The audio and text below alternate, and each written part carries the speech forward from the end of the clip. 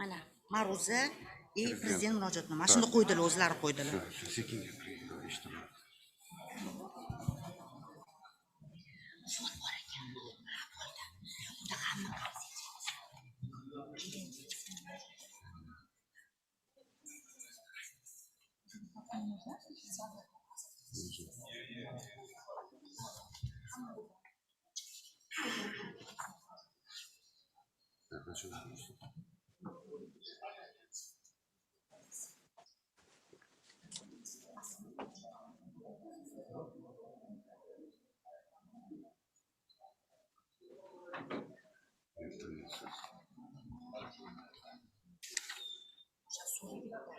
Mana Lekin mana shunda qo'yilib, o'zi qo'ydi-da. O'zlari qo'ydilar shunda. Kirishdi o'zi. Bu dokladlar. dokladlar. Shunda qo'ygan, qanday qo'ygan bo'lsa shunda ham halol qilmaydi.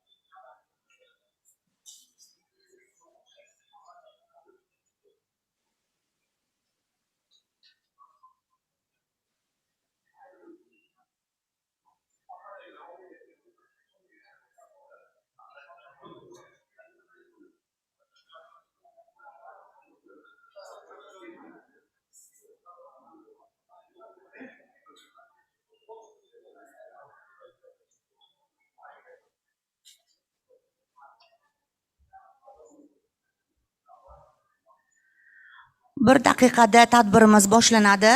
Iltimos, mehmonlar joylaringizni egallab olishingizni so'raymiz. Rahmat.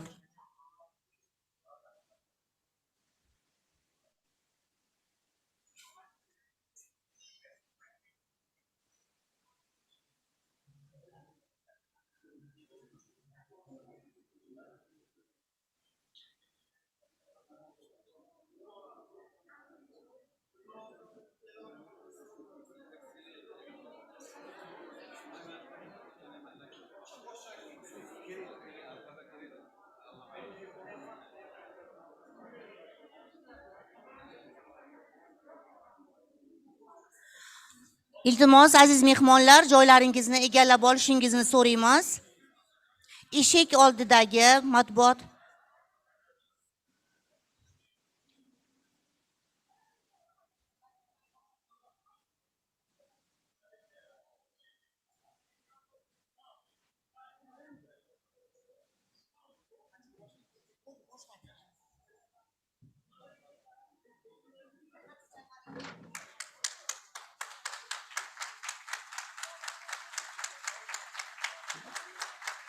O'zbekiston va Birlashgan Millatlar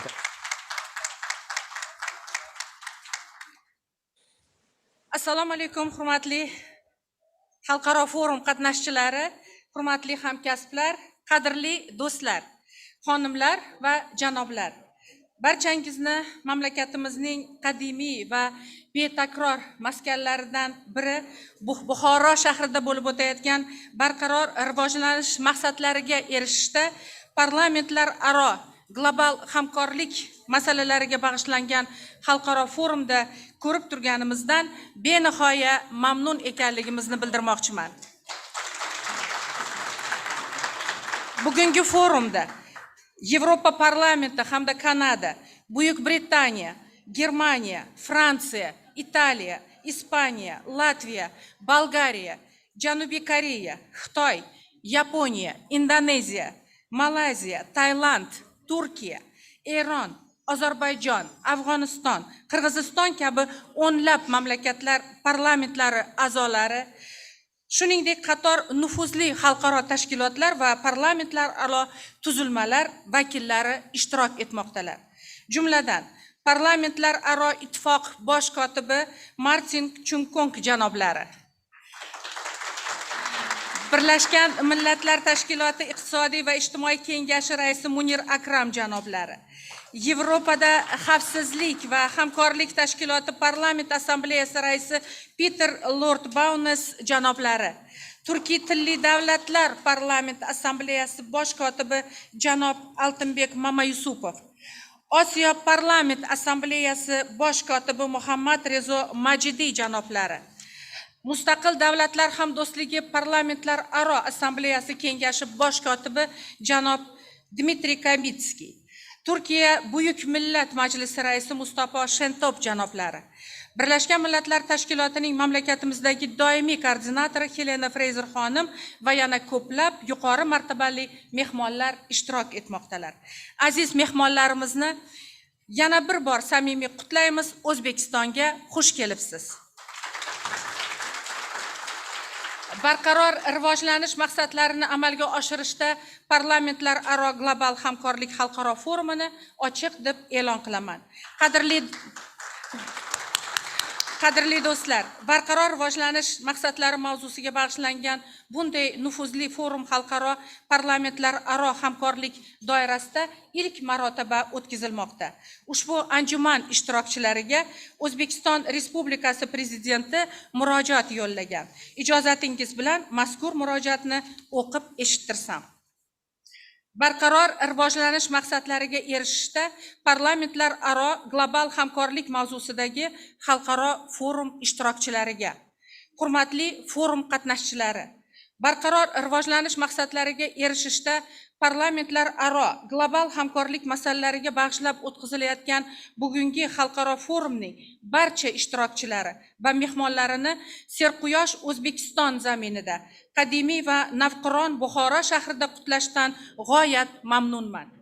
Bundan qariyb 6 yil muqaddam Birlashgan Millatlar Tashkiloti Bosh Assambleyasi tomonidan qabul qilingan 2030-yilga qadar barqaror rivojlanishning 17 ta global maqsadi va 169 ta vazifasi asosida barcha mamlakatlar, jumladan O'zbekiston ham o'zining milliy maqsad va vazifalarini ishlab chiqdi hamda bugungi kunda ularni izchil amalga oshirmoqda. Ana shu ustuvor maqsad va vazifalarning o'z vaqtida va samarali ijro etilishini ta'minlashda hech shubhasiz parlamentlarning roli alohida ahamiyatga ega ekanini ta'kidlashni istardim. Shu maqsadda biz Birlashgan Millatlar Tashkiloti Bosh Assambleyasining 75-sessiyasida barqaror taraqqiyot maqsadlariga erishish va inson huquqlarini ta'minlashda parlamentlarning rolini oshirish to'g'risidagi Birlashgan Millatlar Tashkiloti Bosh Assambleyasining maxsus rezolyutsiyasini qabul qilish haqidagi taklifni ilgari surgan edik. O'ylaymanki, bugungi nufuzli forumning o'tkazilishi O'zbekiston tomonidan bildirilgan muhim taklif naqadar dolzarb ahamiyat kasb etishini yana bir bor tasdiqlaydi. Ayni paytda Oliy Majlis palatalari rahbarlari raisligida faoliyat olib borayotgan barqaror rivojlanish sohasidagi milliy maqsadlar va vazifalarning amalga oshirilishi bo'yicha parlament komissiyasi qisqa vaqt mobaynida bu boradagi ishlar ijrosi ustidan ta'sirchan parlament nazoratini o'rnatib, hukumat a'zolari oldiga muntazam ravishda muhim masalalarni qo'yib kelmoqda. Parlament xalq vakilligi instituti sifatida milliy maqsad va vazifalarga erishish, fuqarolarning huquqiy va qonuniy manfaatlarini ta'minlash borasidagi faoliyatini hech kimni e'tibordan chetda qoldirmaslik tamoyili asosida amalga oshirish lozim. Barchamizga ma'lum, butun dunyo bo'ylab tarqalgan koronavirus pandemiyasi jahon miqyosida ishlab chiqarish tizimlari va savdo aloqalarining izdan chiqishiga, aholi daromadlarining kamayishiga, ishsizlikning kuchayishiga, shuningdek ta'lim, sog'liqni saqlash, transport va turizm sohalariga, umuman olganda barqaror rivojlanishning barcha global maqsadlariga sezilarli salbiy ta'sir ko'rsatdi. Pandemiya hech qaysi mamlakat global maqsadlariga alohida va yakka holda erisha olmasligini, davlatlararo muntazam muloqot, o'zaro ishonch va hurmat ruhidagi aloqalar o'ta muhim ekanini yaqqol namoyon etdi. Bu borada parlamentlarning yaqin hamkorligi mamlakatlarning barqaror rivojlanish maqsadlariga erishish yo'lida muvofiqlashtirilgan harakatlarni hamjihatlikda amalga oshirish uchun munosib turtki bag'ishlaydi.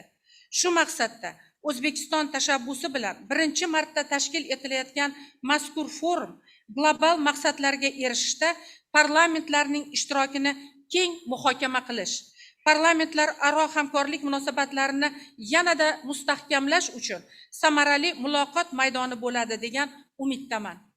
Forum doirasida ilgari suriladigan taklif va tashabbuslar har bir mamlakat uchun o'z milliy vazifalarini qayta ko'rib chiqish hamda milliy dastur va strategiyalarni takomillashtirish imkonini beradi.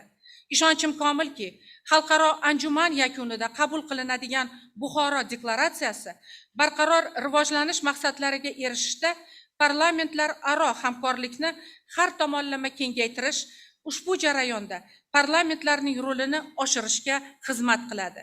Forumning barcha ishtirokchilari va mehmonlariga samarali faoliyat olib borishni, ularning mamlakatimizga tashrifi mazmunli o'tishini tilayman. O'zbekiston Respublikasi Prezidenti Shavkat Mirziyoyev.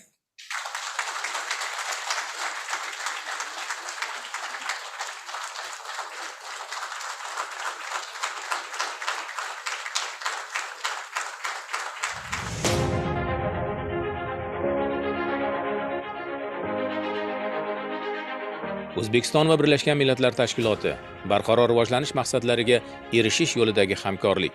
2018-yilda O'zbekiston Respublikasi barqaror rivojlanish sohasidagi 16 ta milliy maqsad va 125 ta vazifalarni qabul qildi. Mamlakatimizda aholining daromadi har yili o'rtacha 10% dan ortib, aholi jon boshiga real yalpi ichki mahsulotning yillik o'sish sur'ati 2017-yildagi 2.7% dan 3.6% ga ortdi. Qishloq xo'jaligida norasmiy band bo'lgan aholi ulushi 57.8% dan 51.8% ga, kam ta'minlanganlik darajasi esa 12.8% dan 11% ga kamaydi.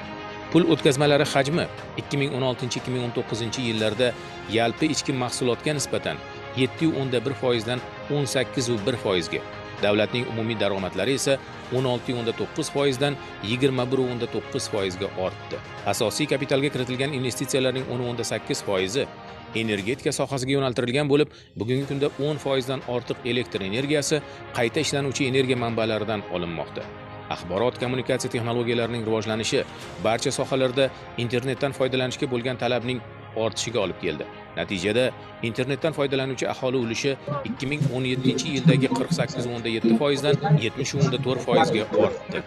O'tgan davr mobaynida onalik va bolalikni muhofaza qilish, maktabgacha ta'lim tizimining tubdan takomillashtirilishi natijasida 5 yoshgacha bo'lgan bolalar o'limi koeffitsiyenti 2015-yildagi 15.1 promillidan 12.4 promilliga kamaydi. Bolalarni maktabgacha ta'lim bilan qamrab olish darajasi esa 60% dan ortdi.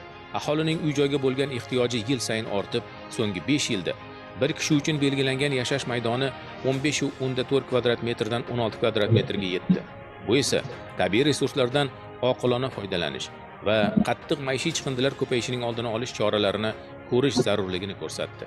Qattiq maishiy chiqindilarni qayta ishlash hajmi 2017-yildagi 9% dan 19,2% ga, aholining markazlashtirilgan suv ta'minoti bilan qamrab olish darajasi esa 64,5% dan 67,8% ga ortdi. Yurtimizda hayot uchun muhim oziq-ovqat mahsulotlari bo'yicha ichki ehtiyoj to'liq qondirilib, O'zbekiston global ochlik indeksida 107 mamlakat orasida 30-o'rinni egalladi va ochlik darajasi past bo'lgan mamlakatlar guruhiga kiritildi. O'zbekiston 2018-yilda Parij bitimini ratifikatsiya qilib, issiqxona gazlar chiqarishni 2030-yilga qadar yalpi ichki mahsulotning har bir birligiga nisbatan 10% ga kamaytirish majburiyatini oldi. Mamlakat flora va faunasini himoya qilish maqsadida Milliy qizil kitobga kiritilgan hayvonlar soni 2017-yildagi 184 tadan 206 taga yetkazildi. So'nggi vaqtlarda gender tenglik masalasi davlat siyosati darajasiga ko'tarilib, 2030-yilga qadar gender tenglikka erishish strategiyasi qabul qilindi. Davlat muassasalarida ayollarning ulushi 60% dan ortdi.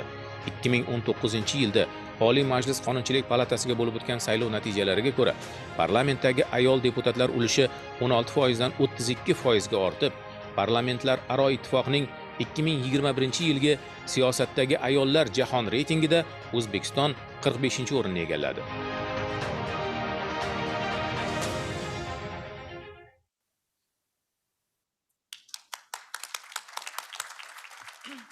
Aziz do'stlar, hammamizning nomimizdan samimiy tilaklar va tabrik uchun Global forumning barcha ishtirokchilari nomidan hurmatli prezidentimizga samimiy minnatdorligimizni bildiramiz. Darhaqiqat bugungi tadbir davlatimiz rahbarining Birlashgan Millatlar Tashkiloti Bosh Assambleyasi 75-sessiyasida barqaror taraqqiyot maqsadlariga erishish va inson huquqlarini ta'minlashda parlamentlar rolini oshirish to'g'risida BMTning maxsus rezolyutsiyasini qabul qilishga oid tashabbusi doirasida o'tkazilmoqda. Qayd etishimiz kerakki, mazkur tashabbus barchamizni yanada birdamlikka, belgilangan maqsadlarga erishish yo'lidagi ustuvor vazifalarni o'zaro hamkorlikda amalga oshirishga undaydi. Zero bugun insoniyat globallashuv jarayonini shiddatli tus olgan davrda yashamoqda. Taraqqiyot shiddati va yuzaga kelayotgan muammolar global darajada muvofiqlashtirilgan sa'y-harakatlarni taqozo etmoqda. Shu ma'noda 2015-yilda dunyo millatlari yakdilligi asosida barqaror rivojlantirish maqsadlarining qabul qilingani yaqin istiqbolda insoniyat farovonligini ta'minlash yo'lidagi muhim qadam bo'ldi. Ushbu maqsadlar dunyo davlatlarining rivojlanish dasturlari va strategiyalarini muvofiqlashtirishga hamda bir oqimga yo'naltirishga xizmat qiluvchi global majburiyatdir. Bu orqali har bir mamlakat taraqqiyot yo'lining umuminsoniy rivojlanish maqsadlari bilan uyg'unligi ta'minlanadi. Barqaror rivojlantirish maqsadlariga erishish dunyo mamlakatlari qatori biz uchun ham hayotiy ahamiyatga ega bo'lib, keyingi 5 yilda ushbu masala yangi O'zbekistonni barpo etishning ustuvor yo'nalishlaridan biriga aylandi. Xususan, global miqyosda belgilangan 17 ta maqsadning 16 tasi O'zbekiston uchun dolzarb ahamiyatga ega. 2017-2021 yillarda mamlakatni rivojlantirishning 5 ta ustuvor yo'nalishi bo'yicha qabul qilingan harakatlar strategiyasi hech shubhasiz ushbu maqsadlariga bosqichma-bosqich erishishga xizmat qilmoqda. Mazkur maqsadlarga hamohang ravishda 2018-yilda O'zbekiston hukumati tomonidan 2030-yilgacha bo'lgan davrda barqaror rivojlanish sohasidagi milliy maqsad vazifalar, ularga oid indikatorlarning tasdiqlanganligi, milliy maqsad vazifalarini amalga oshirish bo'yicha muvofiqlashtiruvchi kengash tuzilgani hamda tegishli yo'l xaritasi tasdiqlangani bu boradagi ishlarimizni tizimli ravishda olib borishga imkon bermoqda. Jumladan o'tgan davr mobaynida deyarli barcha muhim ijtimoiy-iqtisodiy sohalarni keyingi 5-10 yilda rivojlantirish istiqbollarini belgilovchi strategiya va konsepsiyalar qabul qilinib, izchillik bilan amalga oshirilmoqda. Bu strategiya va izchil konsepsiyalardan hammalaringiz xabaringiz bor. Bu inson huquqlari masalalariga oid, oila masalalari, yoshlar, gender masalalari, ijtimoiy himoya masalalari, qurilish, bank va hokazo. juda ko'p yo'nalishdagi masalalar mana shu strategiya va konsepsiyalarda o'zini aksini topgan. Birgina ta'lim sohasidagi islohotlarimiz samarasi o'laroq maktabgacha ta'lim qamrovi 2 baravardan ziyodga kengaydi. 2017-yilda 25.4% bo'lgan bo'lsa, 2020-yilda 51% ga yetdi. Oliy ta'lim muassasalari soni 2 baravarga, qabul o'rinlari esa qariyb 3 baravarga oshdi. Sog'liqni saqlash tizimidagi keng ko'lamli islohotlarimiz pandemiya davrida to'la o'zini oqladi. Iqtisodiyotni rivojlantirish, sanoat, ishlab chiqarish, tarmoqlarni modernizatsiya, diversifikatsiya qilish, sohada davlat ishtirokini qisqartirish, kichik hamda o'rta biznesni qo'llab-quvvatlash borasidagi islohotlar bois aholi farovonligi, jumladan daromadlari ortib bormoqda. Ijobiy o'zgarishlarni yana ko'plab misollarda keltirishimiz mumkin. O'tgan yilda Birlashgan Millatlar Tashkilotining iqtisodiy va ijtimoiy kengashi ECOSOS boshchiligida o'tkazilgan oliy darajadagi siyosiy forumda O'zbekistonning barqaror rivojlanish maqsadlarini amalga oshirishga doir birinchi milliy ixtiyoriy milliy hisoboti taqdim etildi. Mamlakatimiz ilk marotaba barqaror rivojlanish bo'yicha oliy darajadagi siyosiy forumga ushbu sharhni taqdim etgan 49 ta davlat safidan joy oldi. Amalga oshirilayotgan sa'y-harakatlarimiz xalqaro reyting agentliklari tomonidan ham munosib baholanmoqda. Bertelsmann fondining 2020-yilgi hisobotida O'zbekiston barqaror rivojlanish maqsadlari ko'rsatkichlariga erishish bo'yicha 193 ta mamlakat orasida 66-o'rinni egalladi. Yetakchi xalqaro moliya tuzilmalari, Xalqaro valyuta fondi, Jahon banki, Osiyo taraqqiyot banki va boshqalar. Bularning e'tirofiga ko'ra, mamlakatimiz iqtisodiyoti barqaror o'smoqda. Jahon bankining biznes yuritish 2020 hisobotida mamlakatimiz biznes muhitini yaxshilash bo'yicha eng yuqori natijalarni ko'rsatgan 20 ta mamlakat qatoriga kiritildi. Shuningdek, O'zbekiston pandemiya davrida iqtisodiyoti o'sgan va joriy 21-yilda yanada jadal o'sish kuzatiladigan sanoqli davlatlardan biri deya e'tirof etilgan. Aholining ehtiyojmand qismini ijtimoiy himoya qilish, jumladan xotin-qizlar va yoshlarni manzilli qo'llab-quvvatlash borasida yaratilgan unikal tizim. Bu daftarlar, temir daftarlari, ayollar daftari, yoshlar daftarlari, mana shularni amaliyotga tatbiq qilish natijasida kambag'allik darajasi pasayib bormoqda. Inson huquqlarini himoya qilish, gender tenglikni ta'minlash borasidagi keng ko'lamli sa'y-harakatlarimiz doirasida majburiy mehnat, jumladan bolalar mehnatiga butkul barham berilishiga erishdik. Davlat va jamiyat hayotida ayollarning o'rni va nufuzi yuksalib bormoqda. Xususan parlamentda ayollar o'rni 2 karra oshdi. Parlamentlar aro ittifoq e'tirofiga ko'ra, xotin-qizlarning qonun chiqaruvchi va ijro hokimiyati doirasida ishtiroki bo'yicha O'zbekiston ittifoqqa a'zo davlatlar orasida 45-o'rinni egalladi. Vaholanki bir necha yil oldin biz bu ro'yxatdan juda pastda edik. 128-o'rinda edik. Jahon bankining ayollar biznes va qonun indeksida O'zbekiston xotin-qizlar huquqlari va gender tenglik bo'yicha ahamiyatga molik islohotlarni amalga oshirayotgan 27 ta davlat qatoridan joy oldi. Albatta, bu borada amalga oshiradigan ishlarimiz ko'p. Qaysidir jabhalarda harakatlarni yanada jadallashtiramiz va yana qaysidir sohalarda hamkorlikni kengaytirishga ehtiyoj katta. Ayniqsa parlament imkoniyatlarini safarbar etish har qachongidan ham muhimdir. Shu nuqtai nazardan o'tgan yili barqaror rivojlantirish sohasidagi milliy maqsadlar va vazifalarning amalga oshirilishini nazorat qilish bo'yicha parlament komissiyasi tuzildi.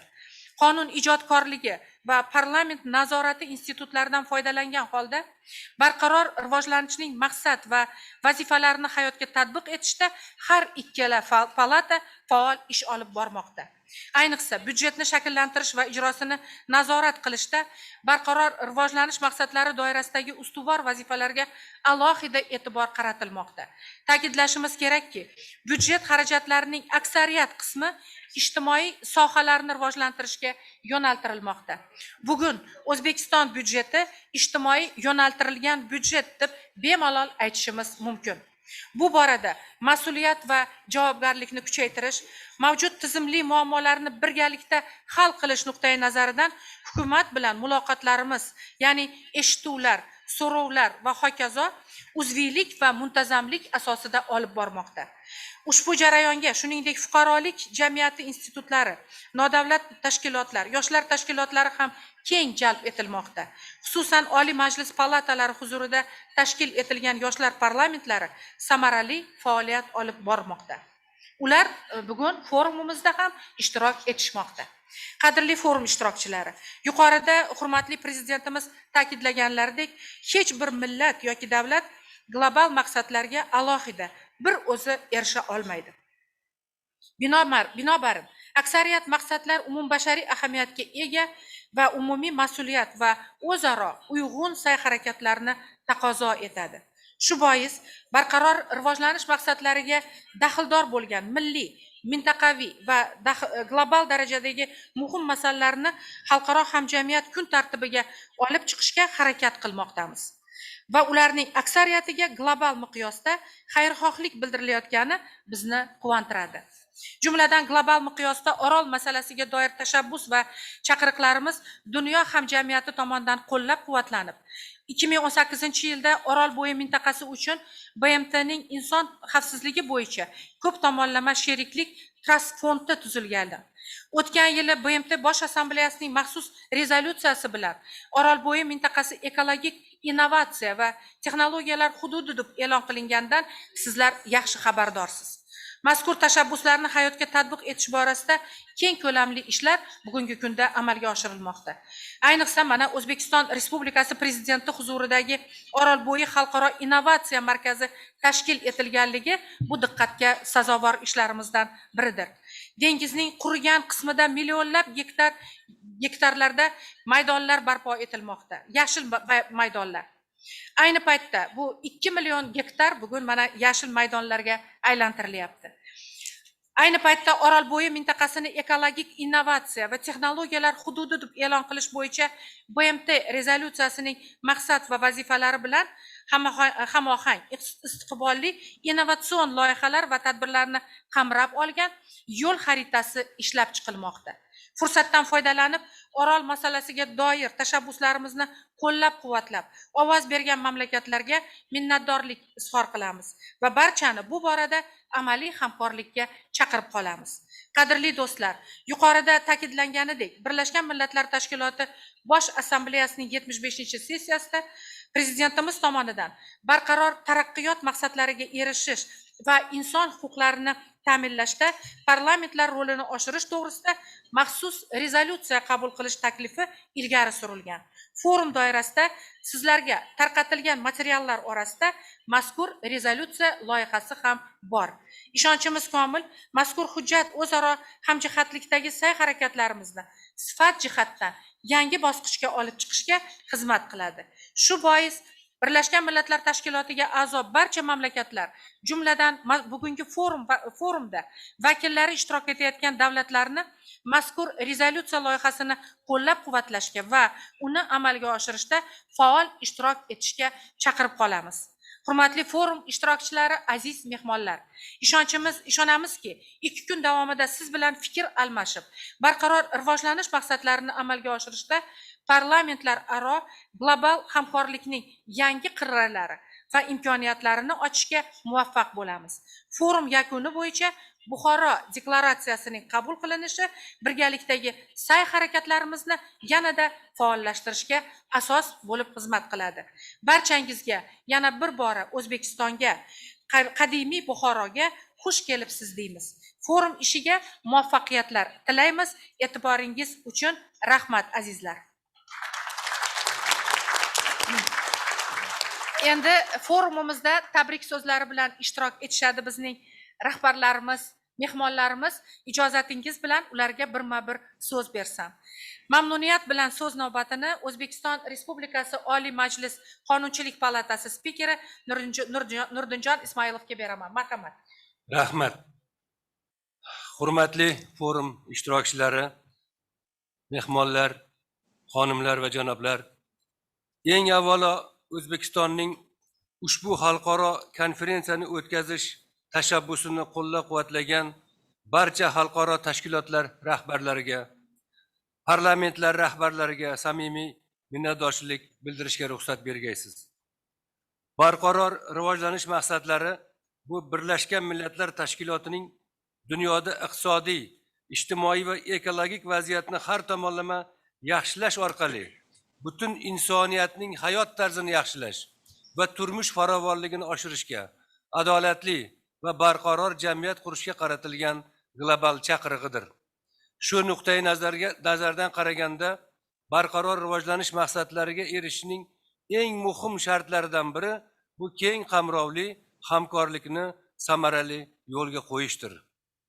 Barqaror rivojlanish maqsadlarida belgilangan har bir vazifani tahlili shuni ko'rsatadiki, ularni hal etish uchun faqatgina davlat institutlarining salohiyatidan foydalanish bilan cheklanib qolmasdan, jamiyatimizdagi barcha institutlarning sayr harakatlarini safarbar etish talab etiladi. Bunda davlat organlari bilan bir qatorda biznes subyektlari hamda fuqarolik jamiyati instituti vakillarining ishtiroki ham muhim o'rin tutadi. Fikrimizcha, davlat hokimiyatining vakillik organlari faoliyatini bu sohaga yo'naltirish eng to'g'ri yechimlardan biridir. Zero parlamentlar bu borada barcha zaruriy tashkiliy va nazorat vositalariga ega. Hurmatli forum ishtirokchilari, O'zbekiston Birlashgan Millatlar Tashkilotining barqaror rivojlanish maqsadlarini bajarish doirasida o'z zimmasiga olgan barcha majburiyatlarni aniq va to'liq hajmda bajarib kelishga harakat qilmoqda. O'zbekiston Respublikasi Prezidenti Shavkat Miromonovich Mirziyoyevning bu jarayondagi yetakchilik roli, uning mazkur sohadagi davlat siyosatini shakllantirish hamda amalga oshirish jarayoniga shaxsan boshchilik qilib, faol ishtirok etayotganligi bu borada ko'rilayotgan choralar samaradorligini va ta'sirchanligini ta'minlashga xizmat qilmoqda. O'zbekiston Birlashgan Millatlar Tashkilotining barqaror rivojlanish maqsadlarini amalga oshirish doirasida katta tajriba orttirdi desak bo'ladi. O'ylaymanki, bu tajribaning boshqa mamlakatlar tomonidan o'rganilishi va tahlil qilinishi foydadan xoli bo'lmaydi. Birgina misol, O'zbekistonda aholining ijtimoiy jihatdan ehtiyojmand qatlamlarini hisobga olishning noyob tizimi joriy etildi. Qo'llab-quvvatlashga muhtoj ayollar va yoshlar yashaydigan kam ta'minlangan oilalarning nomma-nom hisobini yuritish, ularning ehtiyojlariga davlat tomonidan e'tibor qaratish amaliyoti yo'lga qo'yildi. Ehtiyojmand aholini aniq yo'naltirilgan holda qo'llab-quvvatlash uchun yangi, yanada takomillashgan shart-sharoitlar yaratildi. Bu o'z navbatida Birlashgan Millatlar Tashkilotining barqaror rivojlanish maqsadlarining birinchi yo'nalishidagi, ya'ni kambag'allikning barcha shakllarini bartaraf etish kabi vazifalarni bajarish uchun asos bo'lib xizmat qilmoqda. Mamlakatimizda barqaror rivojlanish maqsadlari 8-yo'nalishning bajarilishi doirasida samarali bandlikni ta'minlash, barcha uchun munosib ish o'rinlarini yaratish orqali barqaror iqtisodiy o'sishga erishish borasida katta ishlar qilinmoqda. Shu o'rinda aytish kerakki, hukumat tomonidan sog'liqni saqlash masalasiga alohida e'tibor qaratilganligi, ya'ni oxirgi 3 yil, 4 yil davomida, ayniqsa koronavirus pandemiyasiga qadar, demak, sog'liqni saqlash tizimida amalga oshirilgan keng ko'lamli islohotlar bizga virusli infeksiyasining global tarzda tarqalib ketishining salbiy ta'sirini jiddiy ravishda kamaytirish imkonini berdi. Shuningdek, nafaqat shaharlarda yashayotgan, balki mamlakatimizning barcha hududlaridagi fuqarolarning zamonaviy tibbiy xizmatlardan keng foydalanish imkoniyatlari ta'minlanmoqda. Bu borada parlamentimiz tomonidan ham sezilarli ishlar amalga oshirilmoqda. Mana Tanzila Kamolovna ta'kidlagandek, Oliy Majlis palatalari tomonidan Birlashgan Millatlar Tashkilotining barqaror rivojlanish maqsadlarini bajarishda parlament, hukumat va fuqarolar jamiyati institutlarining amaliy hamkorligini yo'lga qo'yish, bu masalada muntazam ravishda parlament va jamoatchilik eshituvlarini tashkil etish, shuningdek har bir insonning manfaatlarini ta'minlashga qaratilgan siyosatni amalga oshirish maqsadida parlament komissiyasi tuzildi va muntazam faoliyat olib bormoqda. To'g'ri ta'kidlandi, hozir ikkala palata, parlamentimiz ikki palatasini har bir qo'mitasi, quyi palatadagi fraksiyalarning faoliyati, ya'ni ular ko'rib chiqayotgan masalalar, qonunlar, qarorlar mana shu bir barqaror rivojlanish maqsadlaridan kelib chiqqan holda yondashilmoqda.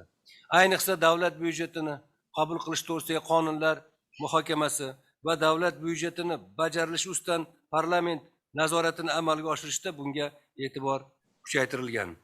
O'ylaymizki, O'zbekiston Birlashgan Millatlar Tashkilotining barqaror rivojlanish maqsadlarini amalga oshirishning milliy rejasini muvaffaqiyatli bajarish orqali insoniyatning yaqin va uzoq istiqboldagi barqaror taraqqiyoti uchun mustahkam poydevor yaratish borasidagi jahon hamjamiyatining sayr-harakatlariga muhim hissa qo'shadi. Hurmatli anjuman ishtirokchilari, bugun barchamiz 2030-yilgacha bo'lgan davrda barqaror rivojlanishning milliy maqsad va vazifalariga erishishda parlamentlarning, davlat organlarining va fuqarolik jamiyati institutlarining amaliy harakatlarini birlashtirish har qachongidan ko'ra muhim vazifa ekanligini yaxshi bilamiz. Sizlar bilan birga barqaror rivojlanish maqsadlariga erishish uchun parlamentlararo hamkorlikni kengaytirish bo'yicha barcha manfaatdor taraflarning o'zaro hamfikrligini aks ettiradigan hujjatni ham qabul qilamiz. O'zbekiston jahonning barcha mamlakatlari bilan keng ko'lamli va o'zaro manfaatli sheriklikni Birlashgan Millatlar Tashkiloti va parlamentlararo tashkilotlar bilan amaliy muloqotni rivojlantirish uchun doimo tayyor. Ishonamizki, Buxoroda o'tkazilayotgan ushbu anjuman ishi samarali bo'ladi va barqaror rivojlanish maqsadlariga erishishga munosib hissa qo'shadi. Yana bir bor hammanglarga minnatdorchilik bildirib, e'tiborlaringiz uchun rahmat demoqchiman. Salomat bo'linglar.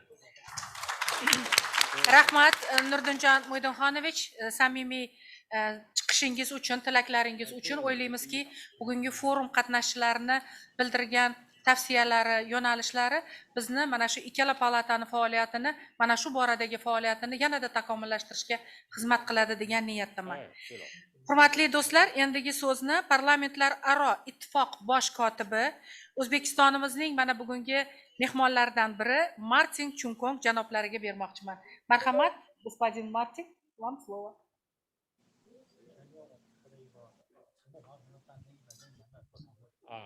Thank you very much, Madam Speaker. Madam Speaker of the Senate of Uzbekistan, Honorable Speaker of the Legislative Chamber of Uzbekistan, Honorable President of the Parliamentary Assembly of the OSCE, my distinguished colleague, Secretary General of Tukpa, Honorable Members of Parliament from Uzbekistan, as well as from other countries. I see my good friend Reinhold Lopatka present with us here from Austria. Ladies and gentlemen, it gives me great pleasure. Let me not forget my colleague from the UN, Helena Fraser, who is the UN resident coordinator here in Uzbekistan, with whom we have been doing some very good work here in Uzbekistan. It gives me great pleasure to be with you here on my maiden visit to Uzbekistan.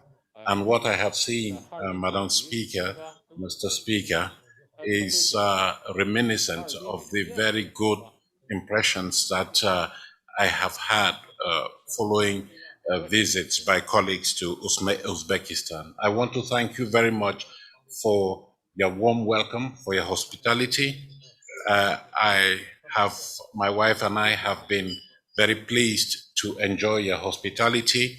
And when we arrived this morning, I was amazed by what the authorities of this historic city, Bukhara, have put in place, the arrangements they have made for the conduct of our deliberations during the next 2 days. So I wish to place on record my thanks to the authorities of this historic city.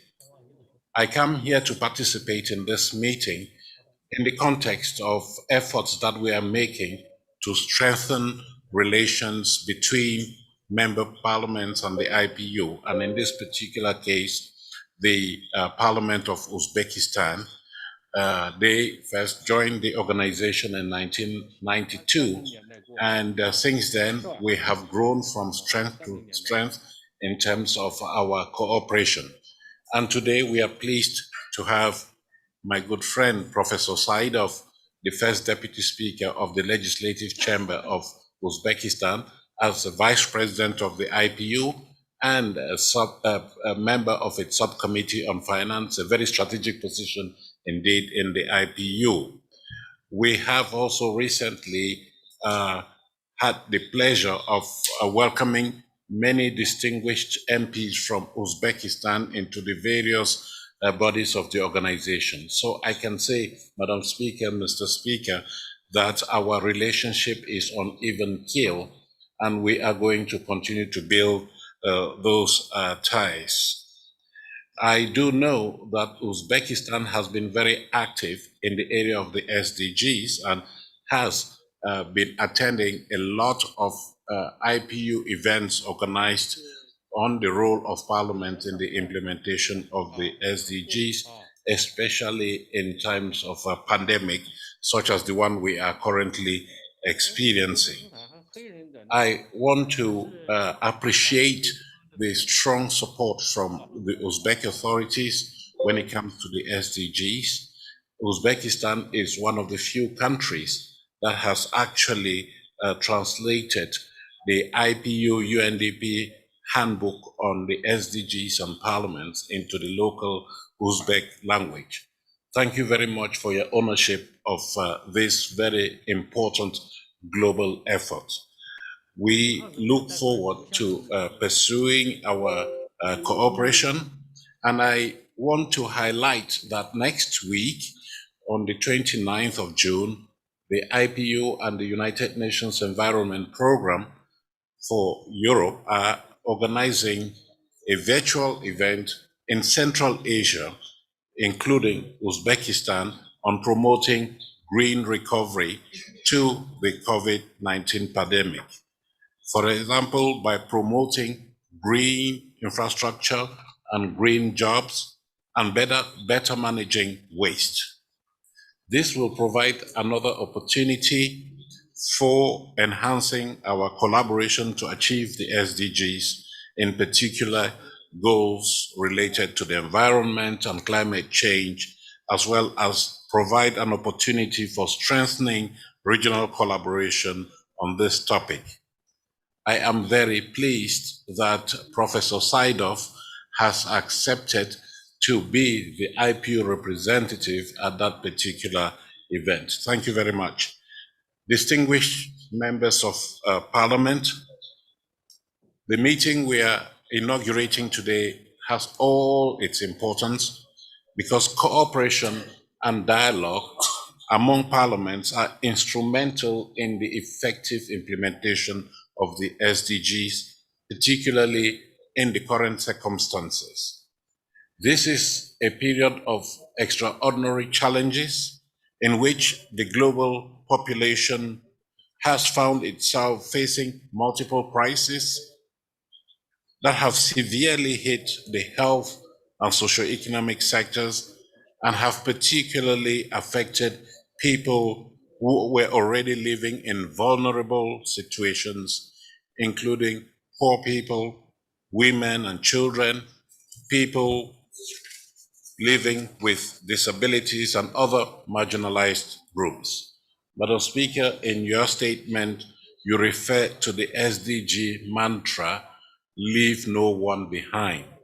And we as parliaments have the bounden duty to make sure that the people we represent are not left behind. This is something that is very crucial. The pandemic is also unfolding during an era of catastrophic environmental change. The world is experiencing unprecedented impacts of climate change and environmental degradation. Many of the people who have been hit the hardest by the COVID-19 pandemic are also dealing with severe challenges created by climate change. The COVID-19 pandemic has uncovered structural imbalances and has unavoidably led to serious setbacks in the work being done to reach the SDGs. It has also shown the importance of international cooperation. Madam Speaker, Mr. Speaker, ladies and gentlemen, I want to pause for one moment to commend the efforts of the government of Uzbekistan, in particular, His Excellency, the President of the Republic of Uzbekistan, who, as you know, has presented a resolution to the UN General Assembly on strengthening the role of parliaments in the implementation of the SDGs. We do need political will, and we do see that that political will and commitment exists here in Uzbekistan. And that is why when you talk to people about implementation of the SDGs, normally they will say, oh, we are lagging behind in progress. But in Uzbekistan, I think the consensus is that this country has made resolute progress towards the implementation of the SDGs. I have been privileged to have been asked to comment on the resolution that is going to the UN General Assembly on the role of Parliament. And I have done so because I am convinced of the vital and instrumental role that parliaments can play and must play in the implementation of the SDGs. In any country, it is parliaments who have the prerogatives, the right to make laws. It is they, therefore, that can transform the voluntary commitments in the SDGs into enforceable laws, into laws that apply equally and equitably to all of society. It is parliaments who have the role to hold government to account.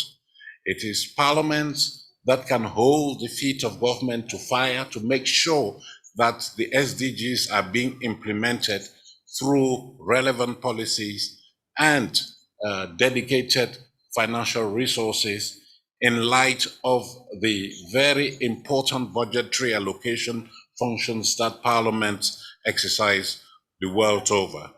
So we would like, during this meeting starting today, to see a deep discussion of how parliaments can wield the powers that their constitutions and authorities give them in each country to make sure that this crucial instrument for cooperation at the international level is something that becomes reality.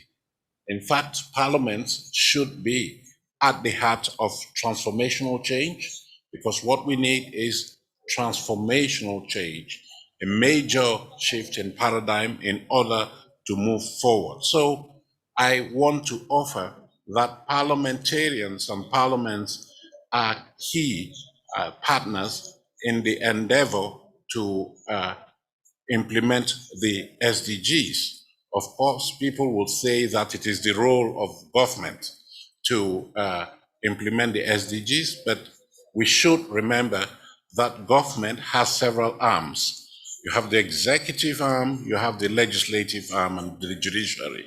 And we do see a partnership here whereby all these arms are working together with civil society, with international partners to achieve the global goals.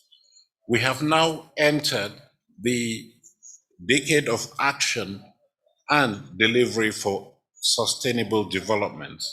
And I want to urge parliaments to do their part, to do their utmost to help build national ownership of the goals by making sure that sustainable development plans are crafted in an inclusive and participatory manner, including through public hearings with civil society and in line with international human rights frameworks. So the ambition to effectively realize the SDGs by 2030 can only be fulfilled by proactive engagement combined with what I have said, political determination, inclusiveness, as well as cooperation. The global challenges that we are facing cannot be addressed in isolation, cannot be addressed by individual parliaments or countries working alone. We can only effectively tackle the challenges of our time through global cooperation, cooperation between countries, and that is why I wish to offer that multilateralism, including working through the United Nations, through the Interparliamentary Union and other institutions of global cooperation. This multilateralism should be valorized, should be developed in order to deliver for the people. And that is, I think, the goal of the SDGs, delivering for the people. So with those words, distinguished participants, I wish to offer my best wishes for success of this very important international forum on interparliamentary global cooperation in the implementation of the Sustainable Development Goals. Madam Speaker, thank you very much for the opportunity. Hurmatli Chunkong janoblari, sizga juda ham katta minnatdorchilik bildiraman barcha ishtirokchilar nomidan. Mana siz kechadan beri O'zbekistonda xizmat safaridasiz, bir qator uchrashuvlarni o'tkazdingiz. Hurmatli prezidentimiz Shavkat Mirziyoyev bilan ham uchrashuvingiz juda ham samarali o'tdi. Ikkita palatani rahbarlari bilan, yoshlar parlamentining a'zolari bilan uchrashdingiz va bu hafta davomida yana juda ko'plab uchrashuvlar sizni kutadi. Va juda ham to'g'ri ta'kidlab o'tdingiz, parlamentlararo ittifoq bilan O'zbekiston rivojlanishining ustuvorliklari juda ham ohang. Sizning e'lon qilgan prinsiplaringiz, qoidalaringiz O'zbekistonning strategiyalariga, turli yo'nalishda ishlab chiqilgan konsepsiyalariga to'la javob beradi. Va siz aytib o'tgan, hech kim mehr e'tibordan chetda qolmasin degan tamoyil O'zbekistonning ham alohida prezidentimiz tomonidan e'lon qilingan tamoyil va 5 yildan buyon O'zbekistonda mana shu yo'nalishlarda ishlar olib borilmoqda. Va juda ham to'g'ri aytdingiz, bu barqaror rivojlanish maqsadlari albatta turli hujjatlarga joriy qilinish kerak. Bugungi kunga qadar mana shu 5 yilda ichida 190 ta turli hujjatlarga mana shu barqaror rivojlanish maqsadlari implementatsiya qilingan va ular bugun muvaffaqiyat bilan amaliyotga tatbiq qilinmoqda. Siz to'g'ri aytdingiz. Biz bu forumni o'tkazishdan asosiy maqsadimiz o'zimiz uchun ustuvor vazifalarni yanada belgilab olish birinchidan. Ikkinchidan, O'zbekiston tajribasi bilan xalqaro hamkorlarimiz bilan o'rtoqlashish va uchinchidan, hamkasblarimizdan ham ijobiy tajribalarni olish va amaliyotimizga qo'llash. Mana shu narsalarni sizga qo'shimcha qilib aytmoqchi edim, hurmatli Chunkong janoblari. Endi so'zni BMTning iqtisodiy va ijtimoiy kengashi raisi Munir Akram janoblariga bermoqchiman. Ular onlayn qatnashyaptilar. Marhamat. Marhamat Munir Akram janoblari.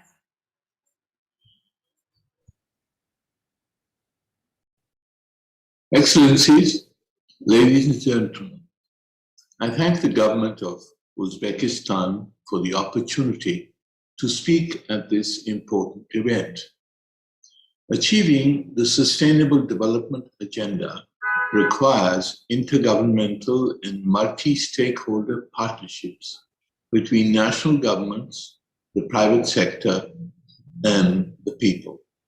Such inclusive partnerships built upon principles, values, and shared goals that place people and the planet at the center are needed at the global, regional, national, and local level. The global landscape is marked by pervasive inequities. These inequities have grown since the adoption of the SDGs in 2015 and have been further exacerbated by the pandemic. Even more concerning is the fact that multilateral cooperation, which is crucial to implementing international agreements, including the Paris Accords, has been eroded. We must ensure adequate global action to contain and defeat the COVID virus, recover from the impact of the pandemic, and revive the implementation of the 2030 Agenda the Sustainable Development Goals, and the global climate and environmental goals. Mobilizing the participation and support of parliaments for the global development agenda is urgent. I believe that there are 4 areas on which immediate attention is required. First, health and vaccine inequity threatens global recovery. The parliaments of the developed countries can ensure that the COVID-19 vaccine is made available to everyone, everywhere, as soon as possible. This will require scaling up production, supply, distribution, and above all, emergency mass vaccination programs in every country and community. A waiver of intellectual property rights on the vaccines must be agreed immediately to enable broader production of the vaccine in developing countries.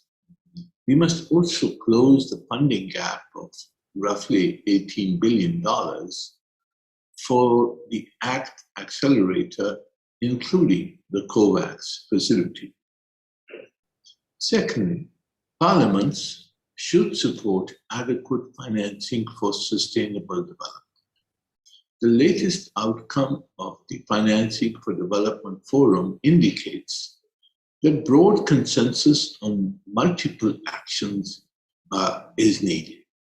Debt suspension and restructuring, the creation of $650 billion in new SDRs, and the reallocation of unused SDRs to developing countries, longer and larger concessional financing, including through the advanced and sustained IDA, the fulfillment of the 0.7% of GDP target for official development assistance, fulfillment of the $100 billion pledged by the developed countries in annual climate finance, an end to illicit financial flows from developing countries, and the immediate and unconditional return of their stolen assets. Third, parliaments should support massive investments in sustainable infrastructure. This will impact 92% of the SDGs.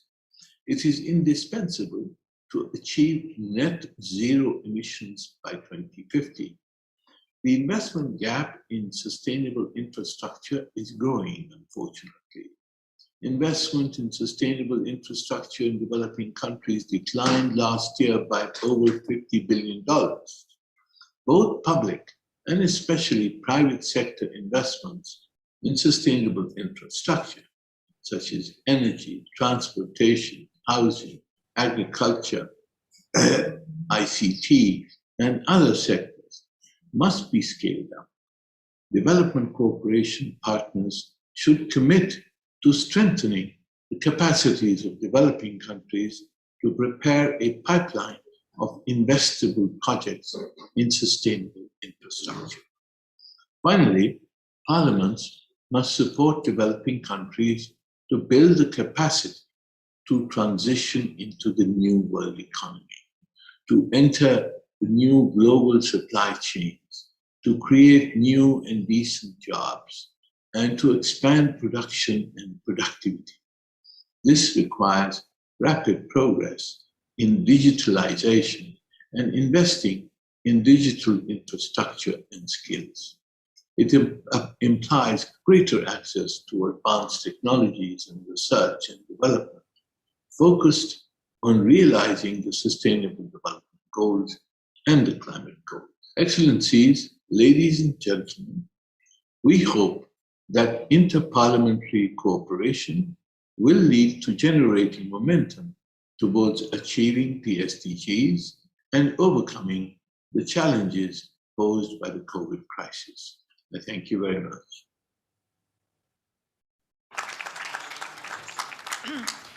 Katta rahmat, minnatdorlik bildiramiz Munir Akram janoblariga va albatta ularning tavsiyalarini o'z faoliyatimizda qo'llaymiz. Endigi so'zni Yevropada xavfsizlik va hamkorlik tashkiloti parlament assambleyasi raisi Peter Lord Bownes janoblariga beraman. Marhamat. ular ham onlayn tarzda bizga o'zlarini murojaatlarini yuborganlar. Marhamat, Peter Lord Baunis.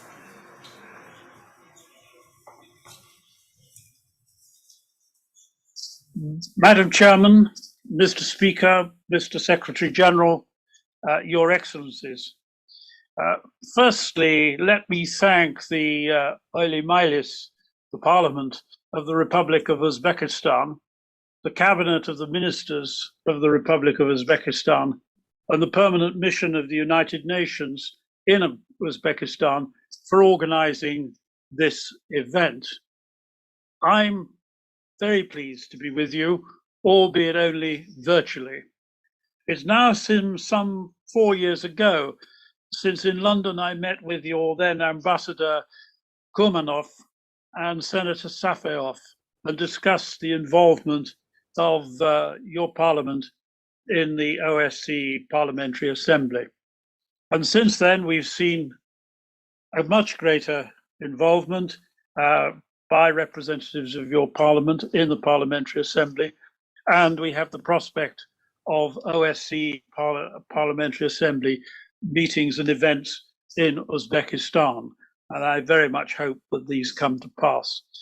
So I thank all of you who have helped to bring this about, which is of great benefit to the Parliamentary Assembly, and I hope of benefit to the Parliament of Uzbekistan. I'm glad to see from our agenda that your discussions over the next couple of days will highlight the comprehensive role that parliaments and parliamentarians must play for the effective implementation of sustainable development goals. Indeed, I believe as parliamentarians, we have 3 core tasks. Firstly, we pass laws to implement the policies we believe will improve the lives of our fellow citizens. We also represent our constituents to ensure that all our citizens can have a voice at the table.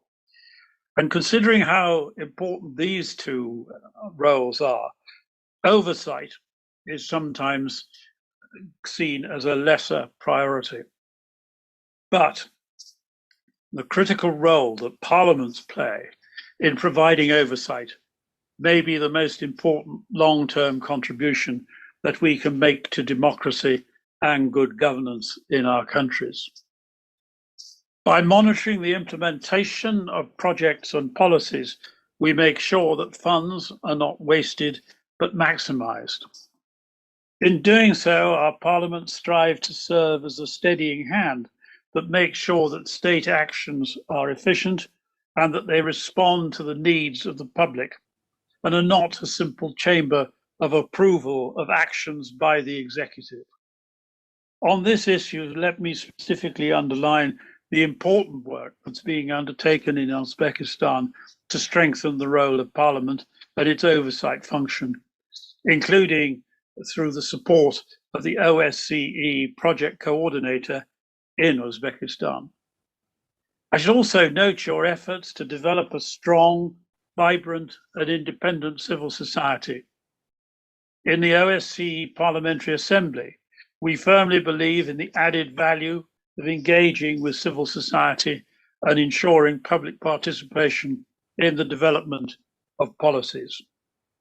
Equally important is to engage young people in the implementation of the strategic development goals. Embracing this diversity in discussions and debates ensures that there is a balance between conflicting interests, that laws fully address the problems they seek to address, and that their impact is fully understood.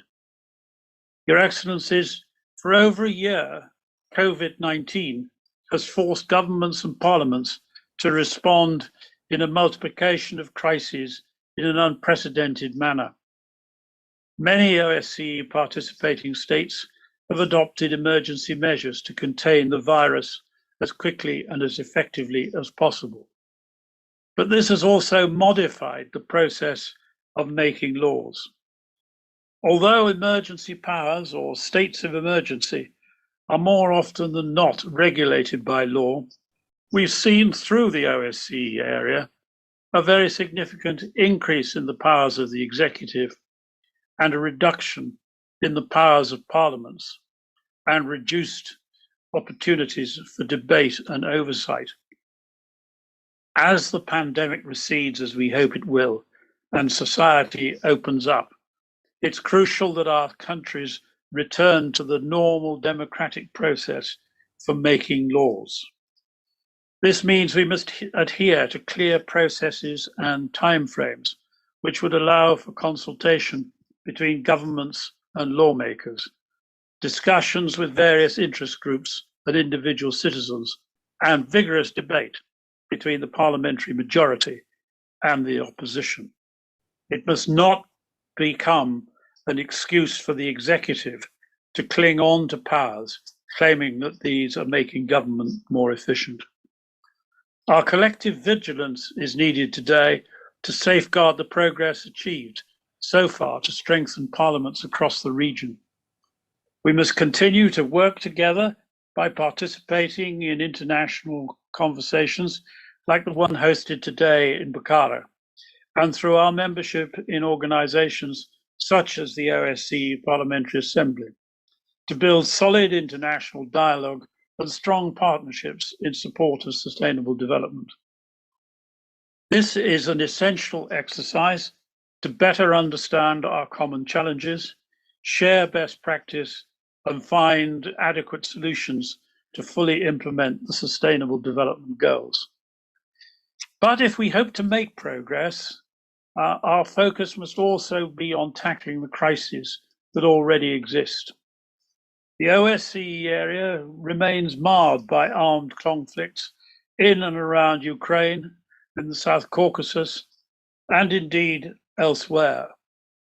In Central Asia, competition over scarce resources and border disputes can trigger violence. It's therefore important that we continue to reinforce international cooperation to facilitate conflict prevention and resolution. These are essential first steps to make sure that we are indeed able to support progress in other areas of sustainable development, such as alleviating poverty or protecting the environment.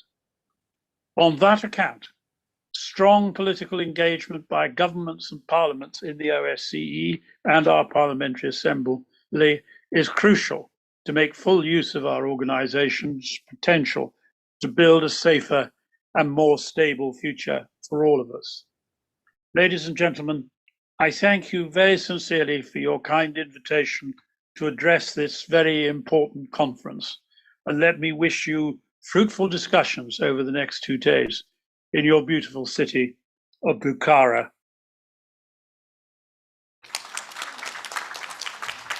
Katta rahmat Peter Lord Bowness janoblari.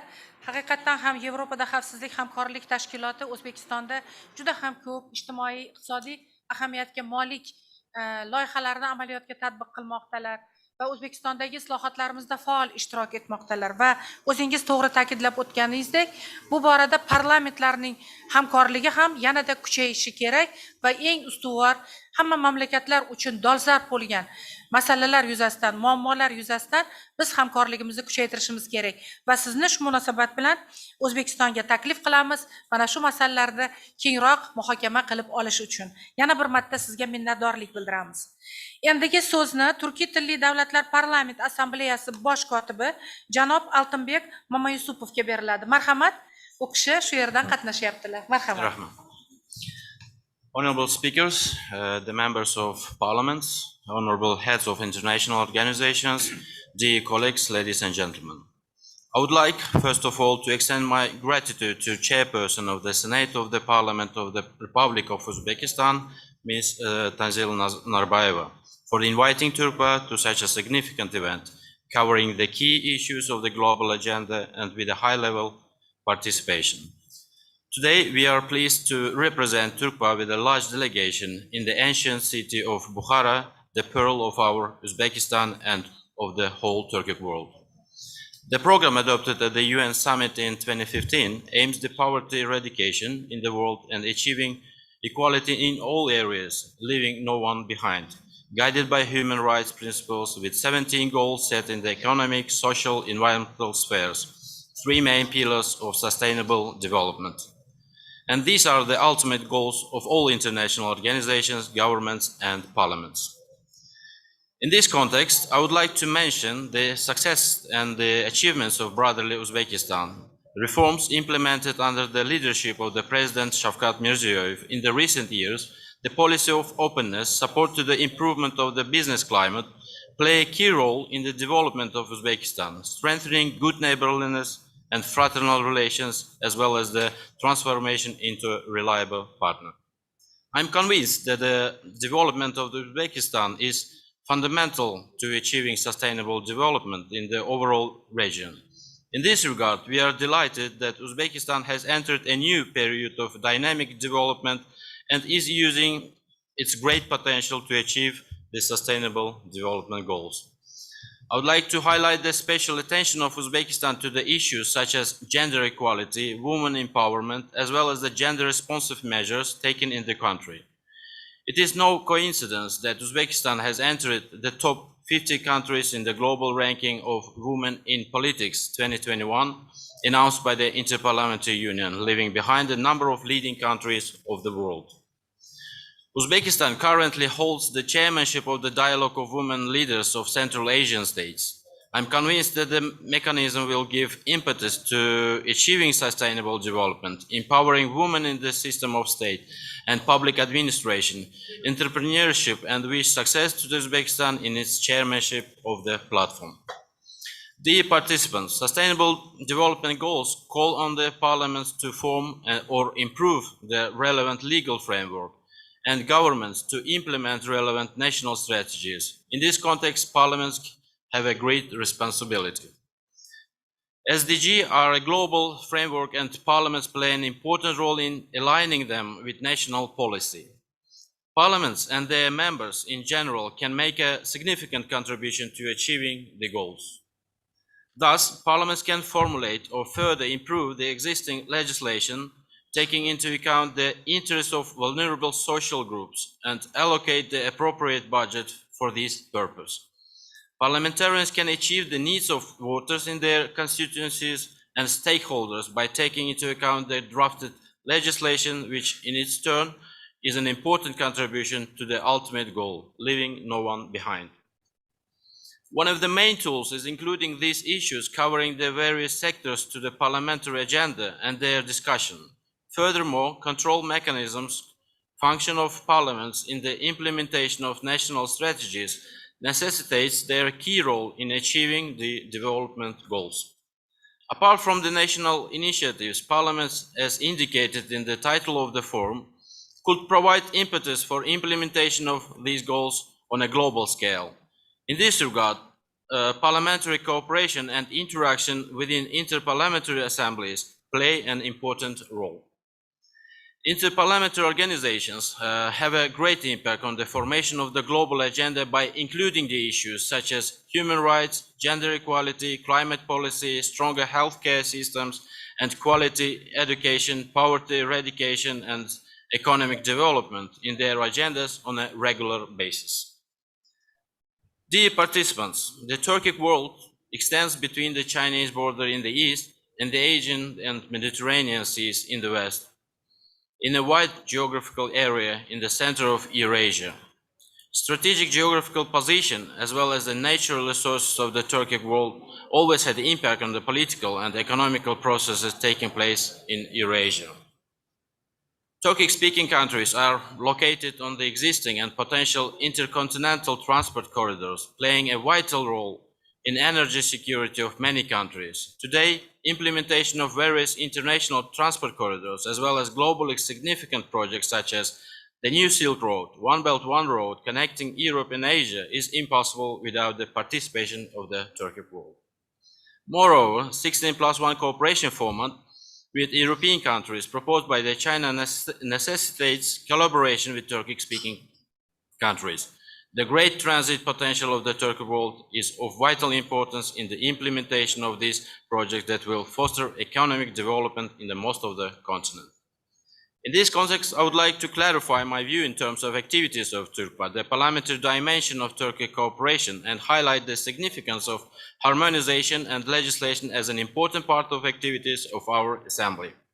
The process of forming common legal space between Turkic-speaking countries would facilitate the movement of goods, services, persons, along with the more intensive social relations.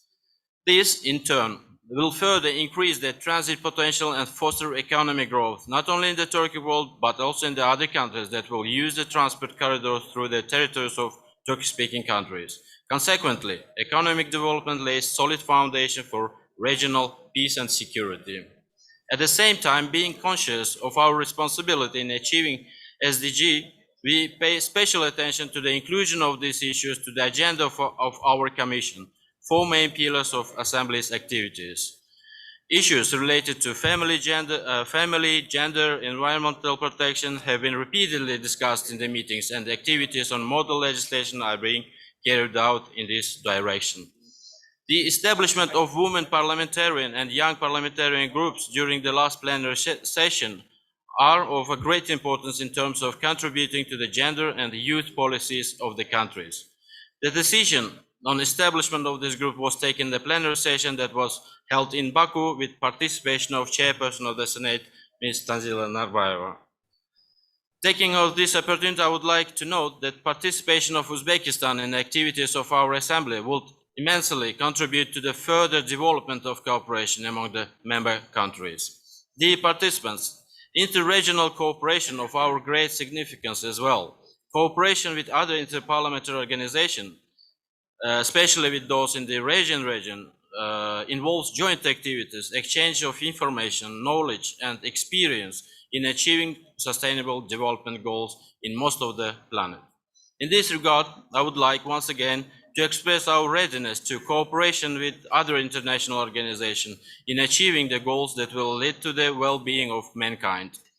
I wish success to the work of Forum and extend my gratitude to brotherly people of Uzbekistan for kind hospitality and high-level organization of the event. Thank you for your attention. Katta rahmat, minnatdorlik bildiramiz, janob Mama Yusupov.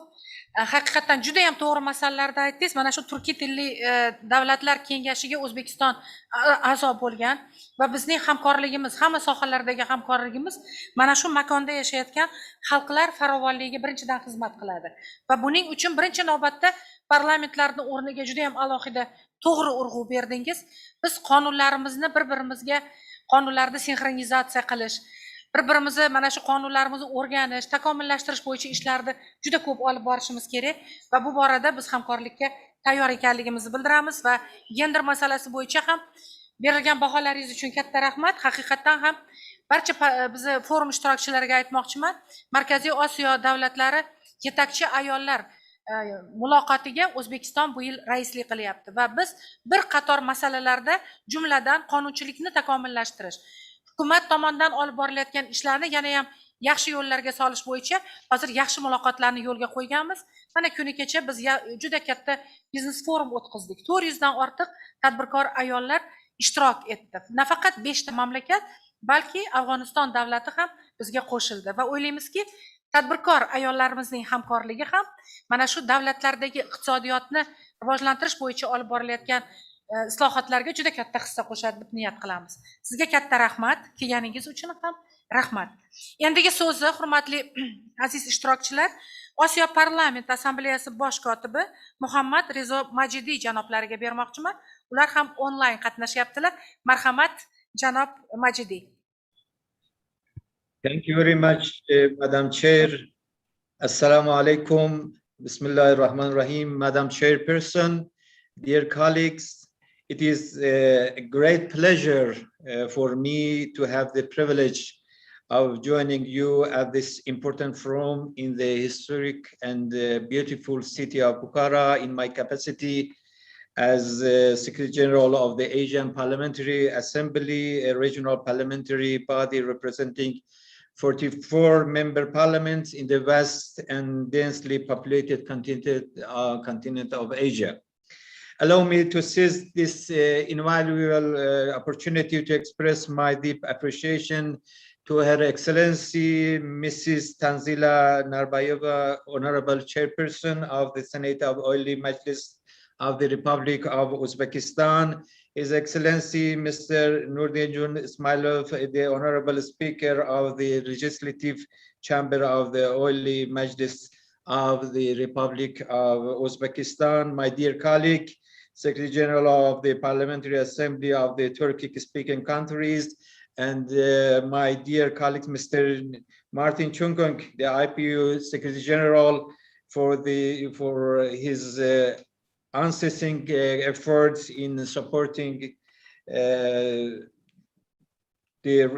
representative institution as a striking, remarkable gesture of promoting parliamentary diplomacy, and all other colleagues from other international bodies who share their views with us at this August meeting.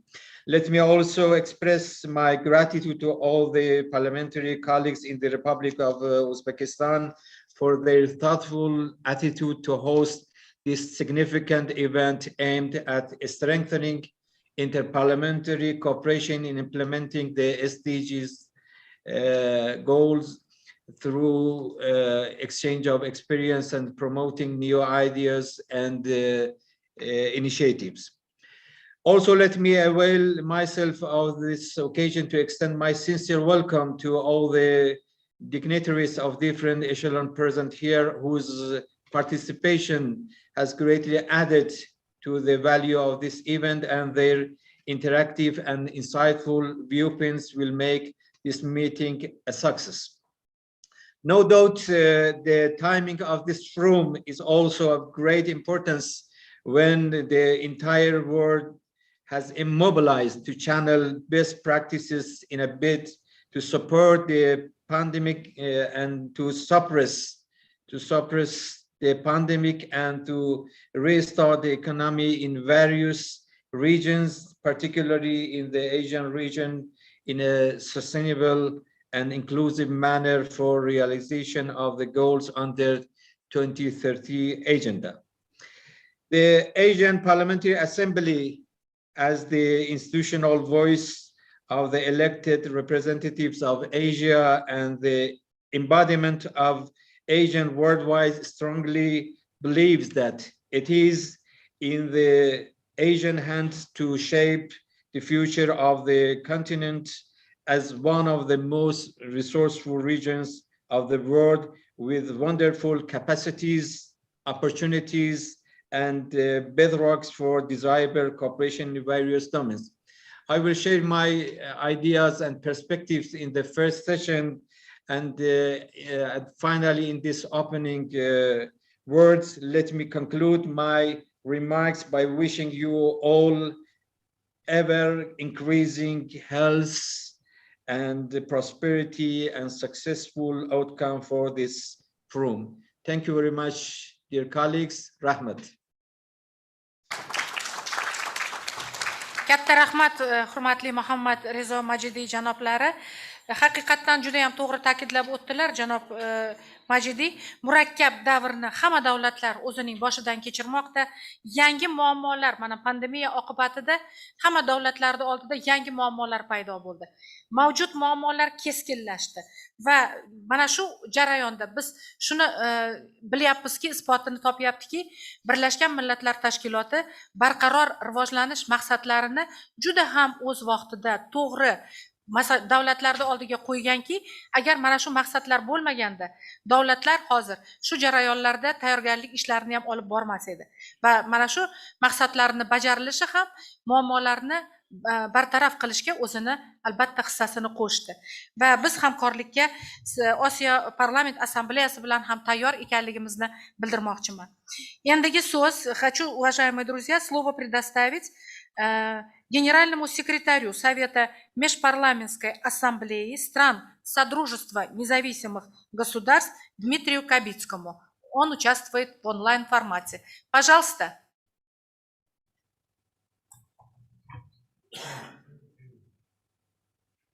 Дмитрий Анатольевич, пожалуйста.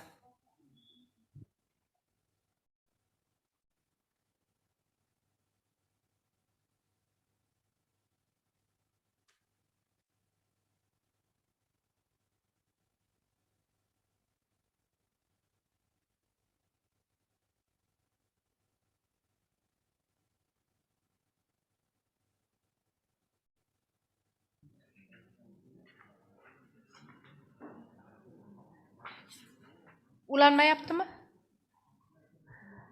Unda bo'lmasam, hozir ulangunga qadar navbatni Turkiya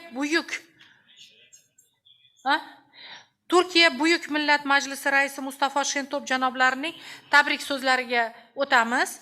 Tabrik so'zini Turkiya Buyuk Millat Majlisi deputati, Turkiy tilli davlatlar parlament assambleyasining huquqiy masalalar va xalqaro munosabatlar komissiyasi raisi Ismet Uchma janoblari o'qib eshittiradilar. Marhamat.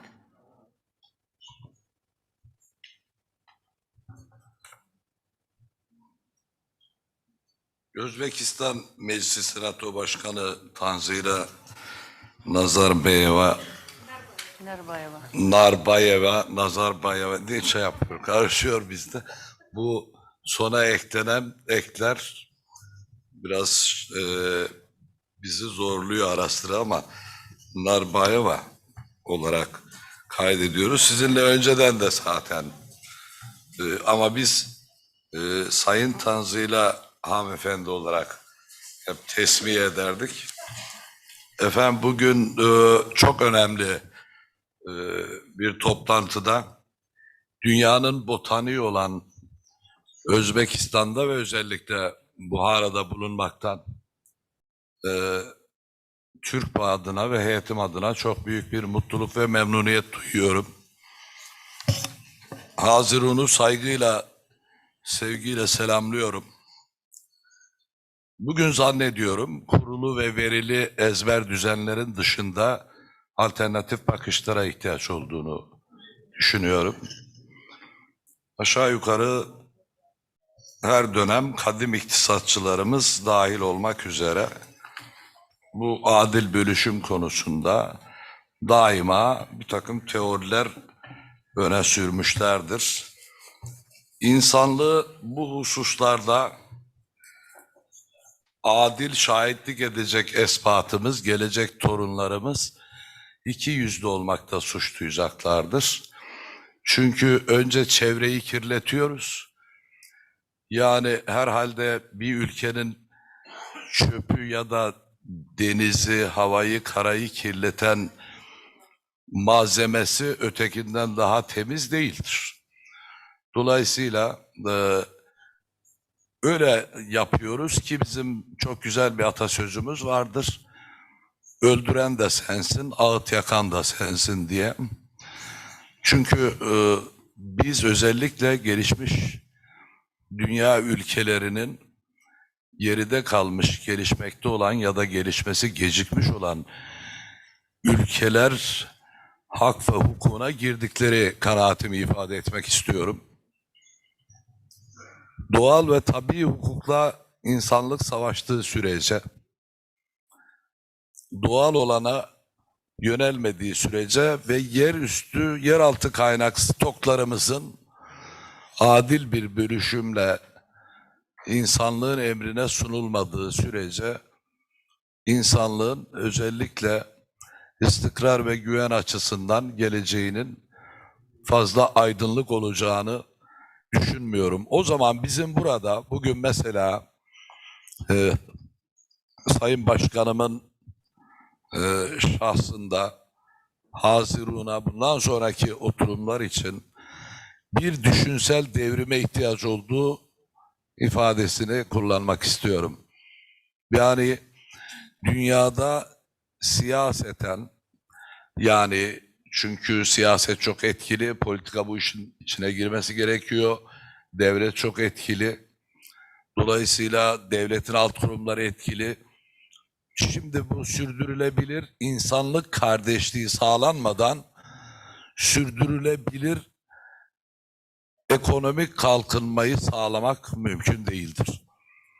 İsa'ya kulak vermek gerekiyor, Musa'ya kulak vermek gerekiyor, İbrahim'e kulak vermek gerekiyor, Nuh'a kulak vermek gerekiyor, Davud'a Zebur üzerinden kulak vermek gerekiyor, İncil'e kulak vermek gerekiyor, Tevrat'a kulak vermek gerekiyor.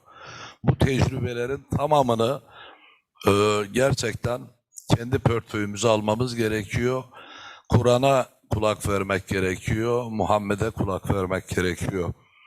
Şimdi tanrısız bir dünya tasarlıyor materyalist ve kapitalist algılar. Bunu zaten eylemlerin bir kısmında görmek mümkün oluyor. Aylan bebeğin hesabını vermeden bizi tabiat affetmeyecektir. Dünyada akan mazlum kanları durdurmadan yeraltı, yerüstü, kimi geri kalmış ülkelerin kaynaklarını yalnızca biz sömürüp adil bir dağılımı hayata geçirmedikçe dünya bizi affetmeyecektir. Çocuklarımız bize haklarını helal etmeyeceklerdir. Kardeşlik büyük bir hukuktur. Bütün dinler şunu söyler bize. Hakikaten biz çocuklarımızla önce dinde kardeşiz, sonra anne babayız. Eşimizle şayet inanıyorsak, kabul ediyorsak, etmemek de çok büyük saygıyla karşılanması gereken bir husustur. Eşlerimizle önce dinde kardeşiz, sonra karı kocayız.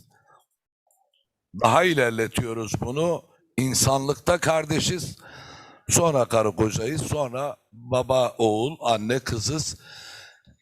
Küllün nası, yani bütün insanları kucaklayacak bir medeniyet bileşkesini hayata geçirmedikçe arkadaşlar bu işlerin kolay halledilemeyeceğini düşünüyorum. Buna rağmen bu girişimi, Özbekistan'ın Birleşmiş Milletler'le birlikte organize ettiği bu girişimi çok önemli ve çok değerli buluyorum. Buralar hakikaten bir huruç hareketi olabilir. Tıpkı Farabi'nin, tıpkı Alişir Nevai'nin, tıpkı İmam Maturidi'nin, tıpkı diğer büyük İslam düşünürlerinin, İslam medeniyetine mensup düşünürlerin, Hristiyan medeniyetine, Yahudi medeniyetine mensup düşünürlerin hakikaten insanlığa Rönesans yaptırdığı çağları, altyapılarını onlar oluşturdular. Bu topluluk da, bu Hazirun da ki tarihe not düşülmüş olacaktır. Bundan böyle tıpkı o düşünürlerimizin yaptığı gibi bir zihinsel Rönesans'a, zihinsel değişime ve dönüşüme, bir iç hesaplaşmaya bu toplantılar vesile olabilirler diye düşünüyorum. Konuları iki en önemli gündem olarak ele almak gerekiyor. İlk, iklim değişikliği ve yoksullukla mücadele. İklim, kainat bize, biz halifeyiz. Bütün insan, küllün nas. Kainat bize emanet. Dolayısıyla bütün kutsallar şöyle diyor. Karada, havada ve denizde ellerinizle işledikleriniz yüzünden bozulma meydana geldi. Yani dünyamızı iklim olarak bu noktaya getiren bizleriz. Ve belki de sayın konuşmacılarımızın da değindiği gibi daha önce de salgın hastalıklar elbette vardı ama belki de bütün dünyayı aynı anda sarsan pandemi belki de bu emanete halifeleri olarak yeryüzünün, insanlar inansın ya da inanmasın, yeryüzünün sahipleri onlardır. Gelecek nesilleridir. Önceki nesillerden devraldığımız gibi. Belki bu nedenle bir virüs belasıyla yüz yüze kalmış olabiliriz diye düşünüyorum. Yoksullukla mücadele üzerinde uzun uzun durmama gerek yok. Bir şeyi ifade ederek, tarihe bir soru sorarak huzurlarınızdan ayrılmak isterim.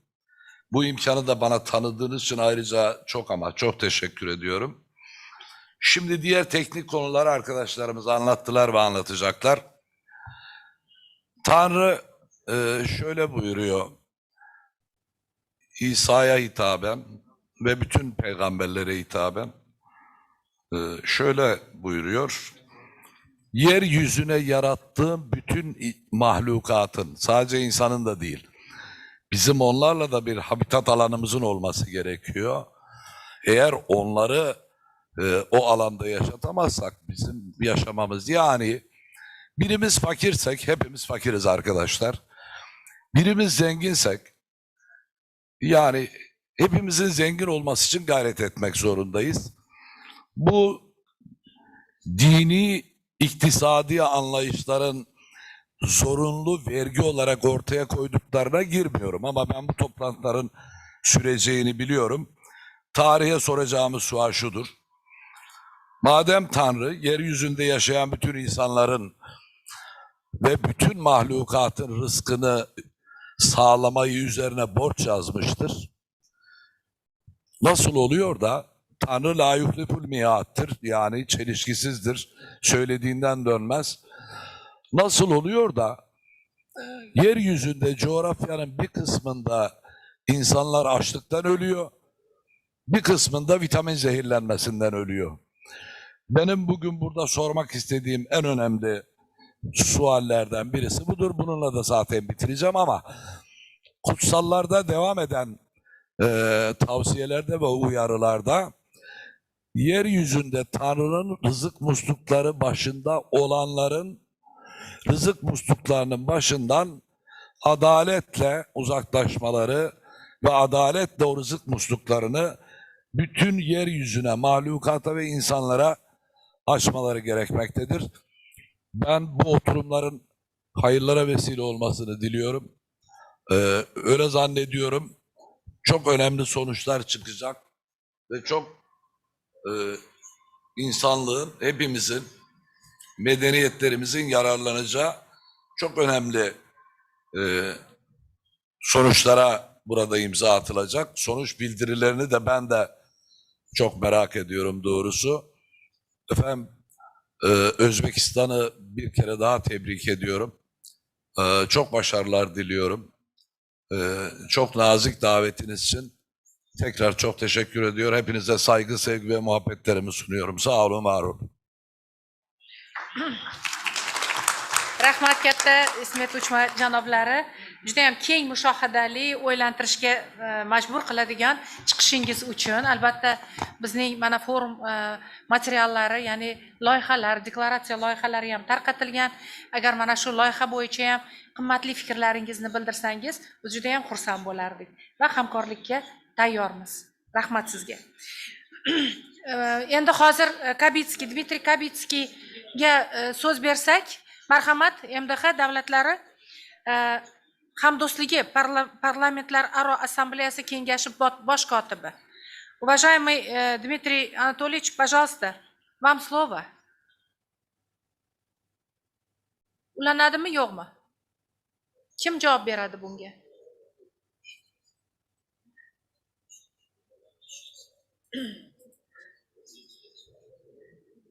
Texnik qandaydir muammo paydo bo'ldi shekilli.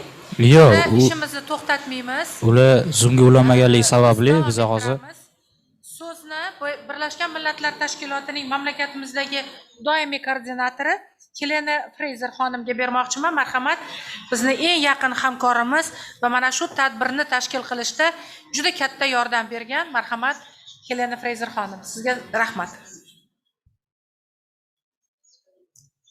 Rahmat. Muhtaram O'zbekiston Respublikasi Oliy Majlisi Senati raisi, hurmatli senatorlar va deputatlar, aziz do'stlar.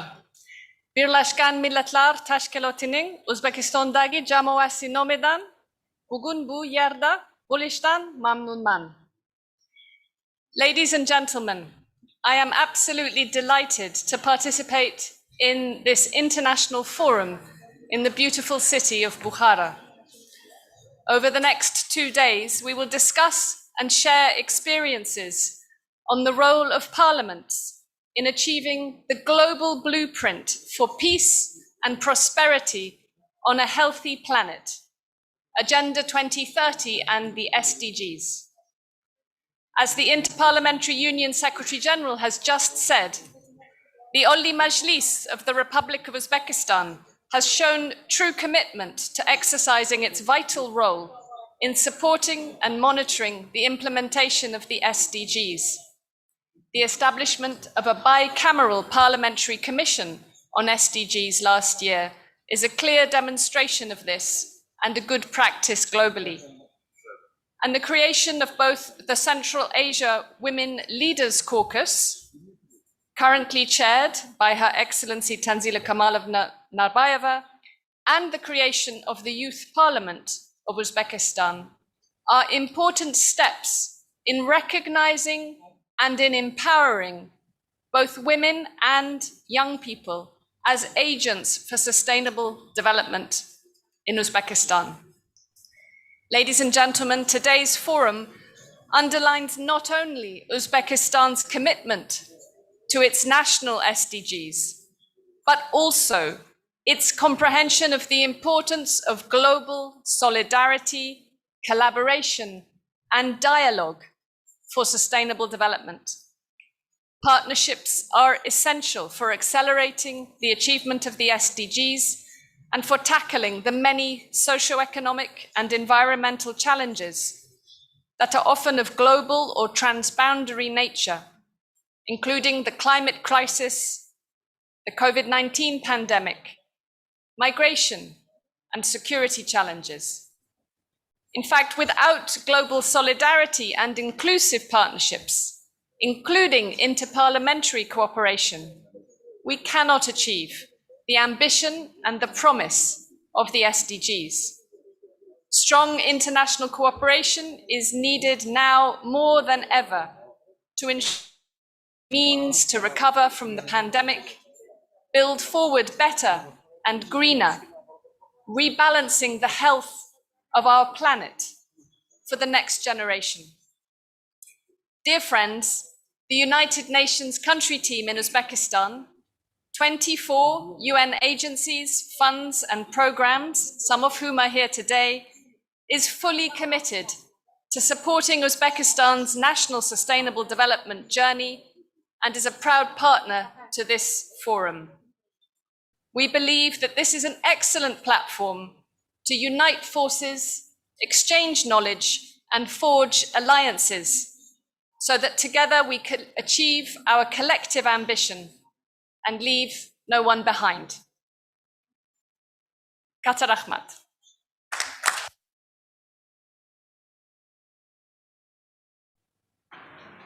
Rahmat katta, Helena Fraser xonim.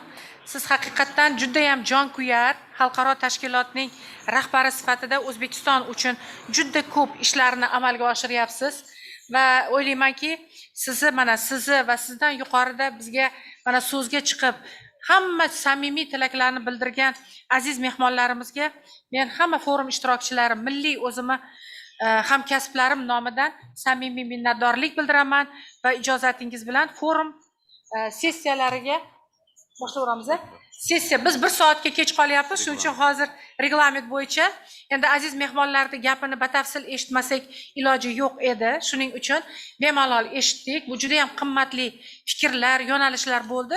Shuning uchun endi sessiyalarga o'tsak, bundan keyin reglamentga qat'iy rioya qilishlarini iltimos qilaman va birinchi sessiya barqaror rivojlanish maqsadlari samarali amalga oshirilishini ta'minlashda parlamentlarning roli mavzusiga bag'ishlangan va men o'zimning hamkasbim Senat raisining birinchi o'rinbosari Sodiq Salixovich Safayev moderatorlik qiladilar. Men ularga mamnuniyat bilan so'z bermoqchiman. Ularga hamkor bo'lib Helena Fraser xonim birgalikda olib borishadi. So'z sizlarga, marhamat. Katta rahmat.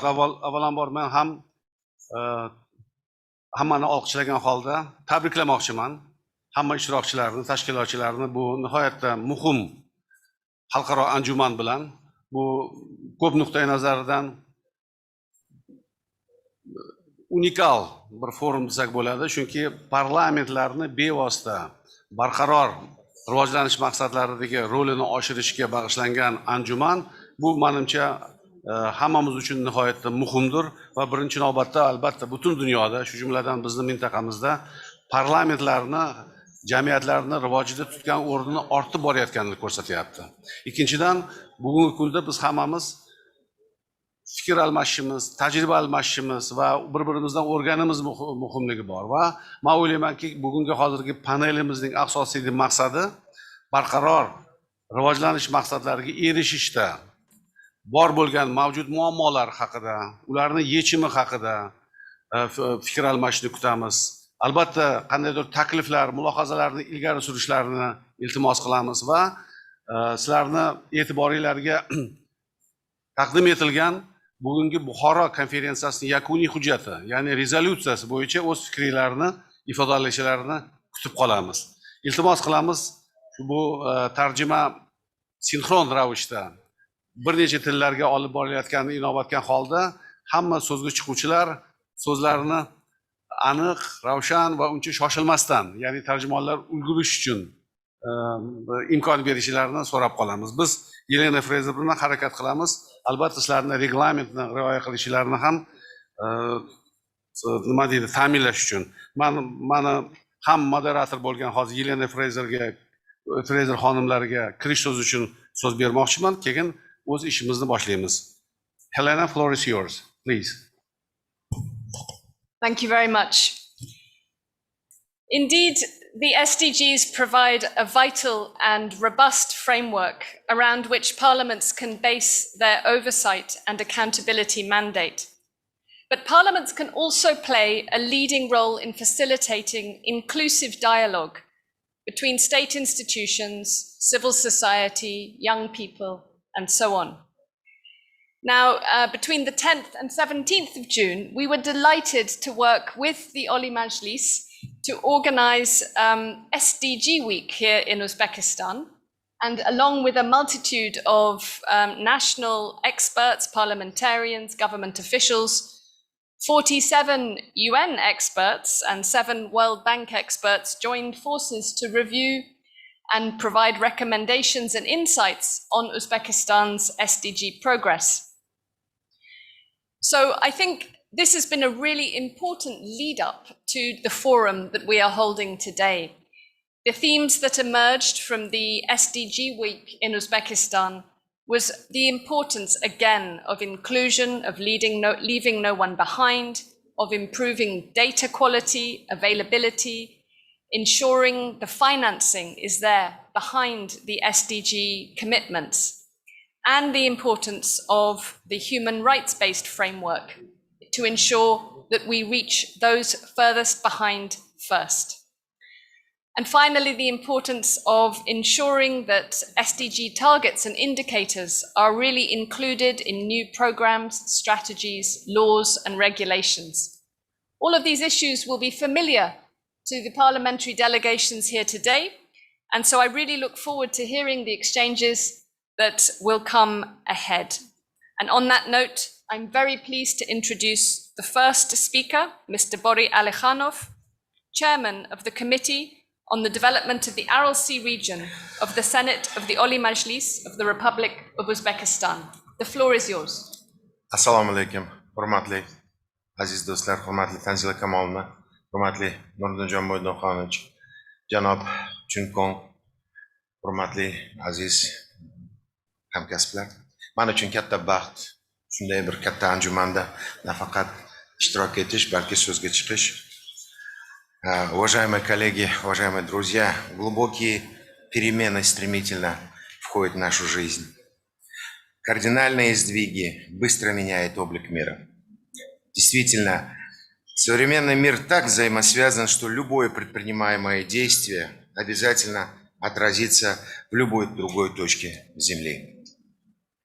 Цели в области устойчивого развития являются своеобразным призывом к действию, исходящим от всех стран бедных, богатых, среднеразвитых.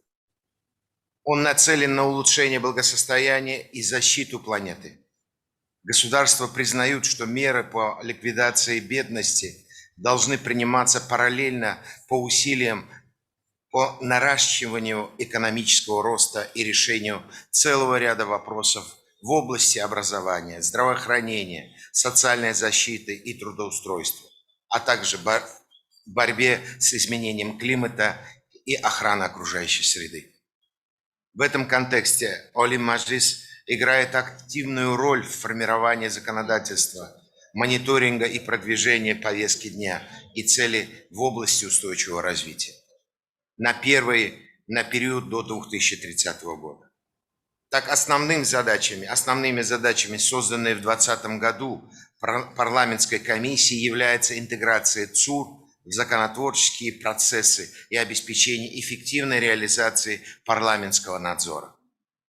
Особо важно активное участие и вовлечение членов парламента на национальном и региональном уровнях в поддержку достижения целей устойчивого развития в свете ситуации, связанной с кризисом COVID-19 и последующим восстановлением.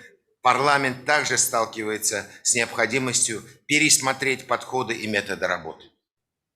Уважаемые дамы и господа, преодоление старой модели ресурсоемкой экономики, приводящей к увеличению расходов и снижению производительности, росту негативного воздействия на окружающую среду – одна из острых проблем современности. Сегодня многие страны мира активизируют свою экологическую политику с целью перехода от традиционной модели развития, где охрана окружающей среды считается нагрузкой на экономику, к модели, при которой экология признана двигателем развития, то есть к зеленой экономике. Сегодня каждый из нас начинает задумываться, что происходит с окружающей средой. Ответ очевиден. Мы являемся не только свидетелями пандемии природы, но и во многом ее виновниками. По нашему мнению, имеется теория критической температуры. Планета Земля является как бы единым организмом, в чем-то подобному живому существу. Биологический организм при нарушении функций нормальной жизнедеятельности в качестве меры по защите от вредных бактерий и вирусов повышает температуру тела, что способствует улучшению его сопротивляемости вредному воздействию. В то же время есть критический предел таких действий. Для человека, например, повышение температуры тела в 42 градуса – это может привести к летальному исходу. У Земли также имеется критический предел, повышение которого приведет к необратимым процессам. Провозглашение нового глобального зеленого курса – это один из путей развития, способный вернуть мировой экономический, финансовый и экосистемам устойчивость, обеспечить стабильный рост человеческого развития. В упрощенном понимании зеленая экономика – это экономика с эффективным использованием природных ресурсов, широким применением возобновляемых ресурсосберегающих, без и малоотходных технологий, с низкими выбросами парниковых газов, с существенным снижением рисков для окружающей среды. Именно поэтому президент нашей страны Шавкат Миромонович Мирзиёев 21 мая 2021 года во втором международном саммите «Зеленый рост и партнерство для глобальных целей 2030» выдвинул ряд конкретных и важных инициатив.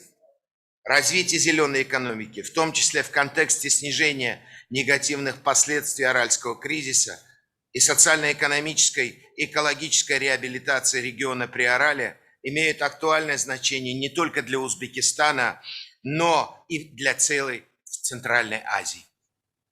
В этих условиях, в рамках последовательного и поэтапного осуществления в Узбекистане реформ в сфере государственного и общественного строительства, на первый план выдвигаются задачи, ориентированные на ускорение процесса перехода нашей республики к зеленой экономике и эффективное достижение целей устойчивого развития. Более того, что это становится ключевым вопросом в условиях борьбы с изменением климата. Вследствие высыхания моря климатические изменения в бассейне Арала происходят гораздо жестче, быстрее, чем в других регионах. В 2 раза интенсивнее средних значений в мире. Это говорит о том, что 0,29 градусов за 10 лет повышается температура в нашем регионе. В связи с этим Узбекистаном принимаются следующие меры. По реализации политических решений в области укрепления регионального сотрудничества, по совершенствованию нормативно-правовой базы в сфере охраны окружающей среды, по разработке и приему программ и стратегий развития, по осуществлению инвестиционных проектов, а также по организации научно-практических форумов с участием ведущих экспертов в области экологии. Следует отметить, что в Приорале проводится не имеющая беспрецедентная работа по улучшению экономической, социальной и экологической ситуации. На высохшем дне Аральского моря только за период с декабря 2018 года по март 2021 года засеянными семенами саксаула, в том числе и с помощью авиации, около 1 700 000 гектаров. Посадка пустынноустойчивых растений на дне Арала одновременно решает несколько важных задач. Первое. Создаются условия для смягчения состояния окружающей среды, предотвращения дальнейшей деградации природных ресурсов.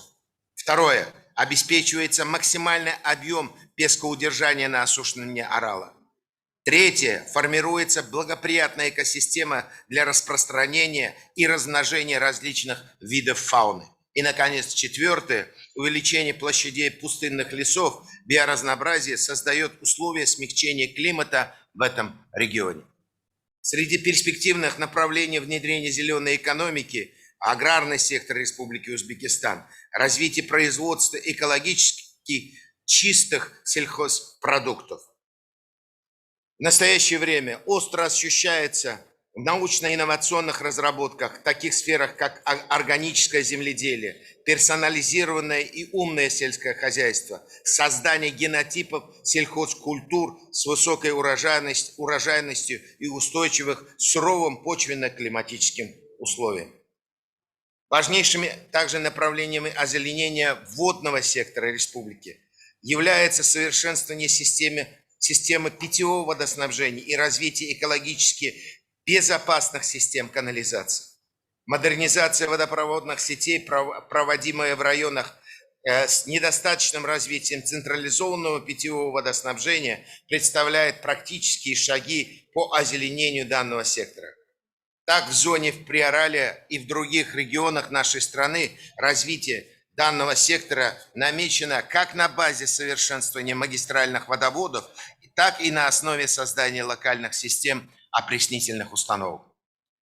Особую роль в процессе перехода энергетического сектора Узбекистана к зеленой экономике играет развитие возобновляемых источников энергии. Как вы знаете, наша солнечная страна имеет огромный потенциал гелиоэнергетики. И в настоящее время, согласно экспертным данным, у нас в стране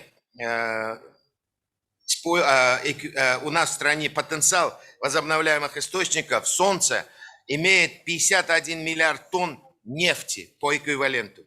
Существующие на сегодня технологии позволяют получить энергию, эквивалентную 179 миллионов тонн нефти, что в почти 3 раза превышает объем добываемого в республике топлива, а также предотвратить выбросы 447 миллионов тонн углекислого газа, сернистых соединений, оксида азота и других загрязняющих веществ.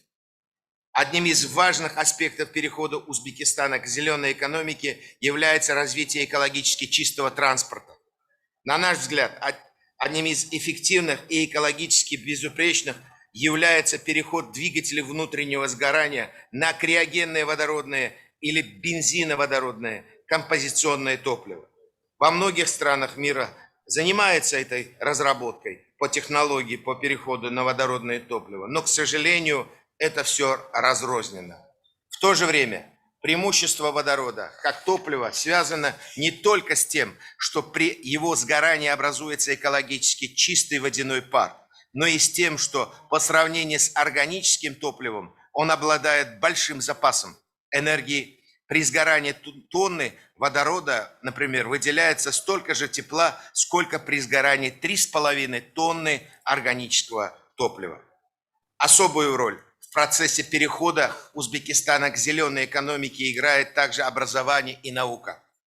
Это требует дальнейшего совершенствования государственных стандартов, развития научного потенциала республики, пересмотра учебного процесса и системы повышения квалификации для подготовки кадров по соответствующим специальностям, а также подготовки и издания учебно-методических пособий, учебников наглядных и дидактических материалов для образовательных учреждений дошкольного, общего, среднего, среднеспециального и профессионального высшего образования. Таким образом, переход к устойчивой, более экологической, чистой зеленой экономике окажет влияние также на рынок труда, создание дополнительных рабочих мест и повышение качества имеющихся рабочих мест в сельском хозяйстве, перерабатывающих отраслях, строительной индустрии и других сферах. Благодарю за внимание. Борис Батович, большое спасибо вам. Вы абсолютно правы.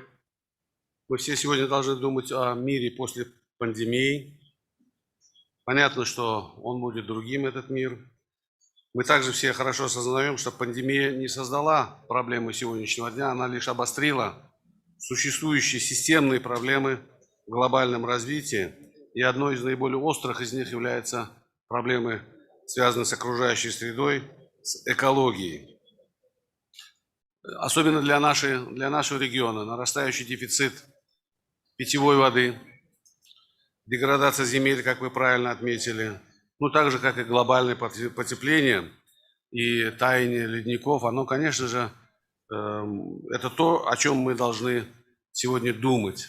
Вы знаете, уважаемые коллеги, мне кажется, ЦУР, цели устойчивого развития, они призваны создать смысл, стратегическое видение и концептуальное мышление. Зачастую правительства, будучи заняты повседневными делами, не успевают, или у них не хватает времени, и парламенты, именно парламенты должны осуществить вот это самое стратегическое мышление, долгосрочное видение и создать смыслы нашего развития. В этом плане с использованием именно парламентских методов осуществления контроля, совершенствования законодательства, развития регионального сотрудничества мы можем и должны внести свой вклад в достижение целей устойчивого развития. Я хочу пригласить к беседе генерального секретаря Азиатской парламентской ассамблеи господина Мухаммеда Резо Маджиди, и он хочет высказать свои соображения относительно возможностей парламентской дипломатии, регионального сотрудничества и наших общих интересов в азиатском континенте. Mr. Majidi, floor is yours. Thank you, Mr. Chair, once again for giving me the floor. Assalamu alaikum, Excellencies, distinguished audiences, ladies and gentlemen. It is a great honor and pleasure for me to have the privileges of sharing my perspectives with you, the honorable dignitaries of different echelons at this highly important forum. This event is being held at a promising juncture when the world is achieving to gradually bring under control and contain the global pandemic, a tragic virus crisis that has taken great toll and devastated economic health infrastructure of people in every country across the world. Dear colleagues, while the world was working hard to give momentum to the commitments undertook about 5 years ago in pursuit of implementing the collection of 17 interlinked sustainable development goals adopted under the auspices of the UN member states in 2015, it suddenly came to face with a drastically unexpected health and economic crisis in the aftermath of COVID-19 in early 2020, which dashed all hopes aimed at reaping the fruits of programs envisioned for the achievement of the global goals. This unprecedented and unforeseen tragic situation immensely influenced all the commitments for 2030 agenda, undermining the general approach toward suitability as a result of devastation of the economic and the health infrastructures around the world and slowing down the process toward achieving the blueprint set forth for achievement of a better and more sustainable future for all. In this way, there is no doubt that emergence of this unexpected virus crisis has led to a shift of member states' priorities as the main entities responsible for the implementation of the 2030 agenda. To cope with the current situation and in order to be able to continue our course of action in line with the SDG goals, the crisis should be looked into as an opportunity by placing sustainable development at the core of recovery plan. However, this recovery plan calls first and foremost for conducting analysis of the impacts of the global pandemic on the SDGs in the order to be able to have an insightful assessment of post-COVID-19 recovery. Dear colleagues, ladies and gentlemen, according to the outcome documents of the IPU Regional Seminar on Achieving the Sustainable Development Goals for the Parliaments in the Asia-Pacific region, Vietnam, 11 to 13 May 2017, sharing experiences and discussing how parliaments could bring the SDGs from global to local level, mainstreaming the SDGs within parliamentary mechanisms, making laws in support of the SDGs, financing the SDGs, monitoring the SDGs implementation, and engaging with the public while taking into account the most vulnerable so as to ensure that no one is left behind are essentially matters of great importance. This was the set of obligations that call for a changing initiative in the context of parliamentary diplomacy while benefiting from the core essence of the parliamentary dimensions of international cooperation alongside the programs and the strategic plans foreseen by the governments in this respect. No doubt, parliaments can play a crucial role in supporting implementation of the SDGs through their key legislative oversight and budgetary functions. In fact, the SDGs are a unique opportunity for parliaments to demonstrate their commitment to improving people's lives as representatives of their people.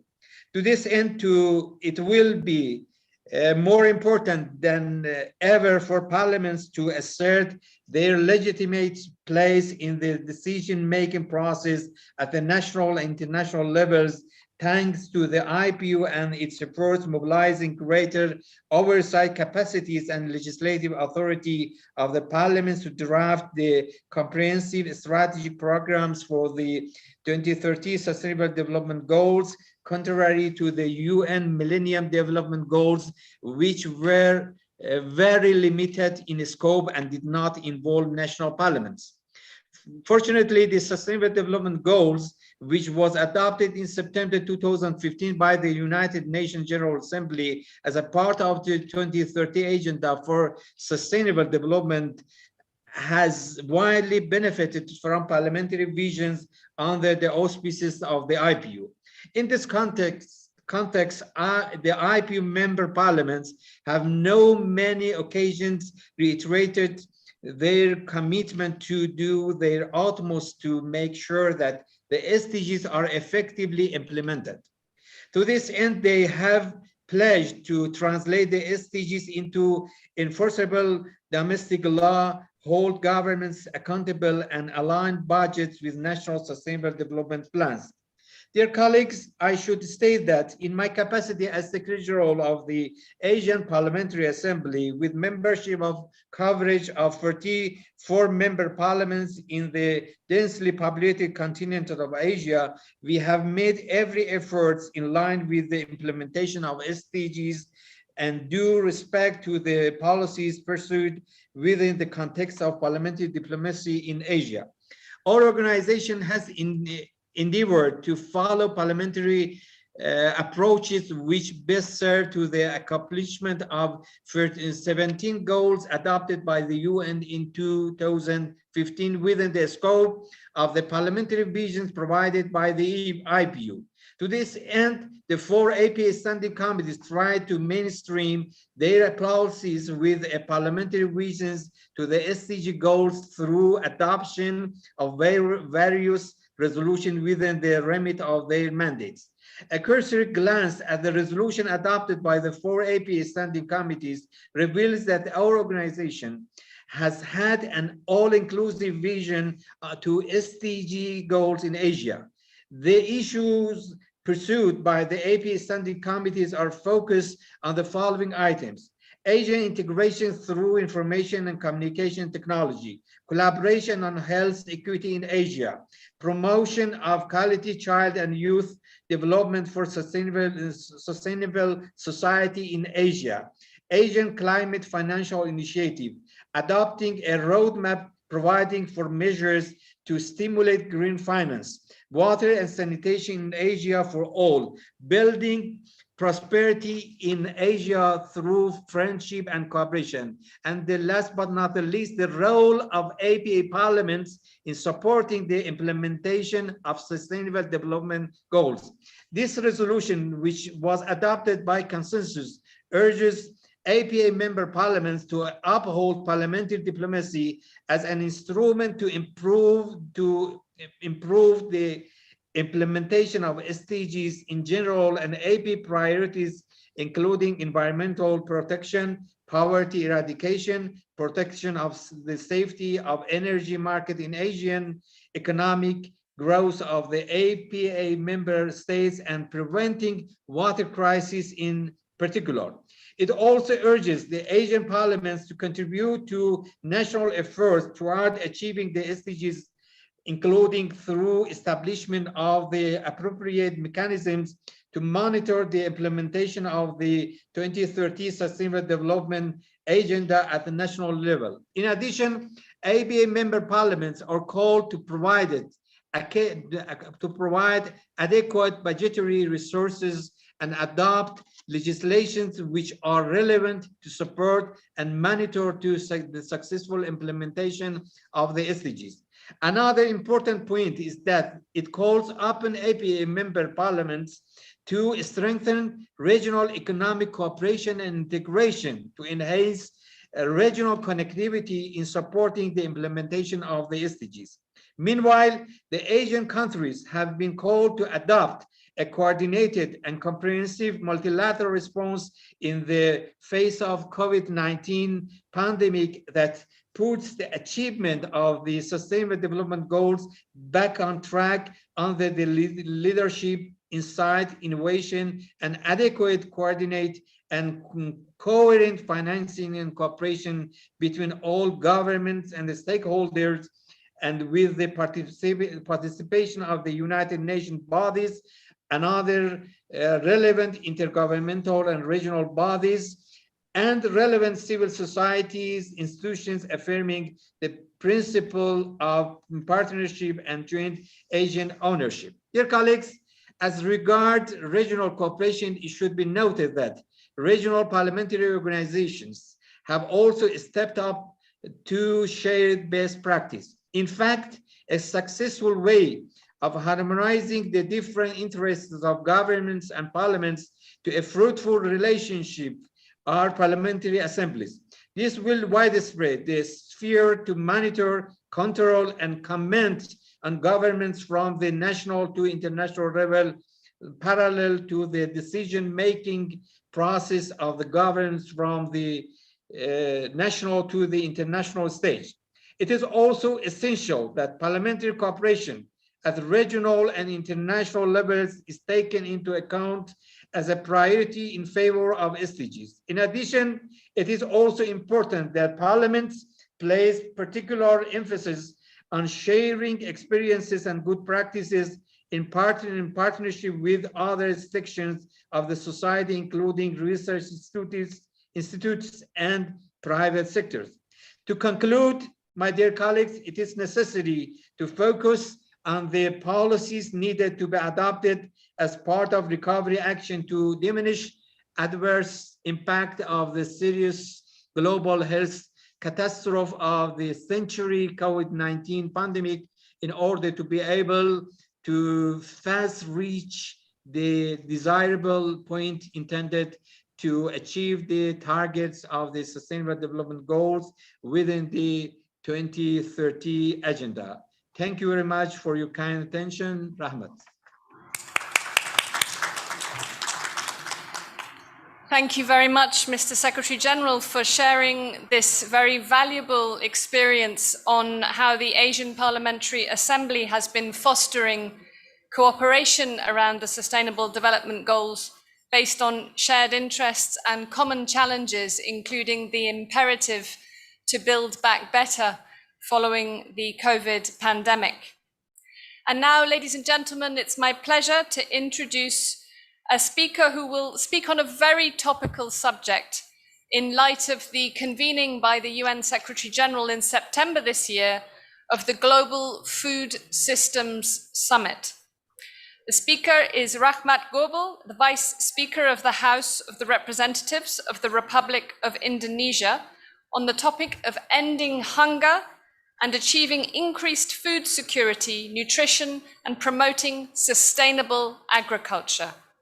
Thank you. Assalamualaikum warahmatullahi wabarakatuh.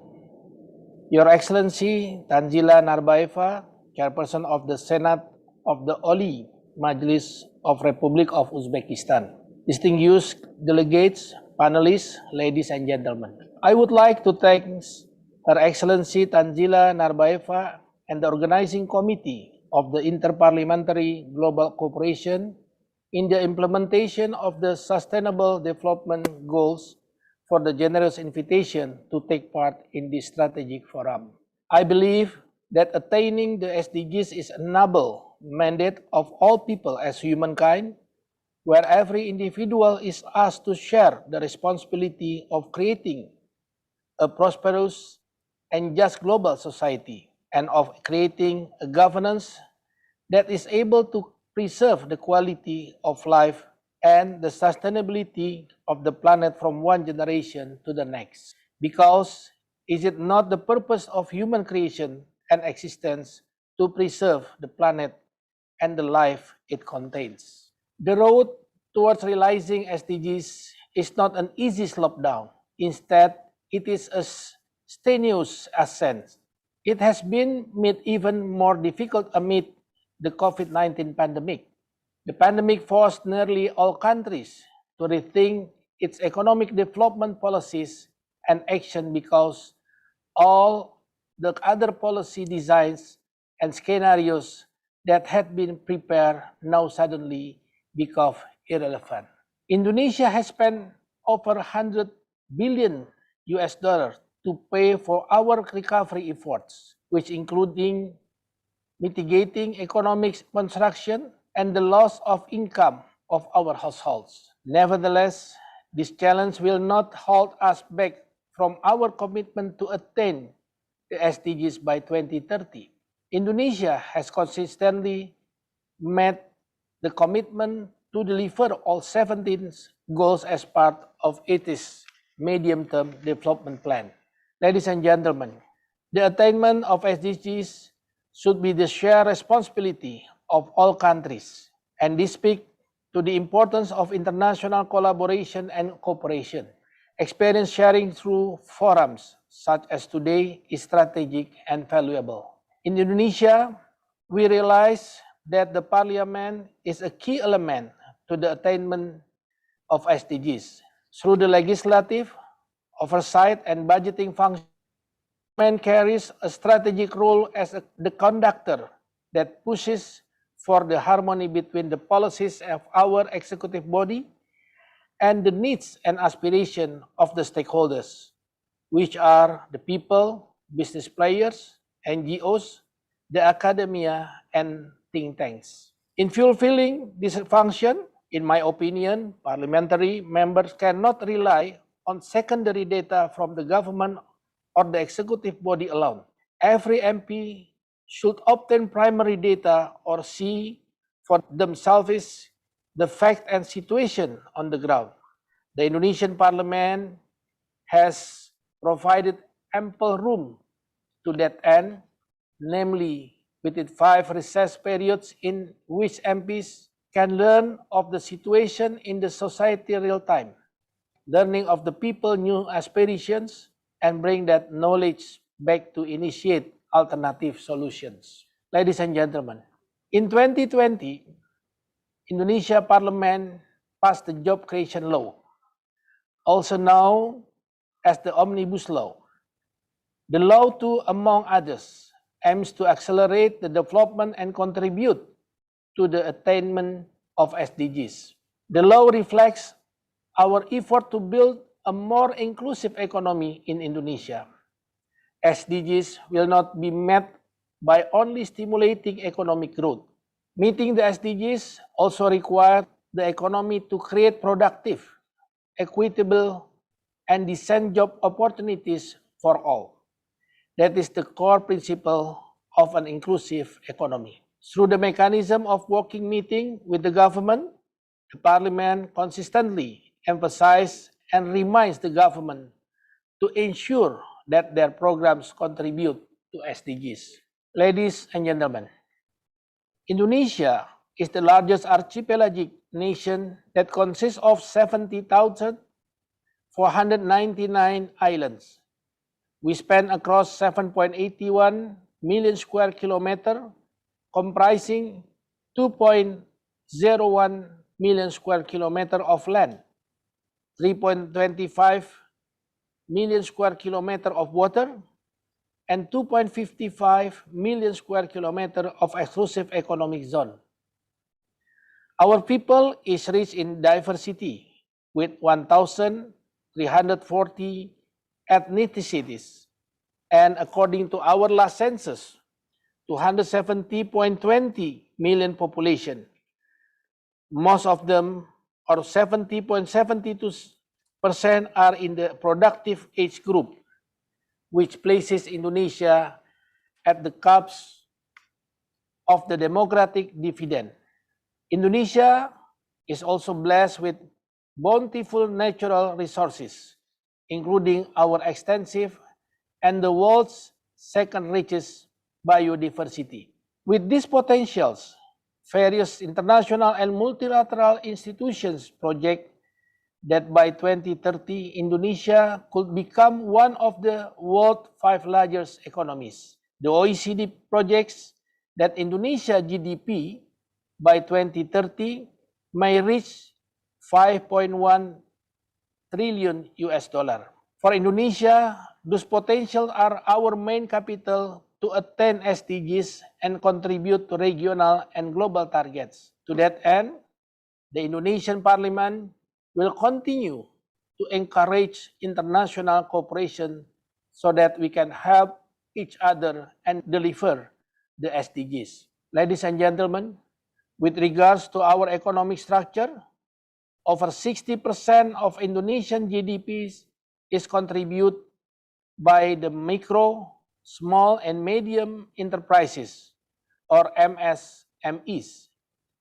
There are currently around 64 million of these enterprises, primarily in the agriculture, trade, food, and manufacturing sector. In terms of jobs, overall, the agriculture sector employs 29.70% of our workers, followed by 19 to 23% in the trade sector, in 13.61% in the manufacturing sector. The data shows how two agriculture sectors and MSMEs play pivotal roles as Indonesia's leading sectors that supports SDGs. There are many positive outcomes to achieve from the development of these sectors, especially in terms of poverty reduction and the strengthening of our food security. Indonesia target by 2030 is to reduce the poverty rate to between 4 and 4.5%, with 0% of extreme poverty rate.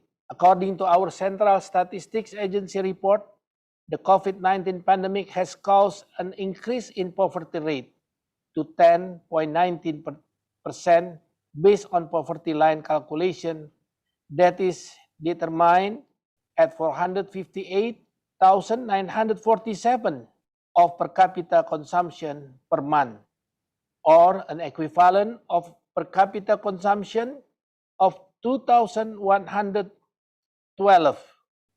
calories per day. In food security, Indonesia's main target is to decrease our food insecurity experience scale from currently 5.79 to 3.30. We are optimistic that by increasing the productivity of our agriculture and MSME sectors, we can achieve our targets. I say this based on my personal experience as a member of the parliament. Through a demonstration plot initiative that I developed with communities in several locations, we were able to raise the production level of food and horticulture crops by around 50 to 80%. In the demonstration plot, we improved crop management, including fertilizing technology by using only high-quality fertilizers. Price was indeed higher than the government subsidized fertilizers, but the yield level was also significantly higher. Overall, the use of high-quality fertilizer is notably more profitably. Through the parliament, I'm encouraging our farming communities to be self-reliant whilst pushing for the government to reallocate agriculture subsidy, which is primarily focused on fertilized products, to more productive areas such as production technology, seeding technology, food management, institutional capacity strengthening, and financing. I'm confident that by building its agriculture and MSME sectors, Indonesia will be able to deliver the SDGs and contribute to the global needs of creating strong food security and sustainable agriculture practices. Thank you very much. Wassalamualaikum warahmatullahi wabarakatuh. Мы благодарим господина Рахмата Габеля за очень интересное выступление, где он поделился опытом очень крупного государства Индонезии в сфере устойчивого развития. Изучение опыта стран, обмен опытом парламентской деятельности в осуществлении или достижении целей устойчивого развития – одна из важных задач нашей сегодняшней конференции. В этой связи для нас представляет огромный интерес опыт Китая. Как вы знаете, весной этого года председатель Китая господин Си Цзиньпинь провозгласил достижение исторической задачи великим китайским народом. На 10 лет вперед, то есть на 10 лет раньше намеченных сроков, Китай добился полного устранения нищеты, или 100 миллионов человек были выведены из категории бедности. Это огромное достижение, и в этом большую роль сыграл и Всекитайское собрание народных представителей, парламент Китая. Я сейчас хочу пригласить к выступлению господина Джан Юсюй, председателя комитета по международным делам Всекитайского собрания народных представителей, сопредседателя китайской части межпарламентской дружбы. Пожалуйста, господин Джан Юсюй.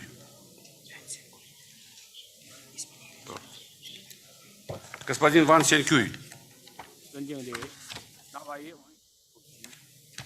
各位同志，很高兴参加本次国际论坛。首先，我代表中国全国人大感谢乌兹别克斯坦最高会议参议院的盛情邀请。我相信，在会议主办方和各国参会代表的共同努力下，本次论坛将取得令人满意的成果。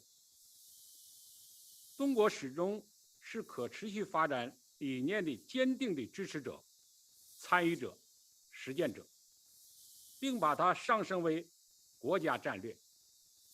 2016年，中国发布了落实2030年可持续发展议程国别方案，承诺将广泛开展各种形式的国际与区域性的合作，为促进实现可持续发展目标做出自己的贡献。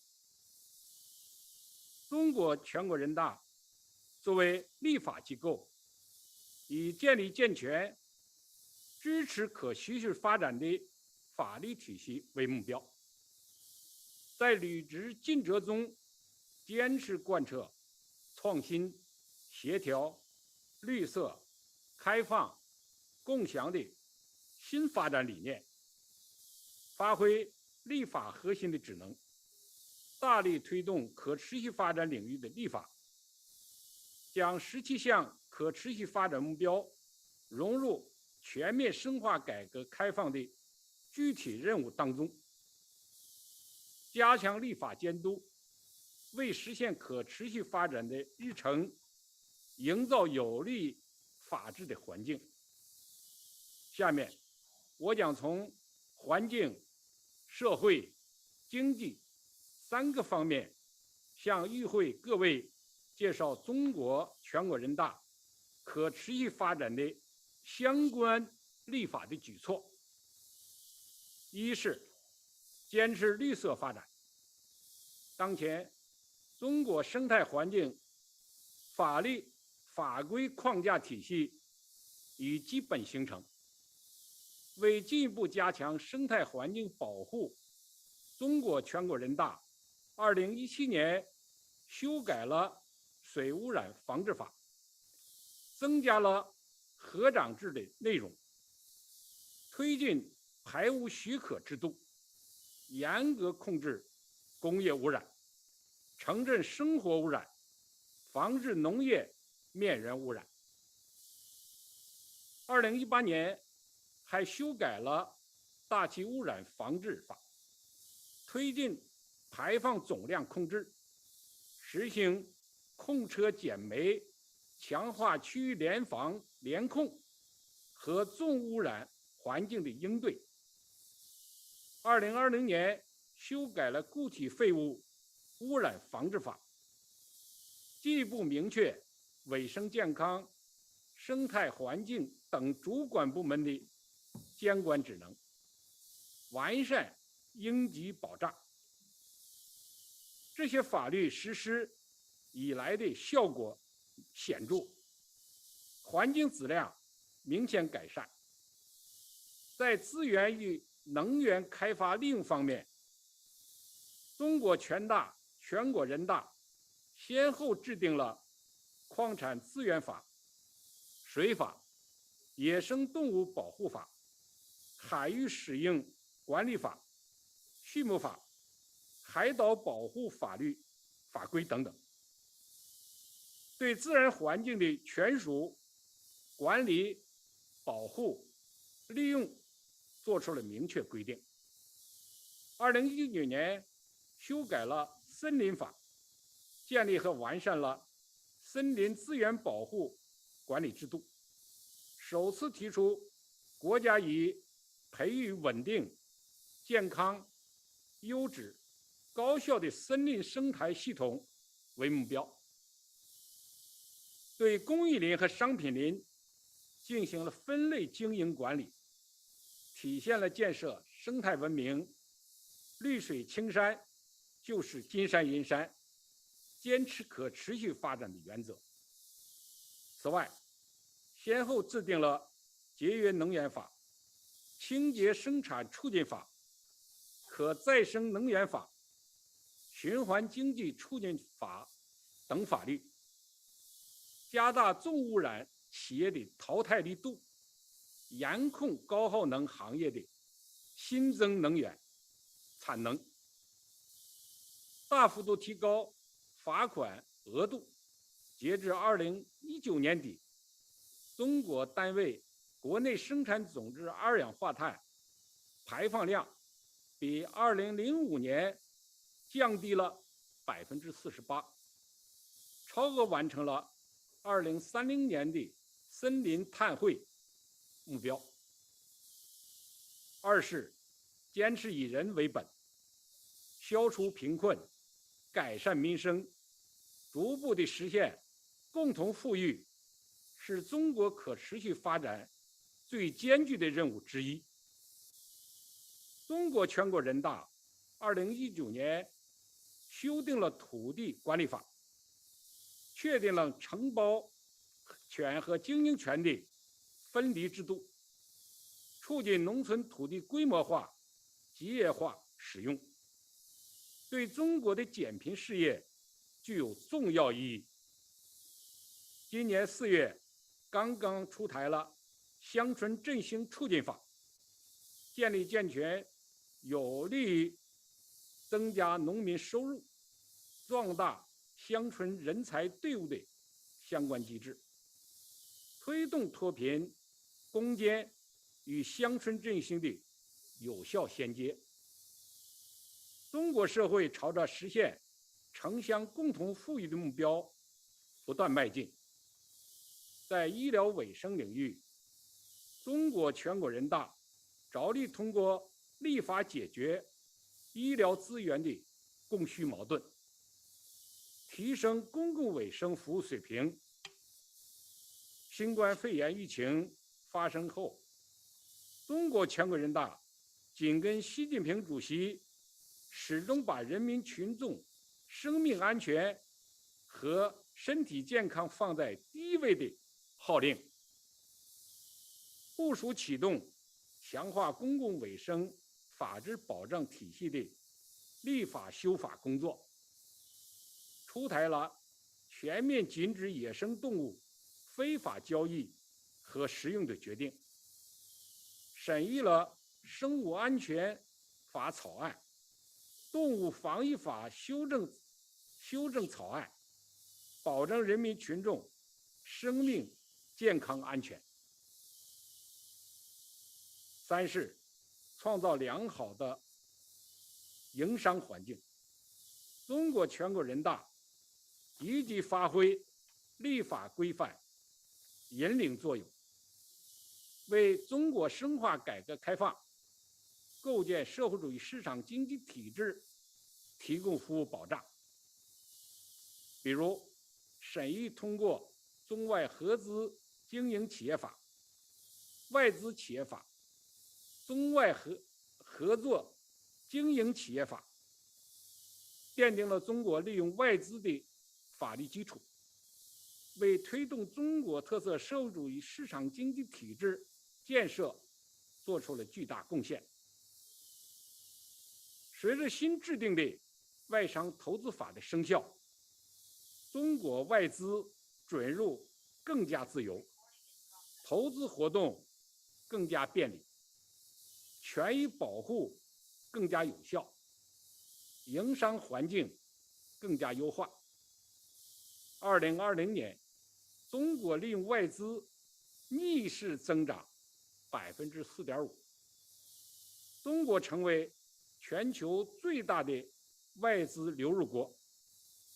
此外，紧贴数字经济时代的发展，制定了网络安全法、数据安全法，对数据合法化的交易、数据安全保证等内容做出了基础性的规定，成为中国数据经济领域的支柱法律。在新的历史方位下，当代人类已成为一个同舟共济、安危与共的命运共同体。作为世界上最大的发展中国家，中国将同世界社会一道，为实现2030年可持续发展的目标不懈努力。中国全国人大愿与各国的议会深化合作关系，分享发展经验，为实现人类社会的共同繁荣和可持续发展做出更多更大的贡献。谢谢各位。谢谢。Господин Сан Куй, мы благодарим вас за очень важное и интересное выступление. Опыт Китая в сфере законодательного обеспечения устойчивого развития представляет огромный интерес. Еще раз поздравляем вас с выдающимися достижениями китайского народа в области целей устойчивого развития и желаем дальнейших успехов. Я предоставляю слово Кейнге Сус Новатана, Сураяптылар, Саудия O'zbekiston parlament qo'mitasining raisi Ali Al-Asiri. Marhamat.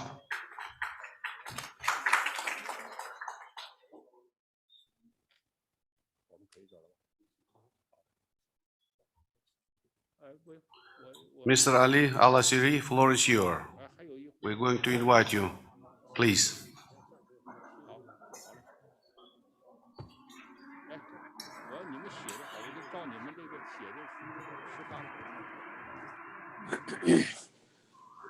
بسم الله الرحمن الرحيم. تسمعني؟ Can you hear me, please? Yes, go ahead. Thank you for your interest to participate and to speak. Floor is yours. Thank you. Thank you very much. بسم الله والحمد لله والصلاة والسلام على رسول الله. Chairperson, all people in this, I say to you, all of you, Assalamu alaikum wa rahmatullahi wa barakatuh. Peace be on you. First of all, I would like to thank Uzbekistan Parliament, people and government for the invitation and choosing such a subject, very important subject. I really would like just to say a few words before I go into my topic. We wish if the coordination was better because we're supposed to be partner in this subject and we should be speakers on this, and it was very late coordination. Even our names were not mentioned in the beginning of welcoming everybody. Anyway, this is only to mention. For my sharing views of this subject, I would say all of you know the importance of Saudi Arabia to the Islamic world and the world in all for its location, hosting the two holy mosques, its economic and political position. Saudi government established development plan called Saudi 2030 Vision, which is a strategic framework to reduce Saudi Arabia dependence on oil, diversify its economy and develop public services sectors such as health, education, infrastructure, recreation, and tourism. Key goals including reinforcement, economic and investment activities, increasing non-oil international trade, and promoting a softer and more secular image of the kingdom. Also consist of increasing government spending on manufacturing equipment. The role of Saudi Shura Council is to monitor these visions by studying the different government reports made by all ministers and agencies. That's also part of the job of the council is individually has to share gathering the information outside those reports so we can have information right from different perspectives. After that, we take the appropriate action toward any shortage or failure in implementing the pre-planned goals on time and with efficiency, taking considerations the SDGs as environmental safety, human essential need, social equality, social solidarity, all that without negative effects on future generations' needs. Also making sure that all the 17 goals of the SDGs are met or working on achieving them. An example of the Saudi Arabian commitment to the SDGs is the great achievement during the COVID-19 pandemic when it gave treatment to all people in its land whether they are Saudis or non-Saudis, legally living in the country or not legally, beside helping other countries during this pandemic, making an Islamic example to the world and leading the world in that matter. I would not go in details because I have more details on that will be presented by my colleagues, Dr. Hassan Masloum and Dr. Zainab Abu Talib in the next sessions today and tomorrow. Thank you very much. Wassalamu alaikum wa rahmatullah. Mr. Asiri, thank you very much for your contribution. I'd like to express apology for any misunderstanding during the organization of this conference, but please be assured that Uzbekistan, the Parliament of Uzbekistan, highly appreciate our partnership with Saudi. We fully realize the role of Saudi in the world, in the Islamic world, and we're looking forward for better cooperation with you in all dimensions. And once again, thank you very much for your participation. Helena, would you please kindly wrap up this session? Thank you indeed, Senator Safayev, and it's my pleasure to really mark the ending of the first session by acknowledging the commitment and in fact the passion with which the speakers who came forward outlined the commitment of parliaments and regional parliamentary groupings around the world to foster and accelerate cooperation for Agenda 2030 and the SDGs. And I think in particular, we can draw and confirm the point made in the opening speeches, which is that without closer partnerships, sharing insights, innovation, and cross-fertilizing experience, we will not achieve the progress that we all aspire to, and we will not achieve the recovery that we have all articulated is necessary following the COVID-19 pandemic, the green recovery, the human-centered and people-oriented recovery that is at the heart of the promise of Agenda 2030 and the SDGs. And I hope that is a good segue into the next session, which is indeed on implementing the SDGs in the context of the country's national sustainable development strategies. And on that note, it's my pleasure to hand over to the moderators of session 2, Akmal Saidov, First Deputy Speaker of the Legislative Chamber of the Oli Majlis. Helena? Oh, So before... Извините. Давайте сделаем так, что мы хорошо поработали. 15 минут кофе-брейк, затем продолжим нашу работу и приступим к обсуждению темы второй панельной секции. Спасибо вам за участие.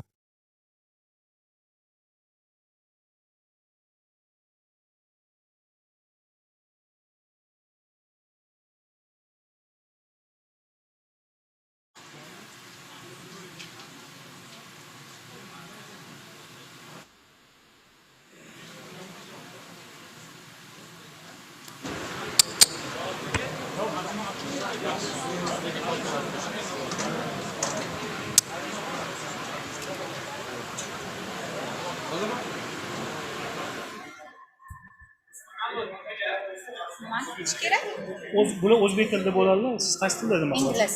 Ingliz. Chet elliklarga kerak.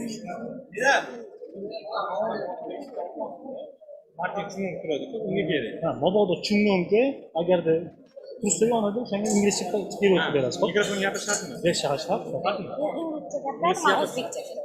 Yo'q, o'zbekcha gapiradi-da.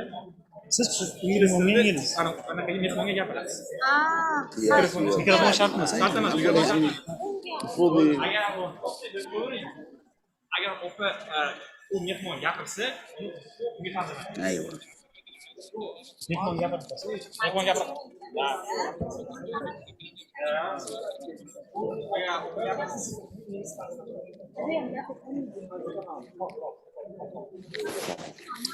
Bor. Hozir ikki kishi turadi bu yerda, qiziq turadi. Bor, ikki kishi. Gapirganda على حال احنا لا نزال على الطريقه الاولى، احنا ما يوم وضعنا كتبنا مداخلاتنا وضعناها الوقت محدد 5 دقائق، بس انا الان اشوفهم هذول يطقون من 10 دقائق وربع ساعه ما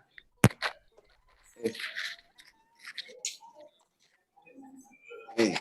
بس معناها اني يعني التزم بما اعطيته لهم ولا نزوده؟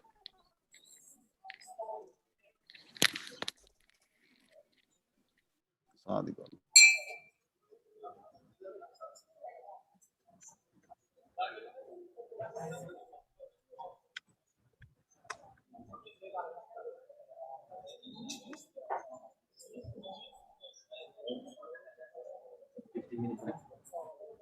Dia break setengah jam.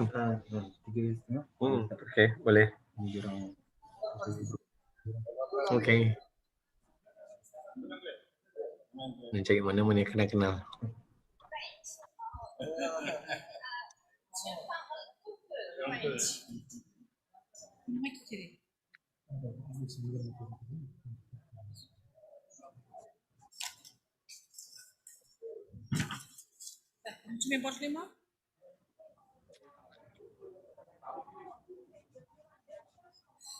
Assalomu alaykum, hurmatli ommaviy axborot vositalari vakillari. Sizlarni bugungi tadbirimizda faol ishtirok etganligingiz uchun minnatdorlik bildirmoqchiman. Bugun O'zbekiston uchun juda ham katta bir ahamiyatga ega bo'lgan tadbir o'tkazilyapti.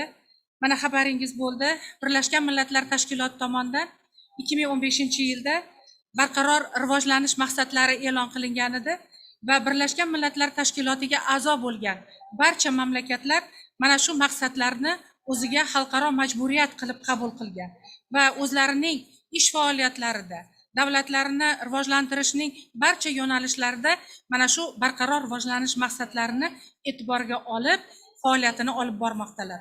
O'zbekiston ham mana 6 yildan beri mana shu maqsadlarni amaliyotga tatbiq qilmoqda. Aytib o'tmoqchimanki, mana shu barqaror rivojlanish maqsadlarini amaliyotga tatbiq qilish masalasida nafaqat hukumat, balki parlament ham faol ishtirok etishi kerak. Bugungi forumimizda aynan mana shu parlamentlarning roliga bag'ishlangan masala muhokama qilinyapti. Bugungi forumimizda 20 dan ortiq davlatlarning parlament rahbariyati, undan tashqari parlamentlar aro uyushmalar, assotsiatsiyalar, har xil tashkilotlar rahbarlari ham o'zlarini chiqishlari bilan faol ishtirok etishmoqda. Alohida aytib o'tishimiz kerakki, umuman olganda bizning hurmatli prezidentimiz Mirziyoyev tomonidan xabaringiz bor, hammalaringizni Birlashgan Millatlar Tashkilotining 75-sessiyasida alohida qayd etib o'tgandilarki, barqaror rivojlanish maqsadlarini bajarishda parlamentlarning roli alohida bo'lishi ekanligiga urg'u bergandilar va mana shu masalada maxsus BMTning rezolyutsiyasini qabul qilish kerak degan taklifni ham ilgari surgan edilar. Va bugungi forumimiz aynan prezidentimizning ana shu tashabbuslari doirasida o'tkazilayotgan forum hisoblanadi. Sizlar mana ko'rdingizki, bizning mamlakatimiz 17 ta maqsadning 16 tasini o'zi uchun ustuvor qilib olgan. Bitta maqsad bizning mamlakatimiz uchun ustuvor emas, u okean va dengizlarning ekotizimlarini asrash masalasiga bag'ishlangan. Bizning geografik joylashuvimizni e'tiborga olgan holda bu maqsad biz uchun aktual dolzarb emas. Shuning uchun 16 ta maqsad bo'yicha bizning mamlakatimiz 200 ga yaqin indikatorlarni, ya'ni ko'rsatkichlarni ishlab chiqqan va bugungi kunda 190 dan ortiq strategik hujjatlar, yo'l xaritalari, turli dasturlar, mana shularda hozir hammasida barqaror rivojlanish maqsadlari aks ettirilgan va eng asosiy hujjatimiz O'zbekistonni rivojlantirishning 5 yillik dasturi bor, strategiyasi bor. Mana shu strategiyaga ham hammasiga amaliyotga tatbiq qilingan. Ya'ni 16 ta maqsad bizning O'zbekistonimizni rivojini belgilab beradigan asosiy hujjatlarda o'zini aksini topgan va hukumatimiz tomonidan mana shu maqsadlarni amaliyotga tatbiq qilish bo'yicha, ya'ni 200 ga yaqin mana shu indikatorlar, ko'rsatkichlar deymiz, mana shularni amaliyotga tatbiq qilish ishlari byudjetdan mablag' ajratilishi doimiy ravishda bosqichma-bosqich amalga oshirib kelinyapti. Barqaror rivojlanish maqsadlarini amaliyotga tatbiq qilishni doimiy ravishda muntazamligini olib muntazam amaliyotga tatbiq qilish maqsadida hukumatimiz tomonidan juda ham maqsadli ishlar olib borilyapti. Eng asosiysi bosh vazir o'rinbosari rahbarligida muvofiqlashtiruvchi kengash tuzilgan va ular hamma vazirliklarga mana shu 200 ga yaqin indikatorlar, ko'rsatkichlar ularni vazifasi qilib belgilab berilgan va ular maqsadli ishlarni olib boryapti. Lekin hukumatning ishini nazorat qilish, hukumatni mas'uliyatini bu borada qay darajada mas'uliyat bilan bu ishlarni amalga oshirish masalasini parlament tomonidan yaxshigina hozir nazorati yo'lga qo'yilgan. Ya'ni bizning mamlakatimizdagi ikki palata parlamentini ikkita raisi ham raisligida parlament komissiyasi tashkil qilingan va bugungi kunda biz mana shu maqsadlarni har birini nafaqat milliy darajada, ya'ni respublika darajada, balki eng quyi bo'g'inda mahallagacha darajada amaliyotga tatbiq qilinishini nazorat qilamiz, hukumatga amaliy yordam ko'rsatamiz va mana shu ishlarni doimiy hisobotini eshitib boramiz. Eng asosiysi bu maqsadlarni bajarilishini ta'minlash uchun qonunlar takomillashgan bo'lishi kerak. Qonunlarimizda hech qanday muammo bo'lishi kerak emas. Shuning uchun parlament nazorati nima uchun muhim? Mana shu masalada birinchi navbatda qonunlarimizni biz barqaror rivojlanish maqsadlariga moslashtirishimiz kerak. Biz qonunlarni ishlab chiqishimizda ham ikkala palata barqaror rivojlanish maqsadlariga javob beryaptimi yoki javob bermayaptimi degan savol bilan shu nuqtai nazardan qonunlarni qabul qilinishiga yondashamiz. Birinchidan, ikkinchidan qabul qilingan qonunlarni amaliyotini ham parlament nazorati tartibida o'rganib boramiz. Bu nafaqat respublika darajasida, har bir tarmoq kesimida, har bir hudud kesimida va bugungi kunda har bir hokimlik, tuman hokimligi bo'ladimi, viloyat hokimligi bo'ladimi, ular barqaror rivojlanish maqsadlari bo'yicha o'z ishlarini tizimlarga solib olganlar. Va eng asosiysi, har bir hududda, har bir tarmoqda, ya'ni vazirliklarda maxsus komissiyalar tashkil qilingan barqaror rivojlanish maqsadlarini amaliyotga tatbiq qilish bo'yicha. Va aytib o'tishimiz kerakki, bugungi kunda biz mana shu bugungi forumni o'tkazishimizdan maqsad birinchidan O'zbekiston tajribasini ham ommalashtirish, ko'rsatish, parlament qanday ishlayotganligi to'g'risida. Eng asosiysi bizning bu olib borayotgan hurmatli prezidentimiz Shavkat Mirziyoyevni ko'rsatmalari, bergan yo'nalishlari asosida tashkil qilingan bu ishlar hammasi prezidentning nazoratida turadi bu masalalar va aytib o'tishim kerakki, bizning bugungi olib borgan ishlarimiz o'zining ijobiy natijalarini bermoqda. Eng asosiysi bir qator xalqaro reytinglar va indekslar agentliklari bor, xalqaro nuqtai nazardan davlatlarga baho beradigan. Mana shu berilgan baho asosida davlatlar keyin investitsiyalar kiritadi. Xalqaro moliyaviy institutlar ham davlatlarni turli loyihalarini moliyalashtiradi va shuning uchun davlatlarga juda muhim mana shu reyting agentliklari tomonidan ijobiy baholarni olish. Shuning uchun O'zbekiston hozir bir qator xalqaro reyting va indekslar agentliklari tomonidan ko'p masalalarda ijobiy baho olmoqda. Birinchi navbatda aholining kambag'alligini qisqartirish bo'yicha bugun biz keskin o'zgarishlar va mana shu daraja, ya'ni prezidentimiz tomonidan joriy qilingan yangi yo'nalishlar mana shu kambag'al toifalar, ya'ni oilalar, ayollar, yoshlar sinfiga juda katta e'tibor berilmoqda va kambag'allik darajasi bosqichma-bosqich kamayib boryapti. Bundan tashqari, aholi salomatligini mustahkamlash bo'yicha ham bizda onalar o'limini qisqarishi, bolalar o'limining qisqarishi, aholining reproduktiv ko'rsatkichlari yaxshilanayotganligi ham xalqaro agentliklar tomonidan ijobiy baholanmoqda. Keyingi yo'nalish bu ta'limga erishish degan ko'rsatkich bor. Lekin O'zbekiston uchun bu ko'rsatkich allaqachon bajarib bo'lingan. Biz ta'lim sifati ustida hozir ishlayapmiz. Ya'ni maktab ta'limiga 100% qamrov bor, oliy ta'limga qamrovlar ham bugungi kunda mana hozir salkam 27% ga yetdi. Biz 9% da edik mana shu barqaror rivojlanish maqsadlariga qo'shilgan paytimizda. Bundan tashqari mana oliy o'quv yurtlariga qamrovni kengaytirish masalasi, qizlarga ta'lim berish masalasi bo'yicha ham hozir biz ko'plab ijobiy baholarni olmoqdamiz. Keyingi masala bu birinchidan mana hozirgi eng asosiy masalalardan biri gender tenglikni ta'minlash masalalari. Buni bugungi forumda so'zga chiqqan har bir ishtirokchi alohida qayd etib o'tdi.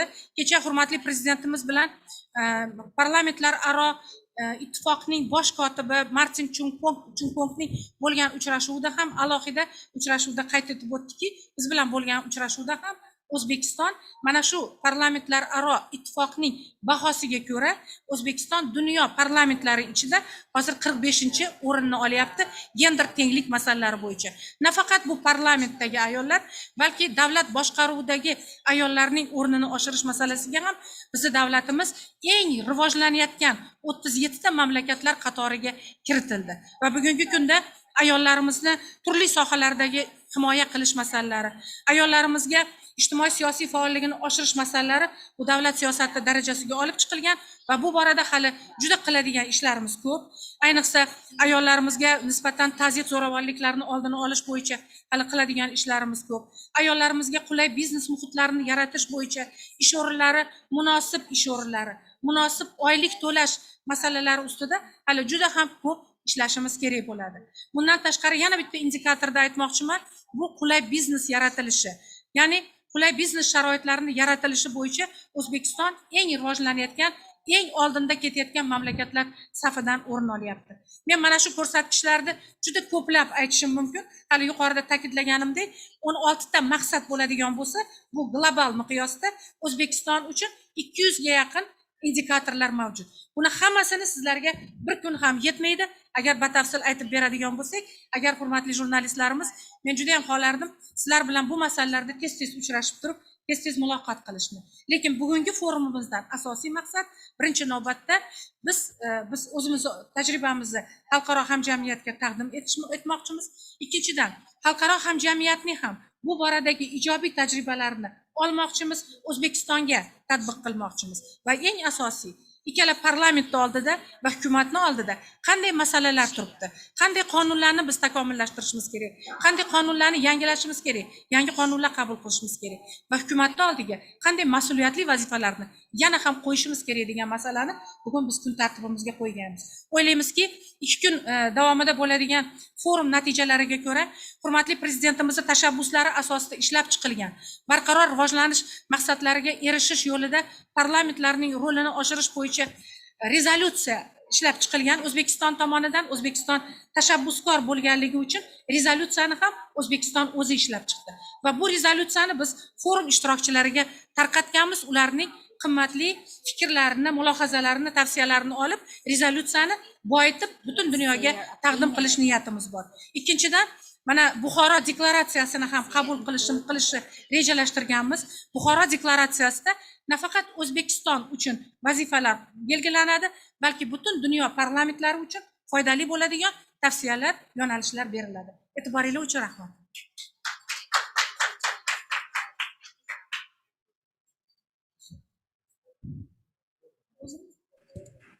Jasmina, can you hear me?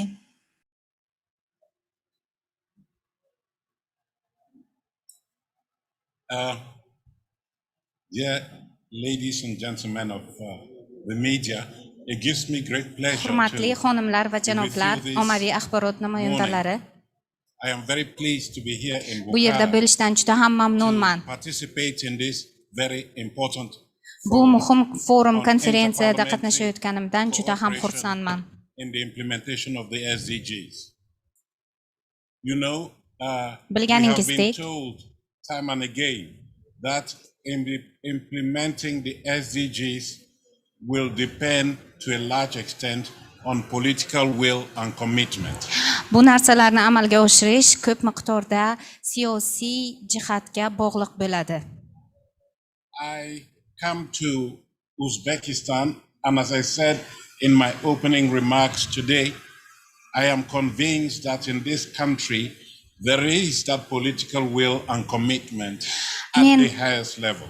Men O'zbekistonga kelarkanman, bu yerda bo'lgan tashkil etilgan konferensiyani ko'rib, shunga amin bo'ldimki, bu mamlakatda mana shu ishlarni amalga oshirishda siyosiy xohish va ustuvorlik borligiga amin bo'ldim. Since I arrived yesterday, I've had the honor of meeting the leadership of this country, including His Excellency, the President of the Republic, the Speaker of the Senate, my good friend Tanzila Nabaev, and the Speaker of the Legislative Chamber. And all of them have stressed the important role of Parliament in the implementation of the SDGs. The President yesterday confirmed to me that he would continue to rely on the Parliament of Uzbekistan to drive the national effort to implement the SDGs. Kecha yetib kelganimdan buyon O'zbekiston Respublikasini Prezident janobi oilalari Shavkat Mirziyoyev hamda Senatning boshlig'i Tanzila Norboyeva bilan uchrashib, yana bir bor shunga amin bo'ldimki, bu respublikaning boshlig'i barqarorlikni rivojlantirishda parlamentning o'rni muhimligini aytib o'tdilar va meni O'zbekiston Respublikasining Oliy Majlisi va Senati ushbu maqsadlarni amalga oshirishda shularga katta kuch bilan tayanishlarini ta'kidladilar. I would like to commend His Excellency on his strong support, especially in promoting a resolution at the United Nations General Assembly on strengthening the role of Parliament in the implementation of the SDGs. This is the summit of political commitment that is required for the implementation of the SDGs. Yana bir bor O'zbekiston Respublikasi prezidentiga o'z minnatdorligimni bildirmoqchi edim. U kishining mana shu barqarorlikni rivojlantirish maqsadida parlamentlararo global hamkorlikni tashkil etishda qo'shayotgan ulkan hissalari va jonkuyarliklari uchun. I see that commitment in the Parliament with the two speakers of the Senate and the Legislative Chamber establishing a very important special commission on implementation of the SDGs. So the conditions are there for success in your country. Shu bilan birga Senatning ikkita spikeriga ham o'z minnatdorchiligimni bildirmoqchiman. Ularning ham jonkuyarligini ko'rdim. O'zbekiston mana shu maqsadlarni amalga oshirish uchun qabul qilgan rezolyutsiyasi bu maqsadlarga erishishni, muvaffaqiyatni ta'minlashiga ishonaman. I think that the results are there for everyone to see. When I talk to colleagues and I asked about Uzbekistan, they say they are doing very well in terms of the implementation of the SDGs. I look at the report that was published by the government of Uzbekistan and the United Nations, and I see very good statistics on the improvement on the living conditions of the people of Uzbekistan.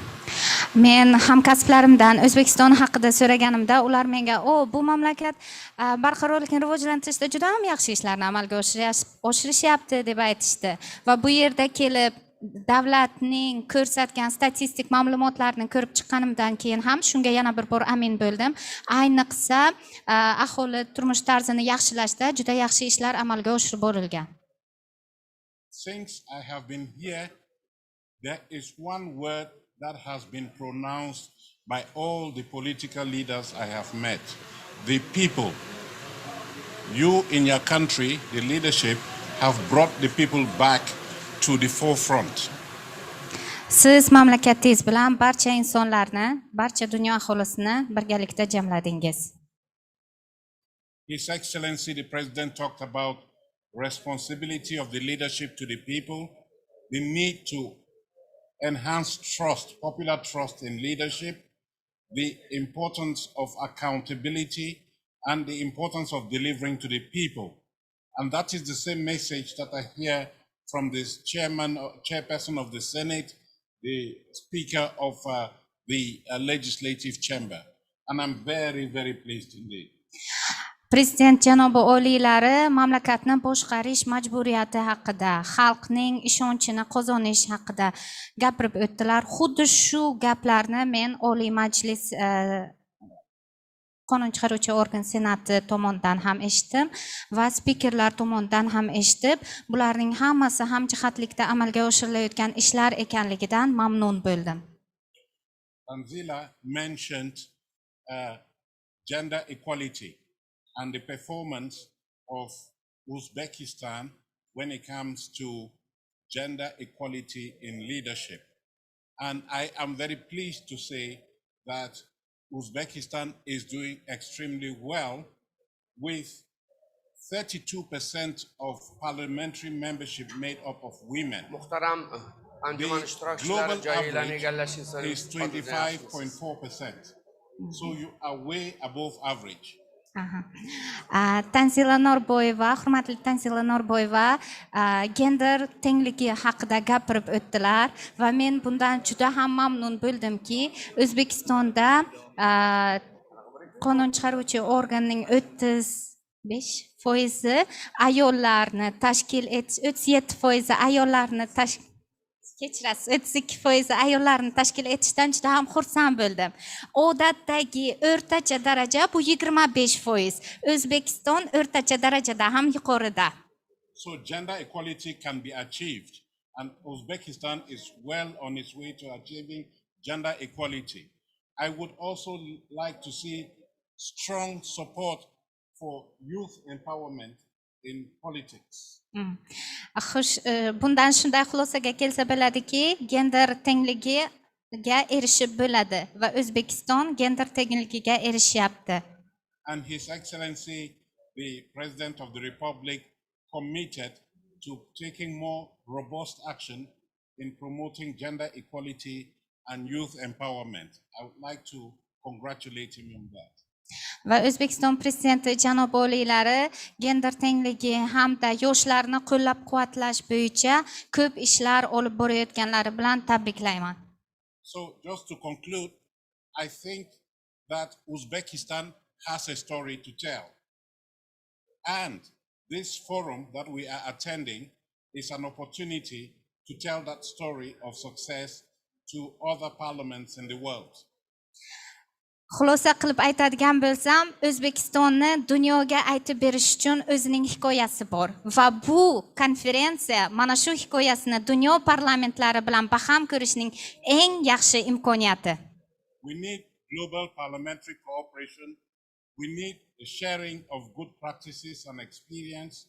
We need to forge an alliance at the parliamentary level to implement the SDGs effectively and expeditiously.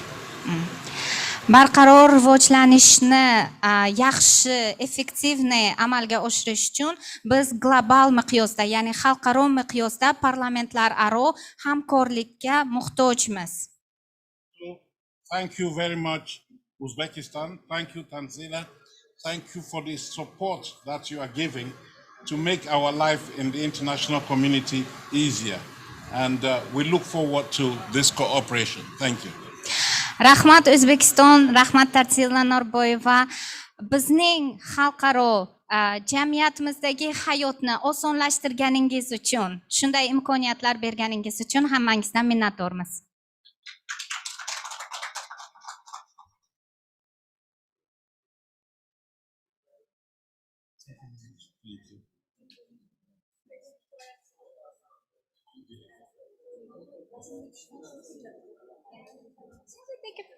Oh, yes, sure.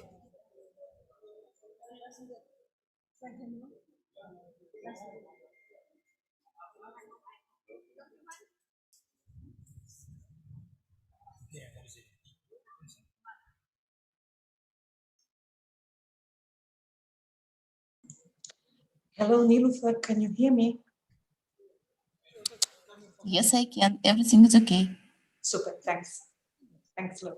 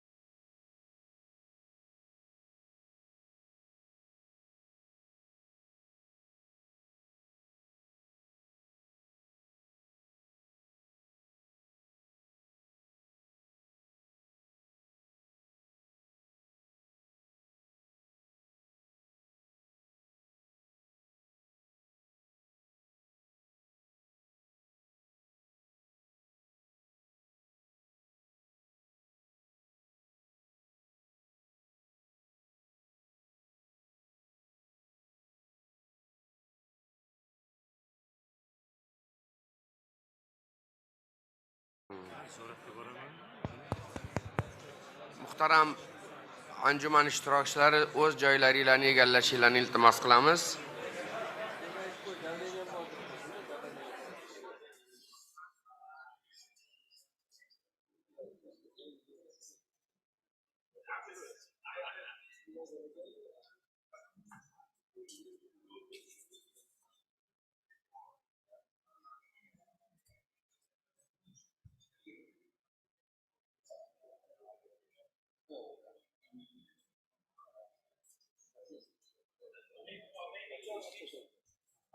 Когда будет возможность 2 минуты мне времени уделить. Хорошо. Потом. Хорошо. Спасибо.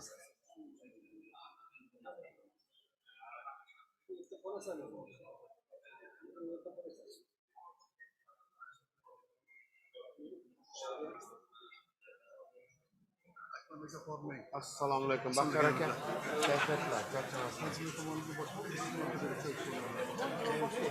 Xo'sh ko'ramiz. Muhtaram anjuman ishtirokchilari, o'z joyinglarni egallashinglarni so'rayman.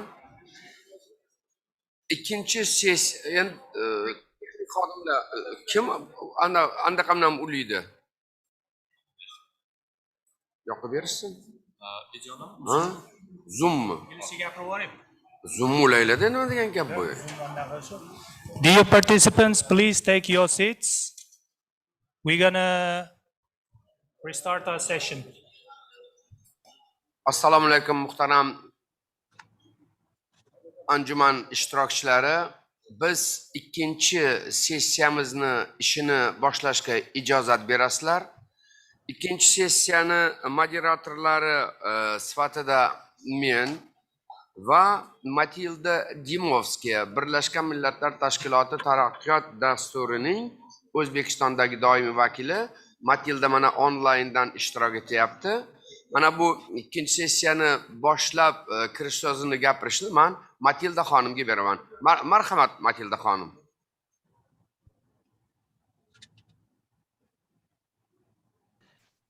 Rahmat va assalomu alaykum, hurmatli Akmal Saidov va muhtaram forum ishtirokchilari, hamkasblar. Very pleased to be to attend this session. In fact, it's extremely important session on the topic of how we implement the SDGs in the context of the country's national development strategies. And I think that it takes place, the fact that it takes place in Uzbekistan is extremely important and relevant because Uzbekistan provides many good examples on these topics. I will just flag before we start with the session a few key points, critical issues. First, about the importance of linking the national strategies to the Sustainable Development Goals. The SDGs must not be apart from what the government is doing every day for the benefit of its people, including the most vulnerable. And therefore, for their full implementation, they have to be integral part of the national, regional, local strategies and plans. In Uzbekistan, we see that the implementation of SDGs coincided with the large-scale reforms undertaken within the frame of the National Action Strategy on 5 priority development areas 2017-2021, which reaffirmed the logical path to achieve the Sustainable Development Goals. And rightly, it was mentioned, it was in 2018 that the government adopted the 16 relevant national SDGs and 125 related targets, and that sets the basis for their further implementation.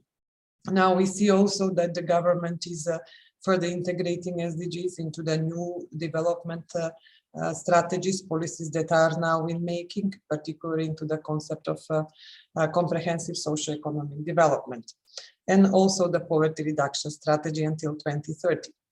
The other big point or lesson that we get from the discussion, it was already discussed, but also from the experience in Uzbekistan, is about building forward better from the COVID crisis.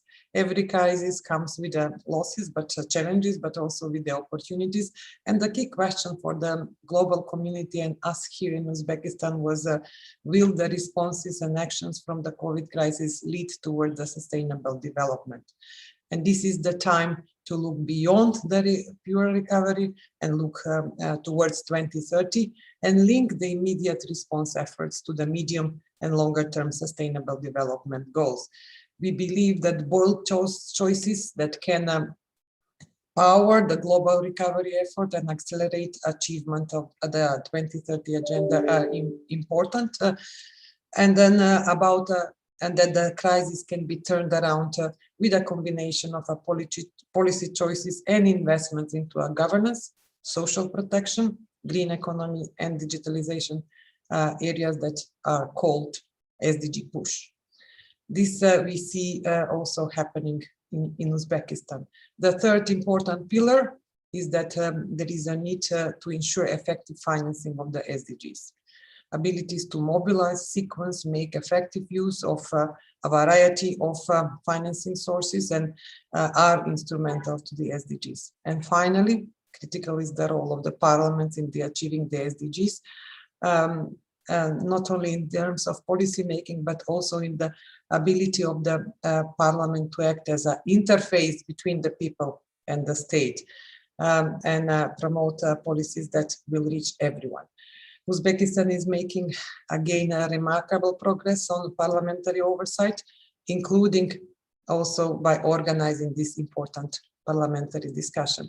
So let us now turn to the agenda. We have a distinguished panel and speakers who will highlight the role and experience in their organizations and countries in implementing the SDGs. We will feature the experience of 4 countries, Uzbekistan, Malaysia, Azerbaijan, and Turkey, 2 interparliamentary unions, OSCE and EU Parliament, and 2 international organizations. We will hear about their contribution to achieving equal outcomes for all and more towards more inclusive, open and transparent implementation of SDGs. We start with our Uzbekistan and its efforts to ensure compliance of the reforms with the goals of the sustainable development. It is therefore my great pleasure to invite for opening remarks, I think Mr. Ilkhom Umzakov, the Director of Graduate School of Business and Entrepreneurship. Mr. Umzakov, the floor is yours. Thank you very much, Ms. Limovska. Assalomu alaykum, mazkur xalqaro forumning ishtirokchilari, hurmatli Nurijon Mo'ydinxonovich, Akmal Xolmatovich. Shu berilgan fursatdan foydalanib, so'zim avvalida bir shu xorijiy hamkorlarimizga va shu yerda ishtirokchilarga bir murojaat qilmoqchi edim.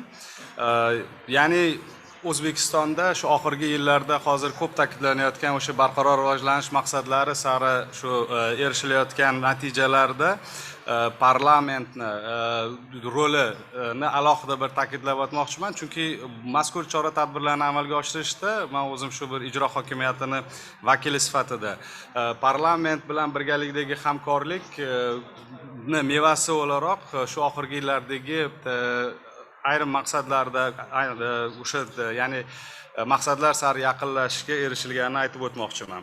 Bundan tashqari ishonaman shu forum O'zbekistonda barqaror rivojlanish maqsadlariga erishishga qaratilgan harakatlarni yana bir qadam oldinga siljishga xizmat qiladi va bu xorijiy hamkorlarimiz bilan bilim, tajriba almashishda bir alohida bir platforma bo'lishiga imonim komil. Bundan tashqari shu xorijiy hamkorlar to'g'risida gapirganda shu Birlashgan Millatlar Tashkilotining rivojlanish dasturi bilan hamkorlikni alohida bir ta'kidlab o'tmoqchiman. Ya'ni shu oxirgi paytda qilingan bir tadqiqot o'sha barqaror rivojlanish maqsadlarini moliyalashtirishni baholash bo'yicha bu tadqiqotni aytaylik bizda shu keyingi 30-yilgacha bo'lgan barqaror rivojlanish maqsadlariga erishishga qaratilgan chora-tadbirlarda bir tahliliy ma'lumot sifatida bir juda ham bir muhim material sifatida rol o'ynadi.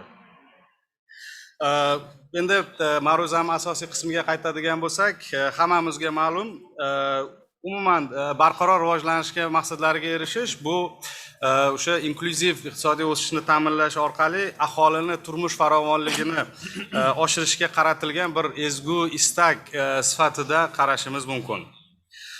Shu 2017-yildan boshlab boshlangan ijtimoiy-iqtisodiy sohalarni erkinlashtirishga qaratilgan islohotlar ham o'z navbatida bevosita va bilvosita shu maqsadlarga erishishga, ya'ni pirovard maqsad sifatida aholi farovonligini ta'minlashga qaratilgan.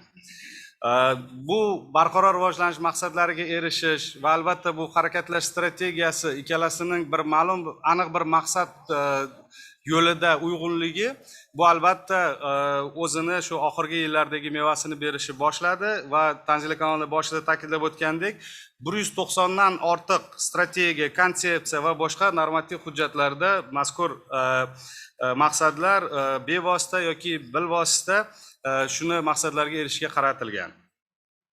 Albatta olib borilgan ishlar natijasida o'sha mustaqil ekspertlar tomonidan hisoblangan barqaror rivojlanish Global Indexida 2020-yilda O'zbekiston 66-o'rinni qayd etdi. Mazkur natijaga qaraydigan bo'lsak, o'zi masalan o'zimiz oldimizga maqsad sari qo'yib yuqori natijaga erishadigan davlatlarga e'tibor qaratadigan bo'lsak, bular albatta rivojlangan, yuqori daromadga ega mamlakatlar.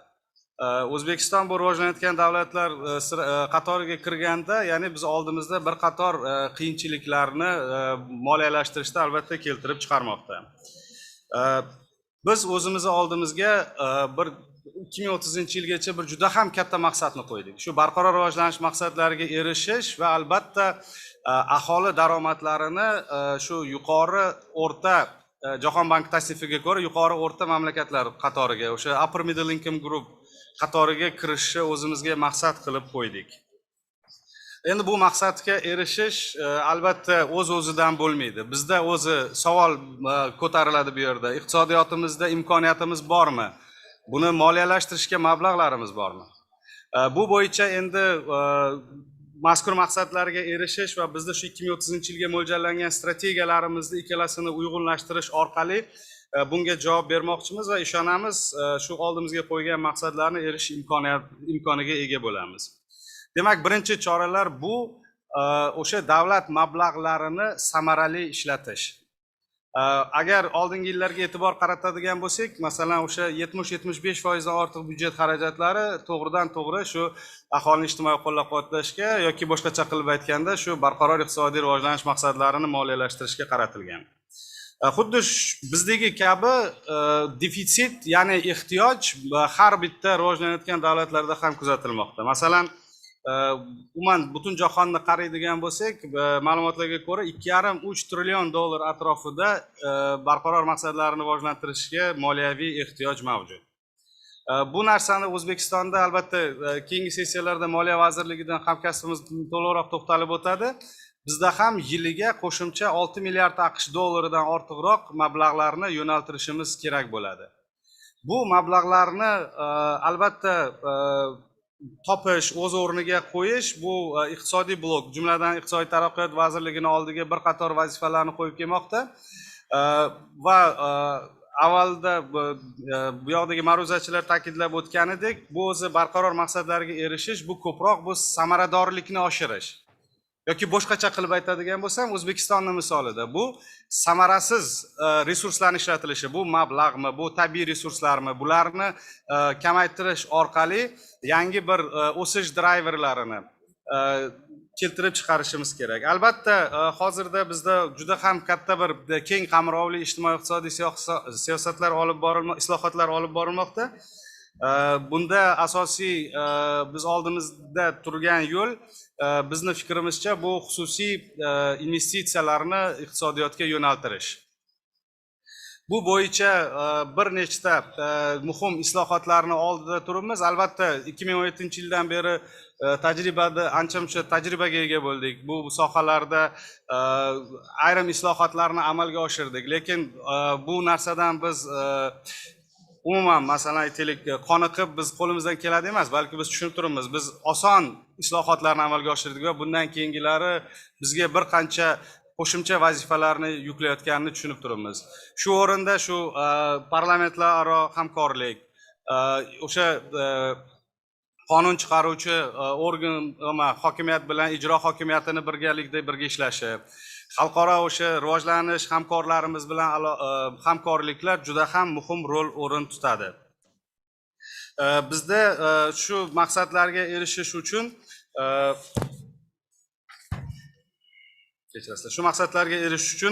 bir nechta oldimizda turgan islohotlarni qisqachagina to'xtalib o'tsam, ya'ni hozirda o'sha xususiy sektorni rivojlantirish uchun mana xabaringlar bor, ko'rgan bo'lsanglar, o'sha yer islohotlariga birinchi e'tibor qaratishni boshladik. Va iqtisodiyotda davlat ulushini qisqartirish, transformatsiya va xususiylashtirish bo'yicha keng qamrovli ishlar olib borilmoqda. Undan tashqari alohida bir o'sha inklyuziv siyosatga qaratiladigan, ya'ni to'g'ridan to'g'ri bir choralarga qaratiladigan kambag'allikni qisqartirish bo'yicha harakatlar, o'sha yaqinda e'lon qilingan minimal iste'mol xarajatlari va albatta shu kambag'allikning chegarasini belgilagandan keyin ularga qarshi kurashish bo'yicha harakatlar hammasi birgalikda olib borilishi orqali biz oldimizga qo'ygan 2030-yilgacha oldimizga qo'ygan maqsadlarga erishish imkoniyatimiz bor va albatta hamkorlikda bunga erishishiga ishonamiz. E'tiboringlar uchun rahmat. Rahmat kattakon Ilhom aka Murzoqov, haqiqatan ham O'zbekistonda barqaror rivojlanish maqsadlari uchun o'ziga xos noyob tajriba to'plangan va men anjuman ishtirokchilarini mana bu sizlarga tarqatilgan risolaga e'tiboringlarni qaratmoqchiman. Bu risola 3 tilda tayyorlangan, ya'ni O'zbekistonda barqaror rivojlanish maqsadlarini qanday amalga oshirilgan, raqamlar bilan, xulosalar bilan, takliflar bilan bu mana shu hozirgi ma'ruzani yanada to'ldirishga xizmat qiladi. Mana bugun ertalab bizni forumimiz ishtirokchilariga O'zbekiston Respublikasi Prezidenti muhtaram Shavkat Mirziyoyevning murojaatlarida aytildiki, barqaror rivojlanish maqsadlarini parlamentlarsiz amalga oshirish mumkin emas. Mana shu gapni davomi sifatida Matilda Dimovska xonim aytdilarki, parlamentlar xalq bilan ijroiy hokimiyatni, hukumatni o'rtasidagi bir o'ziga xos ko'prik vazifasini bajaradi. Shuning uchun mana bugungi ham hukumatning vakillari, ham qonunchilik qonunchilik hokimiyatining vakillari ishtirok etyapti. Men o'ylaymanki, mana biz O'zbekiston tajribasi. Endi mana bizni sessiyamiz davomida biz turli xil davlatlarning tajribasini ham o'rganamiz. Mana shunday tajribalardan biri bu Malayziya tajribasi hisoblanadi. Ya'ni barqaror rivojlanish maqsadlarini Malayziyada qanday amalga oshirilyapti. Bu ma'ruza bilan Malayziya parlamenti vakillar palatasi spikeri o'rinbosari Moht Rashid bin Hasnon ishtirok etadilar. Ular onlayn tarzda, men aytishim kerakki, O'zbekiston bilan Malayziya parlamentlari orasida juda ham yaqin ikki tomonlama aloqalar o'rnatilgan. Hatto pandemiya bo'lishiga qaramasdan biz muntazam ravishda malayziyalik deputatlar bilan, malayziyalik hamkorlarimiz bilan doimo muloqot qilib turamiz. Shuning uchun Hasnon janob oliylar, men sizga yana bir marta minnatdorchilik bildiraman. Bizni taklifga javob berib, mana bugun Malayziyaning tajribasini aytib berishga rozilik qilganing uchun katta-kattadan rahmat deyman. Umuman Hasnon janoblari 2018-yildan beri vakillar palatasi spikerining o'rinbosari lavozimida ishlab kelayotganlar. O'zbekistonda bo'lganmiz. Mana men Hasnon janoblari bugun bunda onlayn orqali ko'rib turganimdan ham juda ham xursandman. Navbat sizga. Marhamat Hasnon janob oylar, siz ma'ruza uchun so'z beriladi. Marhamat. Thank you, His Excellency Professor Akmal Saidov, First Deputy Speaker of the Legislative Chamber of the Oili Majlis, Republic of Uzbekistan, as the moderator on this subject. Ms. Matilda Limovska, UNDP resident reps in Uzbek, Excellencies, colleagues and friends, Assalamu alaikum warahmatullahi wabarakatuh. A very good afternoon to all. It is indeed an honor to share with you the Malaysian experience on the implementation of the Sustainable Development Goals. The Malaysian journey towards sustainable development began in the 1970s, which was about 50 years ago, with its overarching objectives to eradicate poverty, restructure societal imbalances. Hence, we built on this momentum and maintain the 17 goals, targets, and indicators seamlessly to align with the National Development Plans. The alignment of the SDG and development plans is realized through a mapping exercises.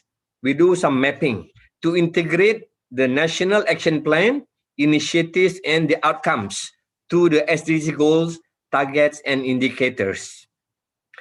In embracing and enhancing the SDGs implementation systematically and measurably, the government has established a multi-stakeholder participatory governance structure and formulated a national SDG roadmaps. Having said that, the impact and the efficacy of implementing the SDG highly depends on its relevancy to the local context. Thus, translating and applying the sets of goals, global goals, to the local level should not only ensure optimal buy-in, but it has to ensure that the issues are locally relevant. All party parliamentary groups, Malaysia on SDG. For this reason, all party parliamentary groups, they call it APPGM, on Sustainable Development Goals, was formed in October 2019 to localize the SDG at the parliamentary constituency. It provides an excellent opportunity for multi-stakeholder engagement and cooperation between Parliament and the wider communities in the society. The APPGM SDG is very unique. It comprises parliamentarians and civil society organization or CSO working together hand in hand to engage the marginalized and vulnerable groups to share and identify challenges and address a range of social needs such as poverty, unemployment, education, equality, health and nutrition, environmental and waste management. The APPGM SDG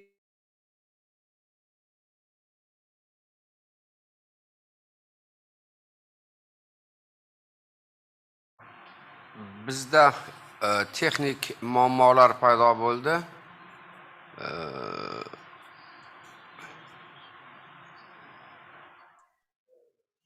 Посоветуемся, что будем делать.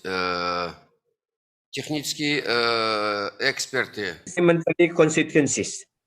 The project is guided by the SDG team on leaving no one behind and adopt a right to development framework. This word leaving no one behind has been a jargon always coined by our Prime Minister Malaysia. The project directly engaged with local stakeholders to map local issues, prioritize the problems and find solution, and then plan the project execution based on the 17 goals. For this year, 2021, the group has expanded. Earlier, remember, we set up about 10. We are expanding this to include an additional 20 parliamentary constituency to map out the local issues. In addition, the earlier 10 project will embark on carrying out solution and monitoring their activities. As for the funding, of course, we need fund to implement the SDGs. Ministry of Finance, Malaysia, allocated about 2 million ringgit Malaysia, equivalent to about USD 483,000 for phase 1, and add-on RM ringgit Malaysia 5 million or USD 1.2 million for phase 2 to map issues, awareness programs, capacity building, implementation of solution-driven projects, research, and also documentations. The role of parliamentarian in the APPGM SDG. The APPGM SDG committee is made up of parliamentarians from the ruling and the opposition parties. It is chaired by the Honorable Datuk Sri Hajah Rohani Karim, a member of Parliament of Batang Lupa representing a semi-rural area ruling party, and the deputy chairperson is Honorable Mariachin Abdullah, a member of Parliament of Petaling Jaya representing an urban area from the opposition party. There you are, the two join hand in hand together to make this happen. Parliamentarian and CSO play a direct and a significant role in identifying local groups that may already be vulnerable in society or risk slipping into vulnerability because of poverty and exclusion. An entire range of target groups are being addressed. Children, youth, women, indigenous people, people with disability, and rural as well as urban poor.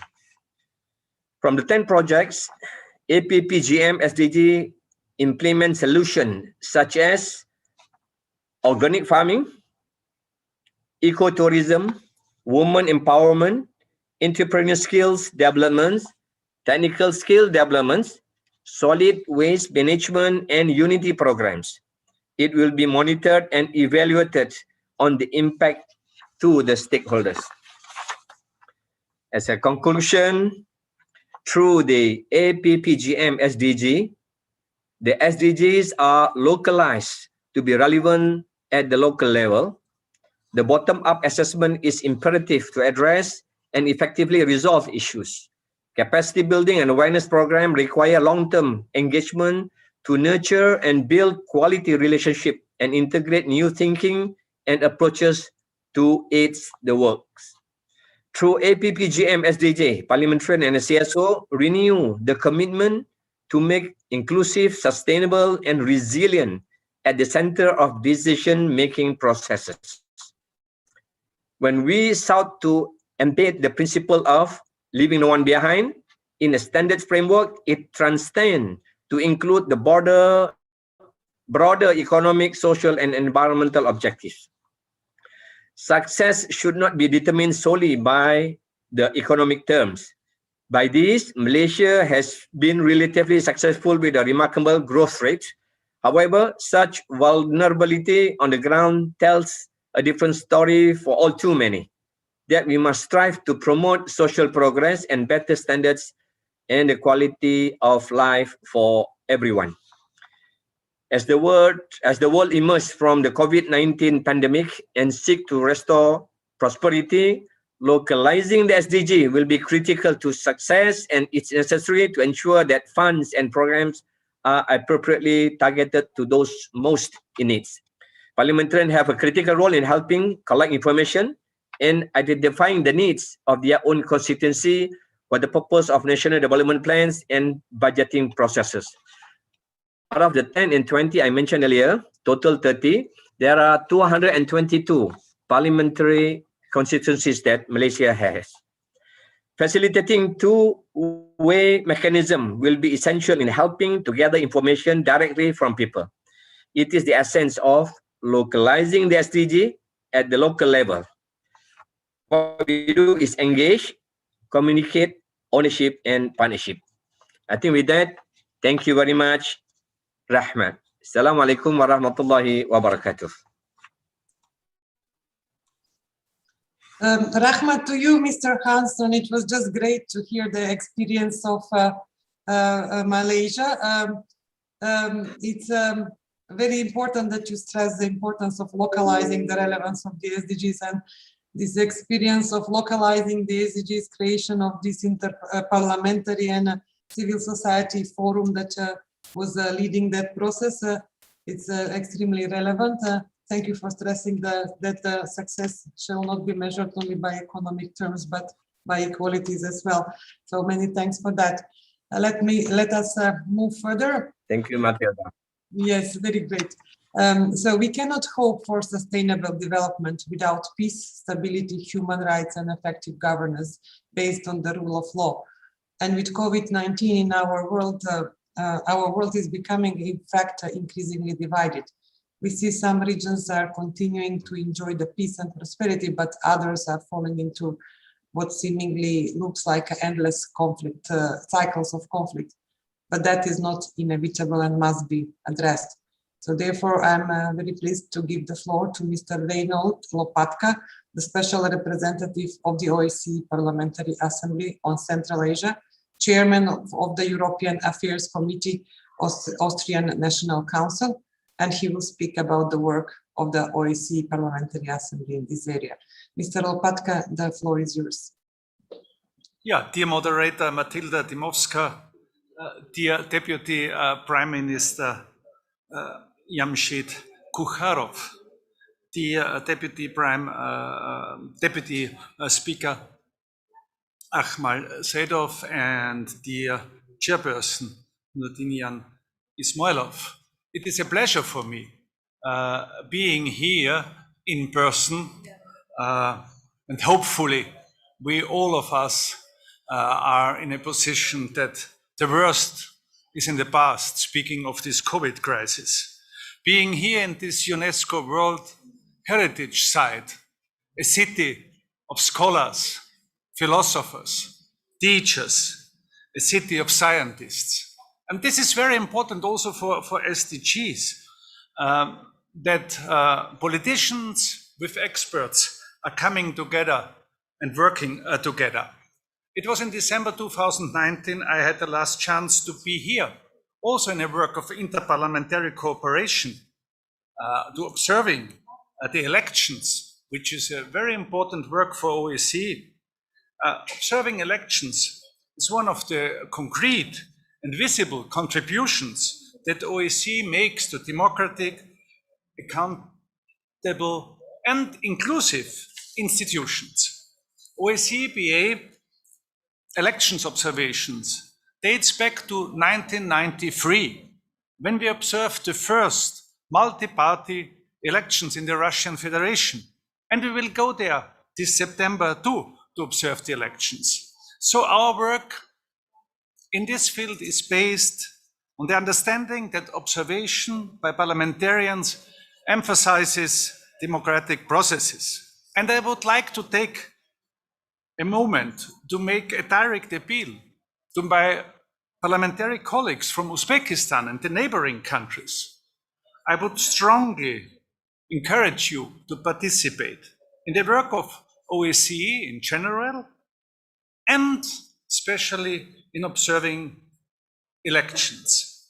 This would be a real contribution to our work, as the perspectives you bring would help us a lot. Colleagues, ladies and gentlemen, the Sustainable Development Goals and related questions about how to realize them are a regular feature in our discussions within OSCE-BA. It will not come as a surprise to any of you that parliamentarians are deeply interested in exchanging with colleagues on all of these topics. Through discussions on topics as broad as gendered impacts on COVID-19, as I mentioned before, or health, human rights, environmental protections issues, the OSCE-BA helps to ensure that our members can benefit from experiences in other countries. Everyone can learn from another colleague. Implementation is almost never easy, but we can ease the way by benefiting from lessons learned by colleagues who have been through similar processes. Parliamentarians have here a key role in laying the legislative and political framework through which all SDGs can be achieved. There's no time, of course, to discuss all these fields today. So I would like to particularly focus on parliamentarism within the SDGs. And let me start with my own country, with activities in the Austrian parliament. What we are doing. First, we try to engage young people. So our parliament addresses the SDGs as part of its educational program for the next generation. The SDGs have been several times the main topic of our so-called youth parliament and our democracy workshop. What is democracy workshop? Elected parliamentarians work with young people. We started 10 years ago, and can you imagine, we had more than 100,000 young people in our parliament working one day with MPs. We spend a lot of time to encourage our young people to be interested in politics. So we have around 10,000 young Austrians each year in our parliament. And the SDGs were addressed also as a part of our North-South dialogue with parliamentarians from African countries. And I would like to be focused on one of these 17 goals. Goal number 16, peace, justice, and strong institutions, which is very necessary for all the rest of the SDGs. Goal 16 is critical for parliaments, and parliaments are critical for Goal 16. Parliaments are the place where laws and policies, including on peace, justice, and inclusion, are debated and adopted.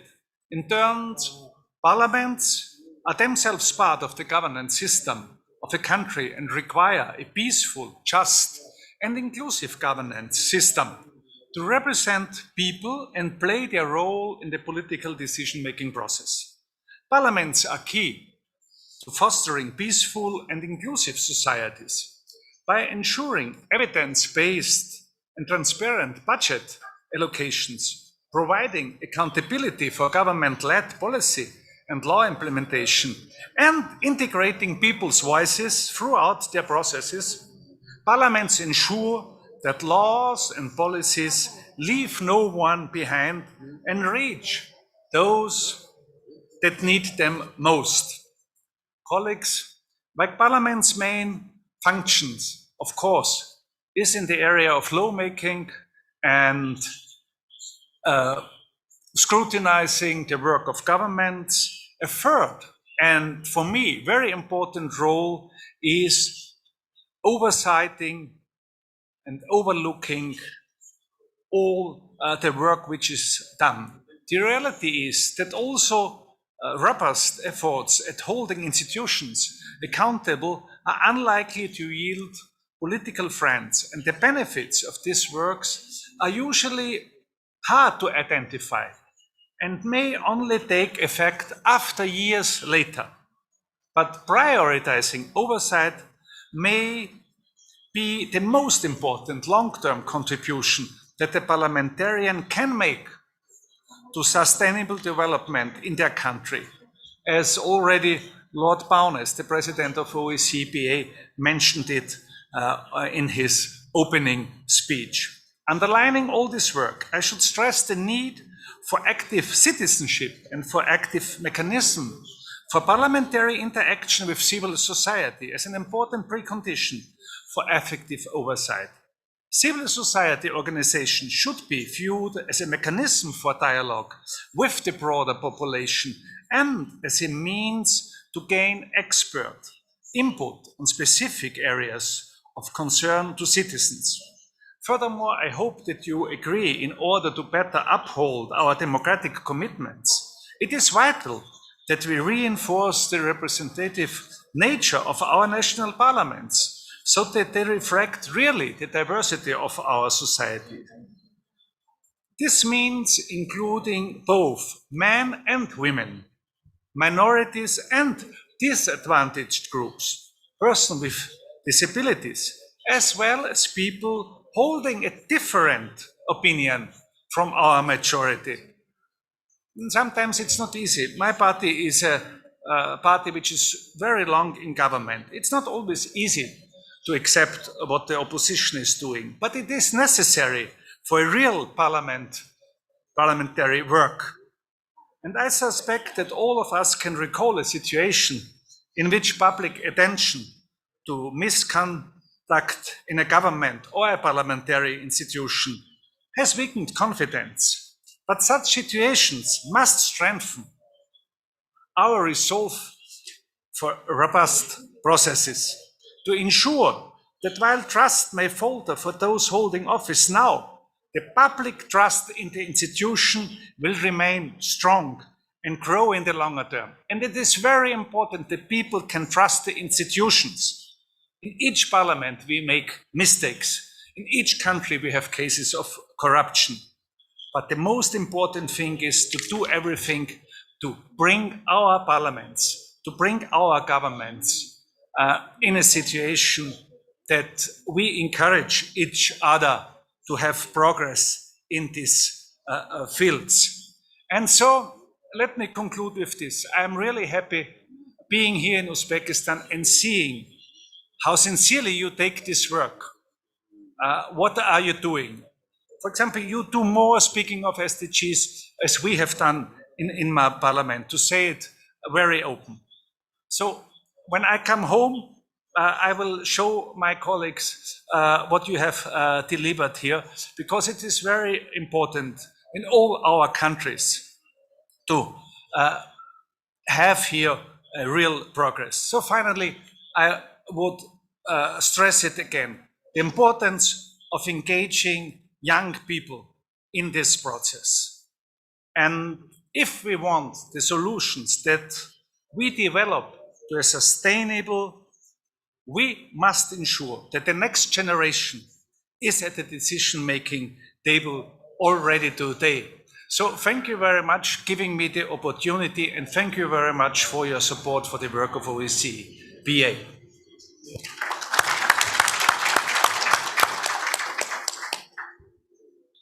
Kattakon rahmat Lapatka janob oliylari. Siz o'zingizni ma'ruzangizda 3 ta katta guruh masalalarga e'tiborni qaratdingiz. Birinchisi, sizni chaqiringizga javoban o'zbekistonlik parlamentariylar, ham deputatlar, ham senatorlar Yevropada xavfsizlik hamkorlik tashkilotining saylovlarni kuzatuv guruhlarda faol ishtirok etishadi.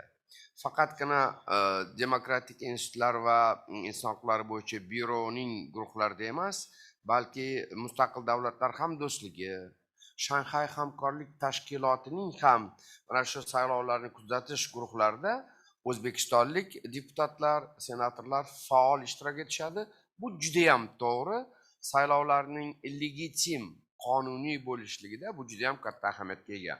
Ikkinchidan juda ham katta e'tibor berdingiz bu parlament assambleyasiga, Yevropada xavfsizlik va hamkorlik tashkilotining. Haqiqatan ham biz ham o'z faoliyatimizni qaytadan 17-yildan boshladik.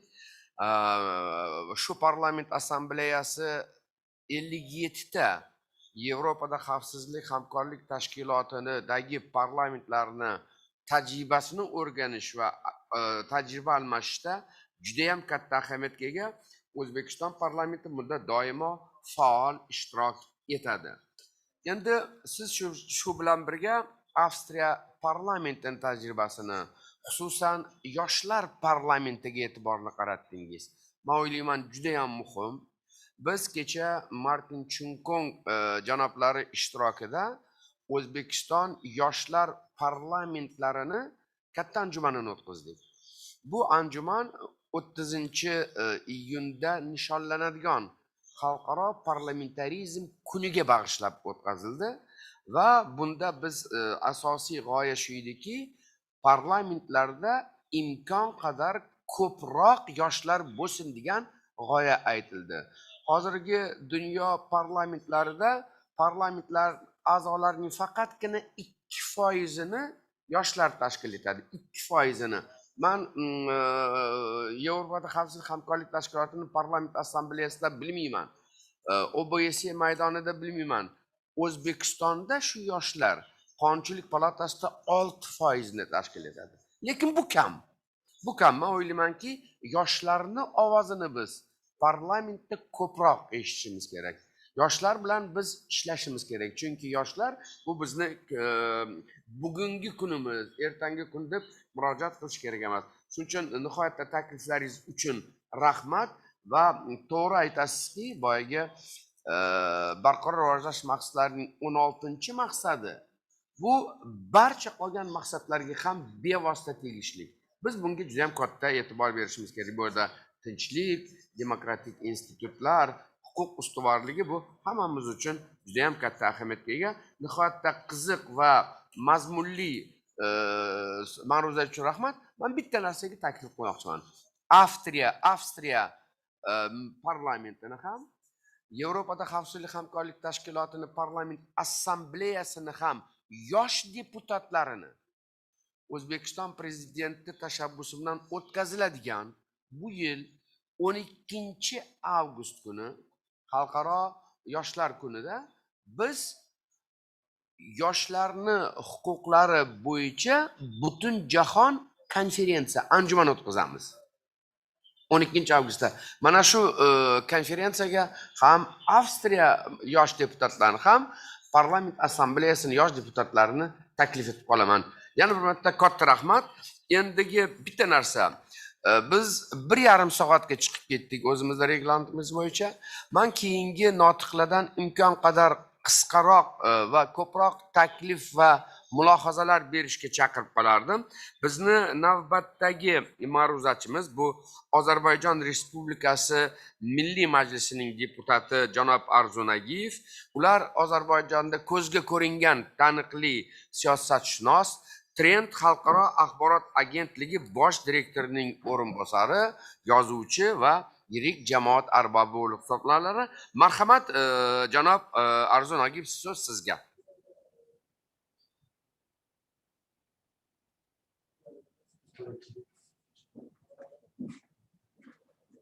Спасибо большое за представленное слово.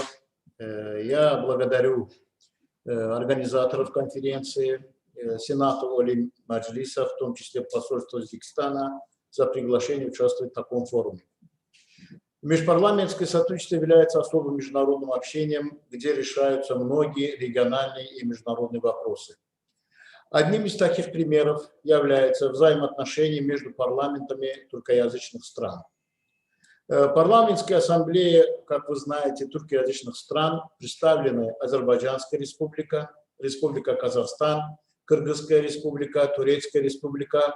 Сегодня, можно сказать, и Узбекистан является членом этого содружества, потому что мы имеем прекрасные отношения. Основные цели и задачи ассамблеи – это обмен информацией, экономические связи, политические взгляды, тюркская культура и ее пропаганда, реализация совместных проектов. И, естественно, исходя из всего этого, нахождение путей решения проблем. Если перечислить последние мероприятия, которые прошли в рамках парламентской ассамблеи туркоязычных стран, это симпозиумы, встречи, конференции и прочие, до которых решаются и пытаются решать вышеперечисленные задачи. Если я назову, какие мероприятия были проведены, это так как в марте месяце в Бишкеке прошел симпозиум, посвященный 100-летию Великого национального собрания Турции, 30-летию независимости туркоязычных государств и году национального гимна Турции.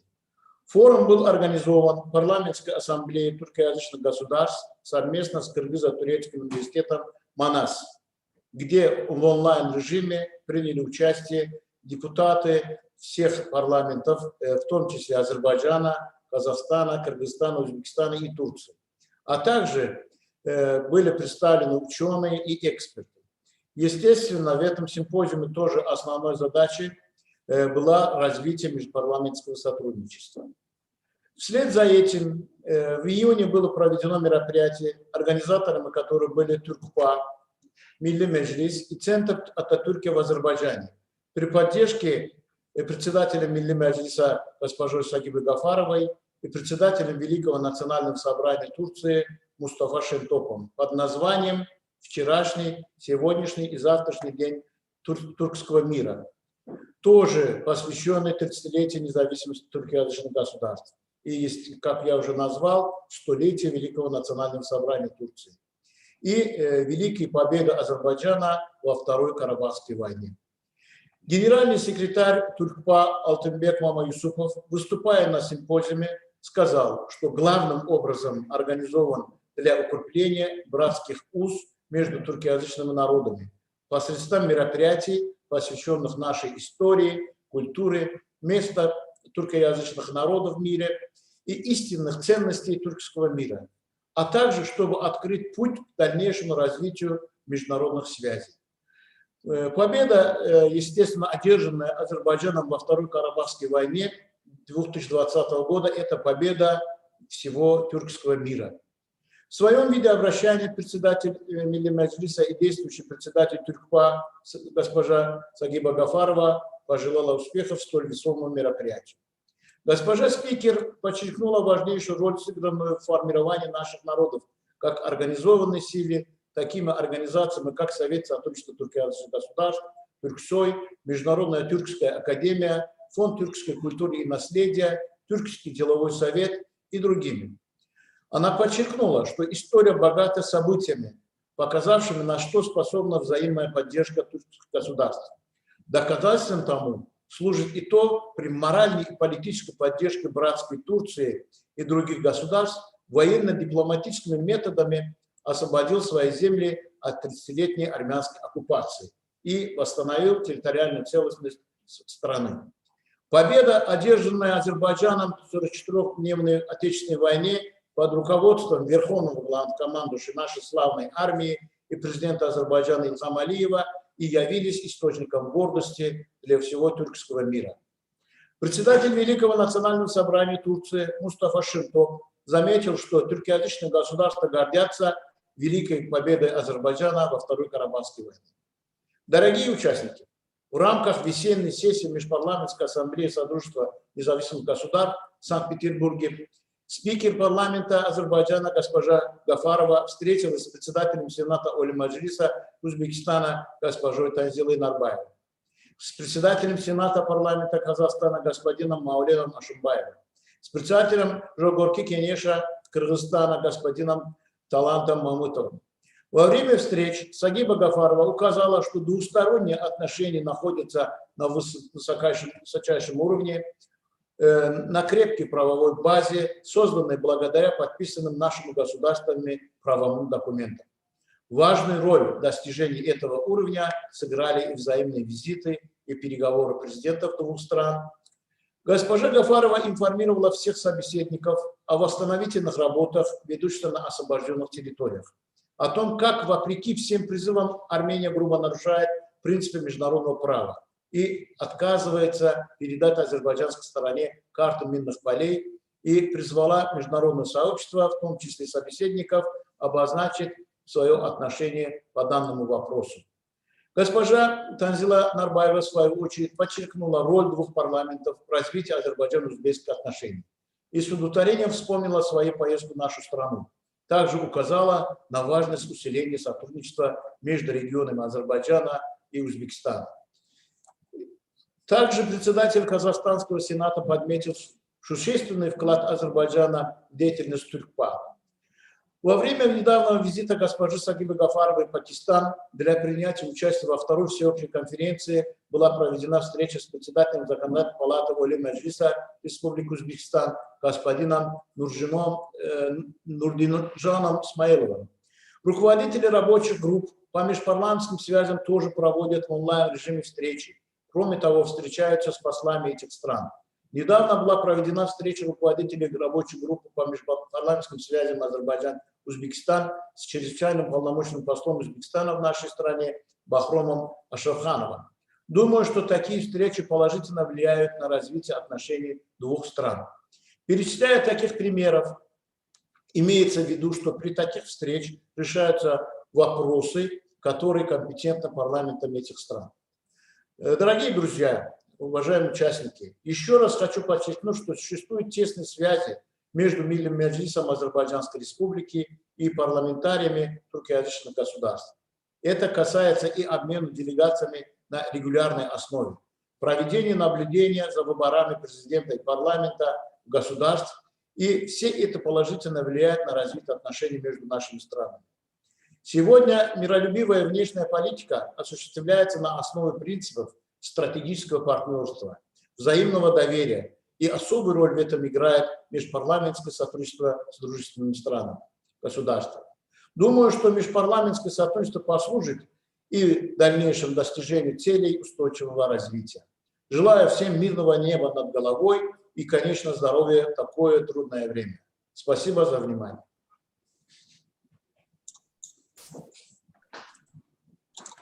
Thank you, Mr. Nagiev. It was very good to hear about the role of the interparliamentary cooperation and particularly using the platform of the Turkic-speaking countries for that purpose and the clear examples that you have given to us. Let us move with the next speaker. I give the floor to Mr. Fulvio Matrusiello, Member of the European Parliament, Chairman of the European Parliament Delegation for Central Asia and Mongolia. We heard so far about the SDGs being at the heart of the policy making at the country level. Let us hear from Mr. Matrusiello about the EU strategy for implementation of the SDGs. Over. Hello, good morning, ladies and gentlemen. I am the advisor of Ms. Ormet Martuscello. Due to unprecedented changes, I will speak on his behalf. So, in my capacity as the chair of delegation to the European Union, Republic of Uzbekistan Parliamentary Cooperation Committees, I would like to thank Ms. Tanzila Nabaeva, the chairperson of the Senate of the Oli Majlis of the Republic of Uzbekistan, for the invitation to this international forum on the interparliamentary global cooperation in the implementation of Sustainable Development Goals. Sustainable development objectives have been at the heart of European policymaking for a long time, firmly anchored in the European treaties and mainstreamed in the key project, sectoral policies and initiatives. The European Union's primary ambition is to increment smart, environmental and inclusive growth. Indeed, the 17 Sustainable Development Goals, the SDG, is a step forward to interlinks green ambitions, emerging new relationships. Therefore, implementing the 2030 agenda is fundamental to prepare Europe for an effective and successful transition to meet actual necessities. As a matter of fact, the 2020 SDG report covered for the first time as a visual presentation of the status and advancement of the member states toward the SDG. For the 2021 report edition, Eurostat aims to improve the presentation of the member state assessment and report spillover effects of the EU action more exhaustively. Additionally, this report will contain a first assessment of the COVID-19 pandemic impacts on sustainable development in the EU. The European Union has established three main approaches to making the best progress towards achieving the Sustainable Development Goals. The first one is a predominant EU SDG strategy to lead all actions by the EU and member states. The SDG, recognized at the highest EU political level, supporting policies and activities. Indeed, the EU institutions and member states, including regional and local authorities, would work closer to ensure better coordination. Plus, an implementation process will be established to supervise progress and setting high points to achieve by 2030. The second point, main consideration in implementing the SDG in all relevant EU political decisions. The SDG will encourage and guide the development of post-EU 2020 growth strategy, while not ignoring other political priorities, and will not monopolize the member states' work actions, the regional and local authorities' decisions to accomplish the SDG. The third point, setting greater attention on external action while consolidating current sustainability ambition to the EU level. The EU is a front-runner on the SDG in many ways. Its presence and experience can be essential to assist and lead other countries worldwide to achieve further progress. The EU could promote its environmental, social, and governance standards more strongly through trade agreements and multilateral negotiations. Moreover, the EU could work even closer together with international cooperation, pursuing the same goals. Monitoring the 17 Sustainable Development Goals in the European context focuses on global partnership and financial governance within the EU. The EU progress in the agenda of global partnership has been uncertain. In recent years, the imports of developing countries have increased, yet the financial flows to the countries have declined. To achieve the SDG partnership are essential between governments, the private sector, civil society, and other parties.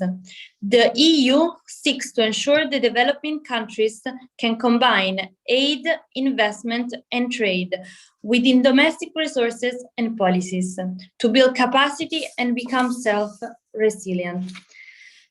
The importance of constantly advancing on the SDG, engaging with partners countries and civil societies, as well as the Union representation at high-level international scene, including the United Nations High-Level Political Forum on Sustainable Development, is crucial to the advance of the EU commitment to leadership in sustainable development.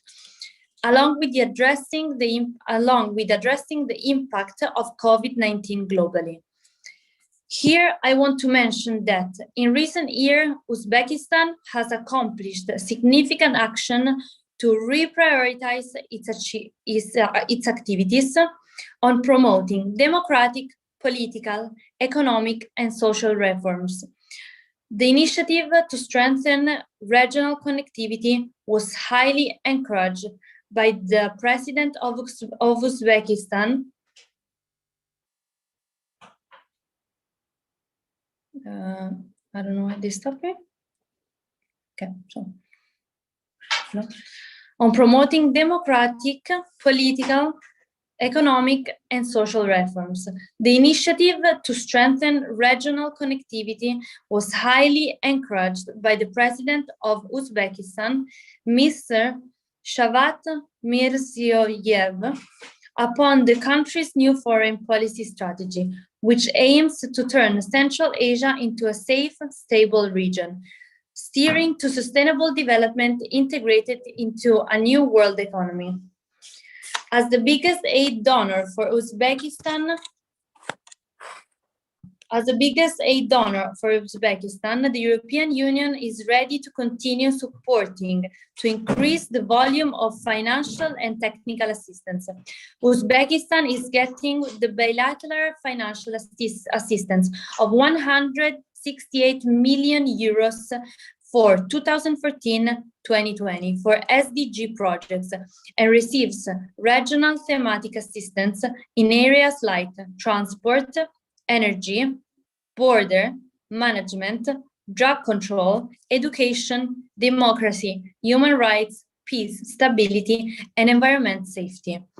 The European Union has been active in Uzbekistan since 1996 and provides approximately 24 million euros annually in the development assistance.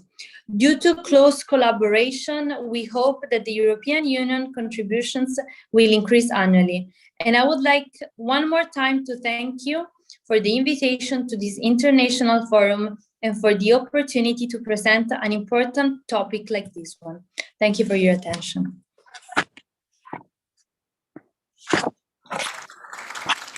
Спасибо большое за очень конкретные выступления. Передайте мои приветствия моему партнеру, другу, господину Мартушелло.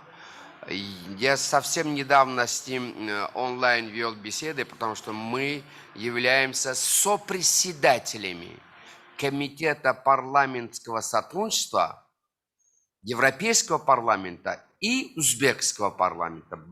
Мои самые теплые приветствия господину Мартушелло. Спасибо за содержательное выступление. Очень интересно, я бы сказал, подходы Европейского Союза, о трех подходах вы отмечали в реализации ЦУР в странах-членах Европейского Союза. Мы также считаем очень важным подключение в реализации ЦУР институтов гражданского общества, реализовать проекты верховенства закона. Да. И еще одно, действительно, пандемия оказала самые пагубные воздействия негативные на реализацию ЦУР во всех странах, в том числе и европейских странах, а также в Узбекистане. Спасибо за теплые слова относительно проводимых в Узбекистане, я бы сказал, фундаментальных реформ во всех сферах общественной жизни по инициативе президента, его превосходительства господина Мирзиёева. Еще мы очень благодарим за тесное и расширенное сотрудничество с Узбекистаном. Мы весьма благодарны за подписание GSP+ с Узбекистаном. Это даст новые возможности, чтобы узбекские товары шли в европейский рынок. Да, действительно, мы знаем, что Европейский Союз является крупным донором для Узбекистана. Мы ведем сейчас очень тесную работу в целях подписания соглашения о расширенном сотрудничестве и партнерстве Европейским Союзом. Я думаю, что у нас очень широкий круг план взаимодействия. Мы будем, то есть, приветствовать все направления взаимодействия с Европейским парламентом. Огромное спасибо. Уважаемые участники конференции, теперь позвольте мне предоставить слово господину Ржен Шекеру. Он является... Ржен Шекен janoblari Turkiyazabon davlatlar parlament assambleyasidagi delegatsiyasi a'zosi, Turkiya Buyuk Majlisining deputati bo'lib hisoblanadilar. Marhamat, janob Recep Sheker, so'z sizga. Assalomu alaykum. Sayın başkanlar, değerli katılımcılar, ben de sizleri saygıyla, muhabbetle selamlıyorum.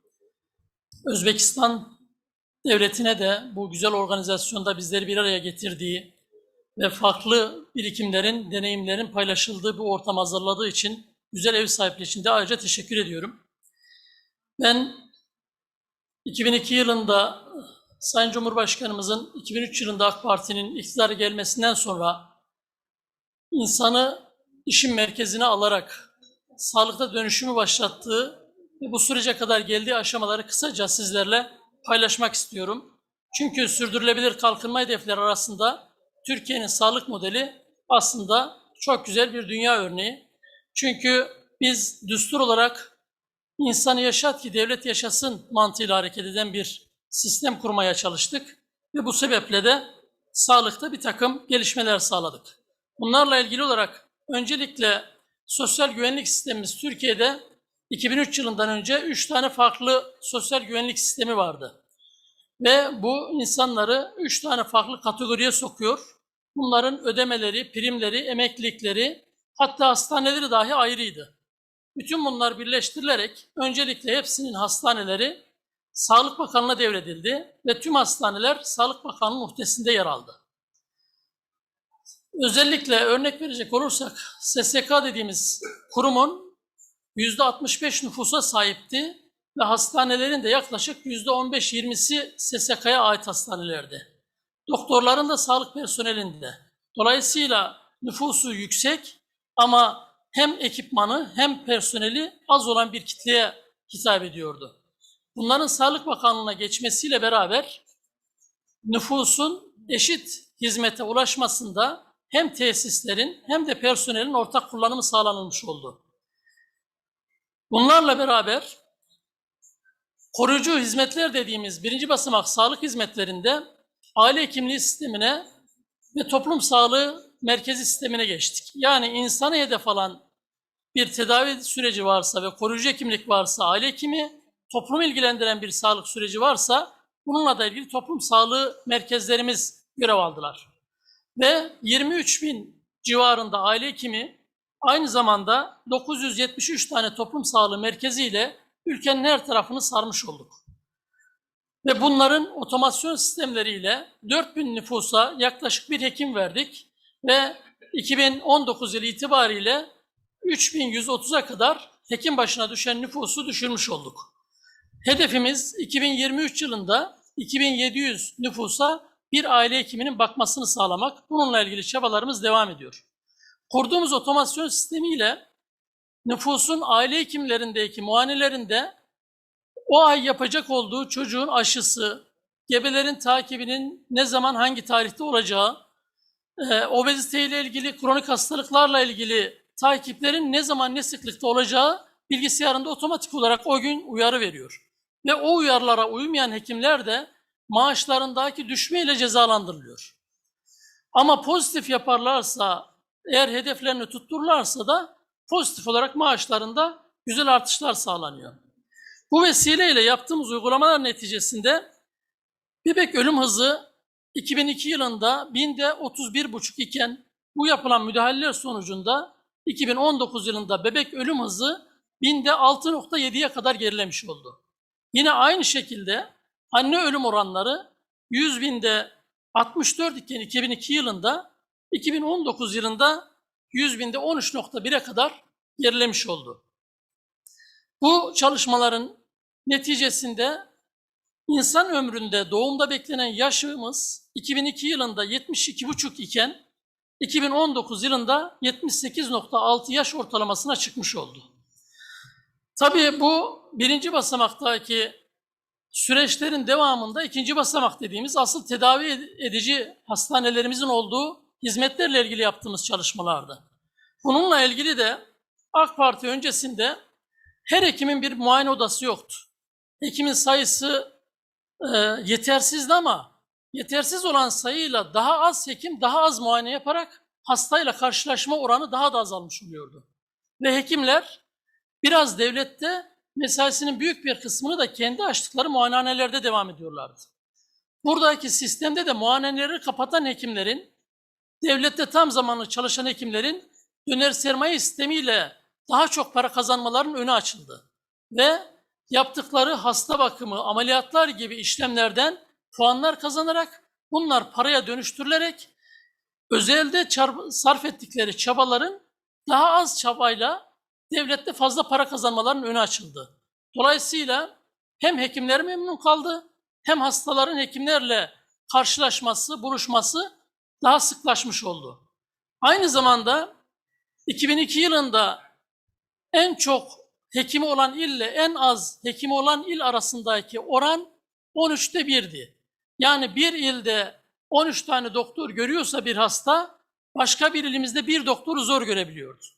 Bu da personelin dağılımındaki dengesizliği gösteriyordu. Personel dağılım cetvelleriyle nüfusu orantılı, uzmanların branşlarındaki ülkedeki sayılarına göre bir planlama yapıldı ve buna personel dağılım cetveli adı altında o sayıya göre bölgeler kodlandırıldı. O kodlara göre de aciliyet sırasına göre hekimler dağıtıldı ve mecburi hizmet sistemleri uygulandı. Bu vesileyle de hekimlerin oranı 13'e 1'den 2'ye 1'e kadar düşmüş oldu. Yani en ücra köşedeki, en geri kalmış yerdeki bir insanın hekime ulaşabilmesiyle en gelişmiş şehirdeki bir insanın hekime ulaşabilmesi arasında bir fark kalmamış oldu. Tabii bununla birlikte mekanlarımızı da yeniledik.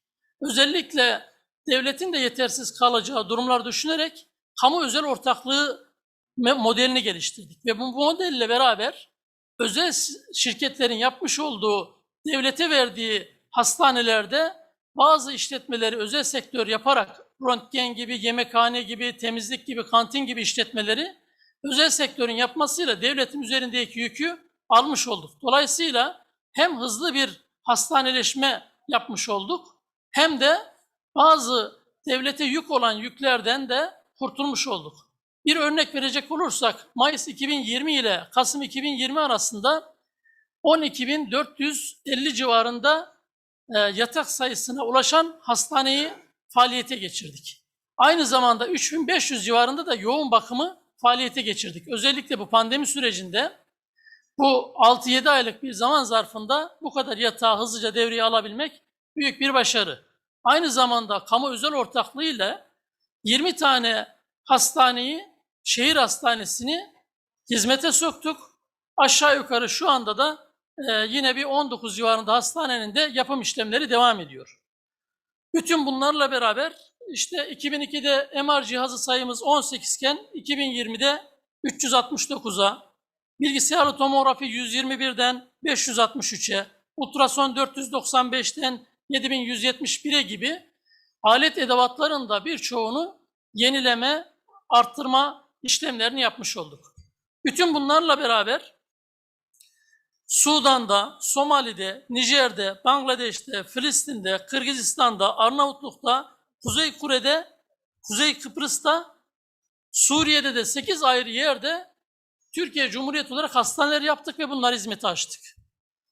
Dolayısıyla dünyanın her yerine ulaşabilmeyle ilgili bir sağlık modeli geliştirmeye çalıştık. Ve koronavirüs sürecinde de kendi ventilatörümüzü hızlı bir şekilde icat etmeyi başarabildik. Biner yataklı 2 tane hastaneyi 45 günde bitirerek hizmete açtık. Aynı zamanda dün itibariyle de Turcovax isimli kendi aşımızı üreterek 3. faz aşamalarına aşımız da geçmiş oldu. Bununla beraber Covid sürecinde 158 tane ülkeye, 11 tane uluslararası kuruluşa da tıbbi ve maddi hem yardım hem de destekte bulunmuş olduk. Dolayısıyla Covid'de paylaşmanın ne kadar önemli olduğunu, bir insanın hayatının dünyadaki tüm zenginlikleri verdiğimiz takdirde bile karşılayamayacağımızın ülke olarak duruşunu hep beraber göstermiş olduk. Covid süresinde yaşananlarda da hangi ülke ne yaptı, nasıl duruş sergiledi, ne yapabilirdi de ne yaptı, ne yapamadı, bütün bunların sorgusunu da hem tüm dünya insanlarına hem de şu anda yazdığımız tarih itibariyle gelecekteki nesillere hep beraber aslında vermiş oluyoruz. Ben sözlerimi daha fazla uzatmadan kısaca bunların yanında obeziteyle mücadeleyle ilgili 120 civarında merkezimiz var. Tütünle mücadele, sigarayla mücadele konusunda Dünya Sağlık Örgütü'nün Empower dediğimiz kriterlerine dünyada tek sahip olan ülkeyiz sigarayla mücadeledeki başarımız dolayısıyla. Obeziteyle ilgili söyledim, tütünle ilgili var. Çocuklarda fenilketonuri, ücretsiz D vitamini dağıtımı gibi birçok noktada işitme testi gibi rutine bindirdiğimiz çalışmalarımız var. Ve çocuklardaki 2002'de 7 tane antijenle yaptığımız aşılamayı şu anda 13 antijenle yapıyoruz ve son 10 yıllık aşılama oranında %95'in üzerinde bir başarı oranımız var. Ben daha fazla sözlerimi uzatmadan insana verilen değerin hepimiz için önemli olduğunu, tüm dünyada Covid gösterdi ki en önemli şey sağlık ve bu sağlığı da hep beraber başarmamız gerektiğini düşünüyorum. Tüm katılımcılara saygılarımı sunuyorum. Teşekkür ediyorum.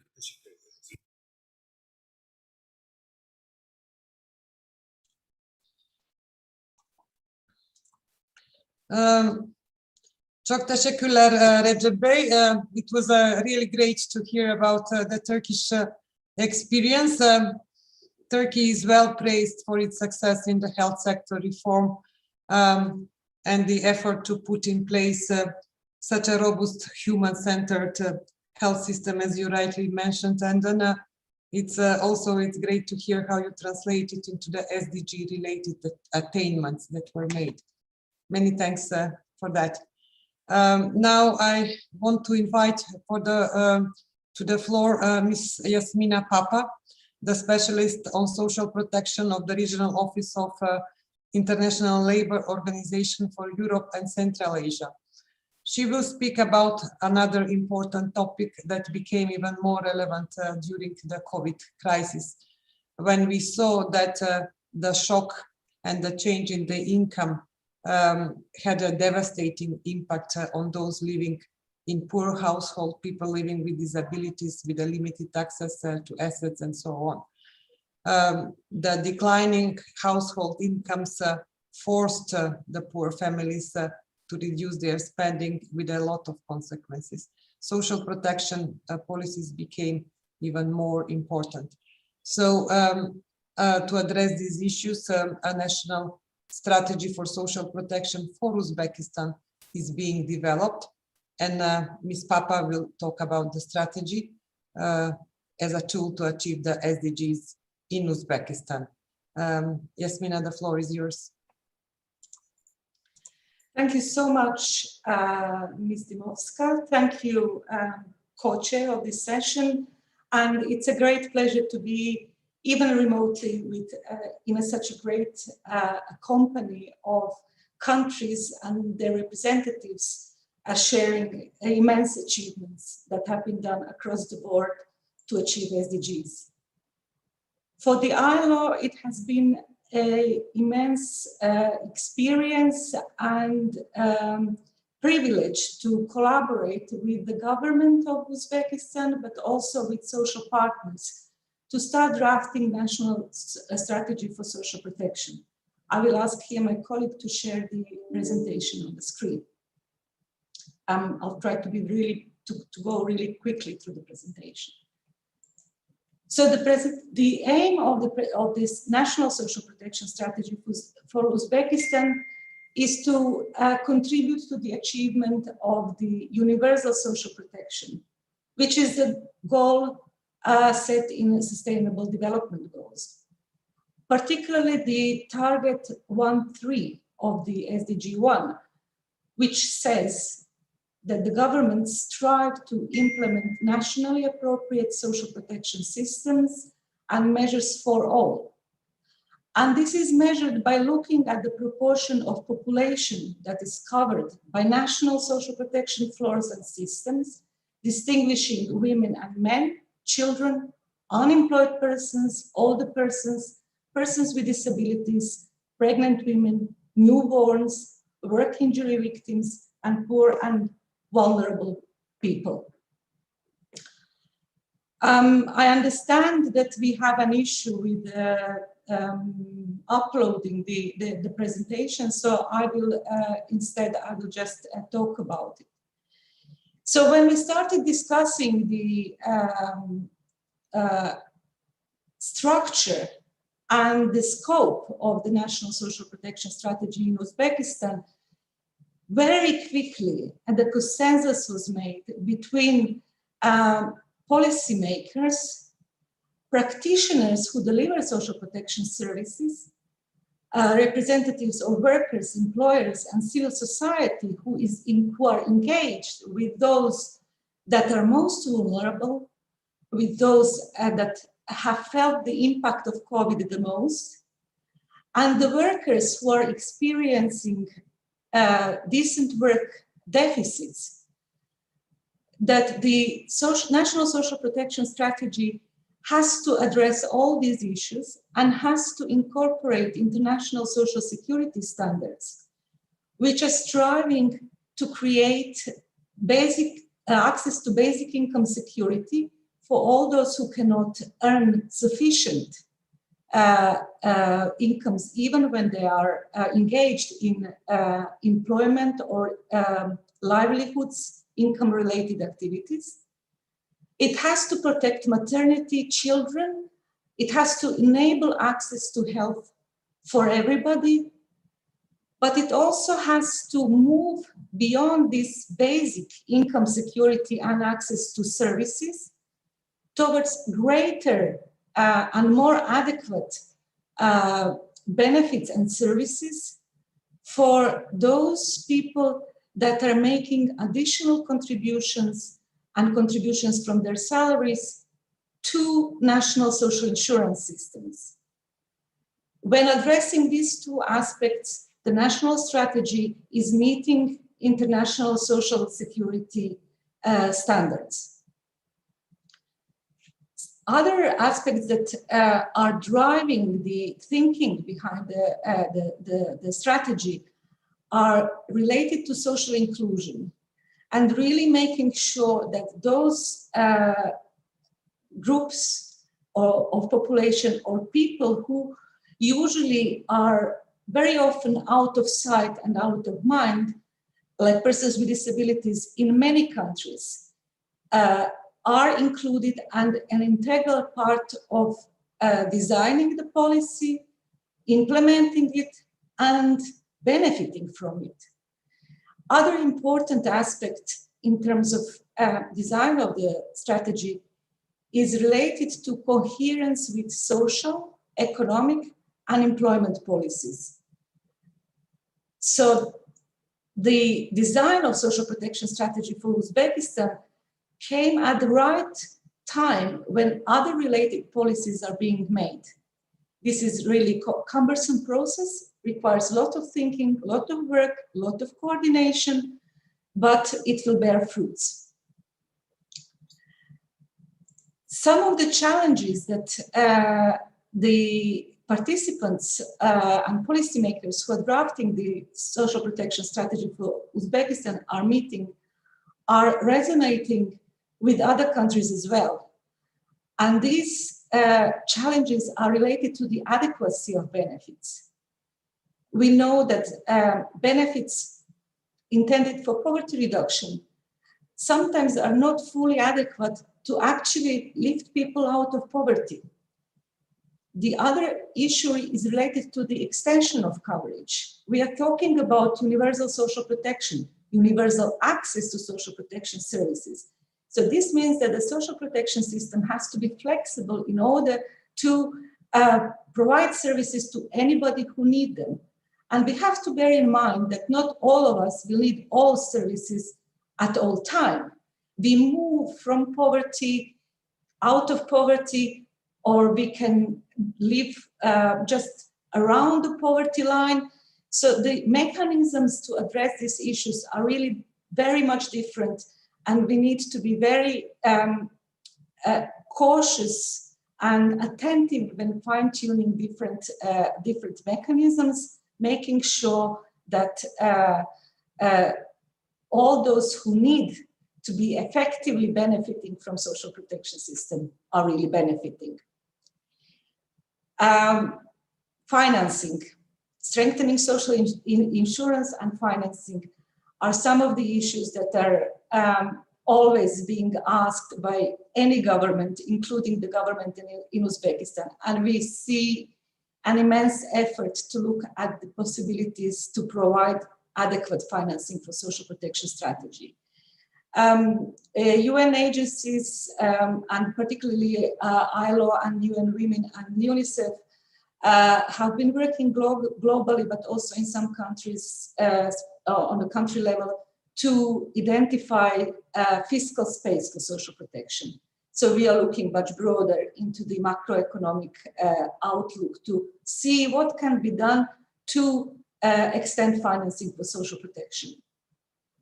In addition, of course, to strengthening the national social insurance system.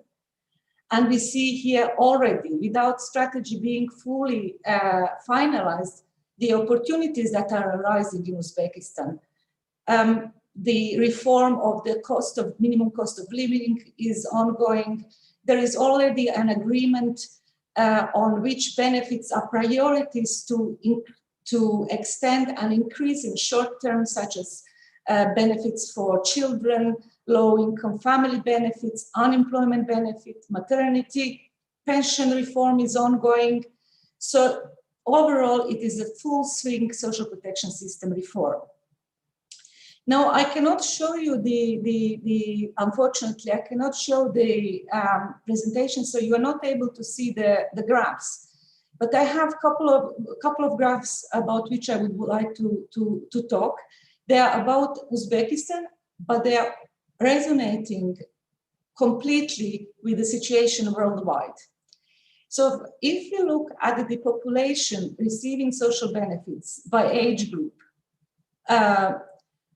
in most of the countries, we see that the benefits for children and benefits for working age population are making the smallest share, and the smallest number of people are receiving these benefits.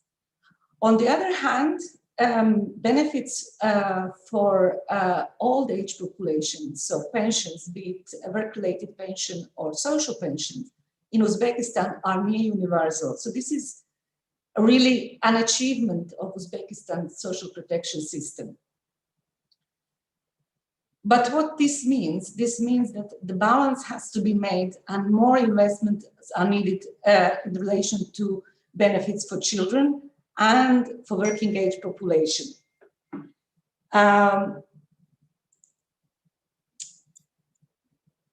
Without compromising achievements already made in terms of social protection system, which is focused on social insurance. Having said this, and we can go to the next slide, we can see that Uzbekistan is already making a progress in extension of social protection coverage.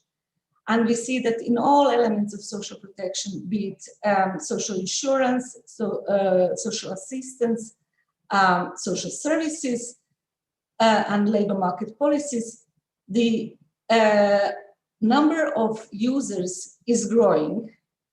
But this is also because not all needs of all people have been met previously. And the pressure on the system will grow, in part as an impact of COVID, but also in part as an impact of greater restructuring in economic sectors. On the next slides, which talks about users and expenditures of different elements of the social protection. Очень прошу соблюсти регламент. Вы уже 20 минут говорите. Oh.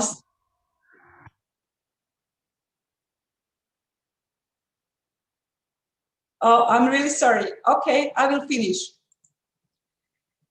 I will finish with the last slide, which is talking about building social protection floors. And Uzbekistan is doing that.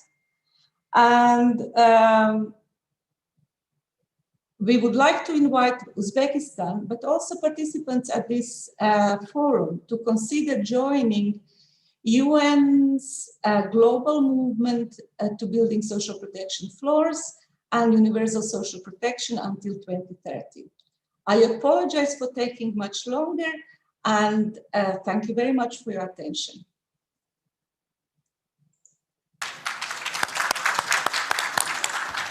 Спасибо. Действительно, sizni juda ham ma'ruzangiz juda ham qiziq edi. Lekin biz har qanday reglamentdan chiqib ketdik. Bu yerdagi ishtirokchilarga 2da tushlik berishimiz kerak. Undan tashqari yana bitta bizni mana shu zalda ishtirok etayotgan bir ishtirokchimiz Amira Al-Hassan xonim iltimos qilyaptilar so'zga chiqishga.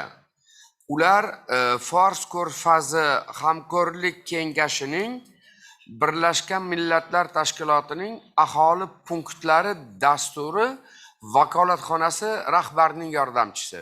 Men anjuman ishtirokchilaridan so'raymiz.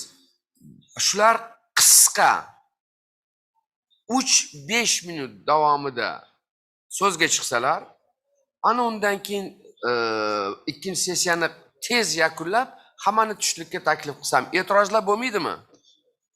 Marhamat, Amira Al-Hassan xonim. Hello, everybody, and I'm sorry we are running out of time, and I will try to be as short as possible. And there is a copy of my presentation with the organizers, so you can go through it as long as you like. So to begin with, Your Excellency Matilda Dymovska, Nordin Ismailov, Your Excellency Altanbek Mamayosobov. I'm sorry if I mispronounce your names. Ladies and gentlemen, esteemed representatives of the International Forum on Interparliamentary Global Cooperation of the Implementation of the Sustainable Development Goals. It gives me a great pleasure and honor to be here with you at this extremely important gathering, which reflects the seriousness with which international community is pursuing sustainable solutions to the challenges confronting the international community in the process of achieving sustainable development goals through the expansion of parliamentary cooperation. Distinguished ladies and gentlemen, achieving sustainable development goals has become a top priority and preoccupation for many countries to combat the urgent environmental, political, and socio-economic challenges facing our world. And our gathering today is an evidence of a global parliamentarian awareness of the importance of finding new and innovative solutions and measures and updating decisions wherever needed in order to save the citizens of different regions of the world from further deterioration in their local environments, which will result in more socio-economic challenges, especially since the emergence of COVID-19 pandemic that had a huge impact in the past year and a half. Ladies and gentlemen, UN Habitat defines urban governance as the sum of the many ways individuals and institutions, public and private, plan and manage the common affairs of the city. It is a continuing process through which conflicting or diverse interests may be accommodated and cooperative action can be taken. It includes formal institutions as well as informal arrangements and the social capital of citizens. Good urban governance is characterized by decentralization, sustainability, equity, and participation, and refers to the structures and processes that are designed to ensure accountability, transparency, responsiveness, rule of law, stability, inclusiveness, and empowerment. Urban governance also encompasses a diverse range of actors in decision-making process, as well as the formal and informal structures that have been set in place to arrive at and implement decisions. In the urban context, it is the process by which governments and stakeholders collectively decide how to plan, finance, and manage urban areas. In many countries in the world, urban governance systems are considered inadequate and need critical reforms to enable sustainable and inclusive urban development that responds to the current and future needs. They have institutional frameworks that prevent urban governments from fully fulfilling their responsibilities through inadequate decentralization, limited resources, weak capacities, and weak frameworks for engagement with the residents, civil society, and other key stakeholders. Most countries, especially in the global south, suffer from an undefined distribution of responsibilities between different levels of government, resulting in duplication of roles and gaps that can lead to institutional wars. The end result is that ordinary citizens suffer from poor provision of public services and end up buying these services through informal, costly but unsafe channels. These ineffective multi-level governance arrangements also affect planning processes, cause risk backlogs in budget spending, and create wider economic inefficiencies. Community engagement and participation in public decision-making needs to promote more productive and inclusive interactions to better include women, youth, ethnic minorities, migrants, the urban poor, and other disadvantaged groups such as people with disabilities in decision-making process. Furthermore, inequalities, insufficient access to basic services, lack of decent housing, job insecurity, and informality also continue to shape especially fragmented and socially segmented cities, while the expansion of metropolitan areas and the bargaining gap between them and intermediary cities pose serious challenges to urban governance. In 1999, UN Habitat launched the global campaign on urban governance to support the implementation of the Habitat Agenda of Sustainable Human Settlements Development in Urbanized World. The new Urban Agenda and Sustainable Development Goals call for institutional coordination at all levels through new governance arrangements and improved metropolitan governance structures.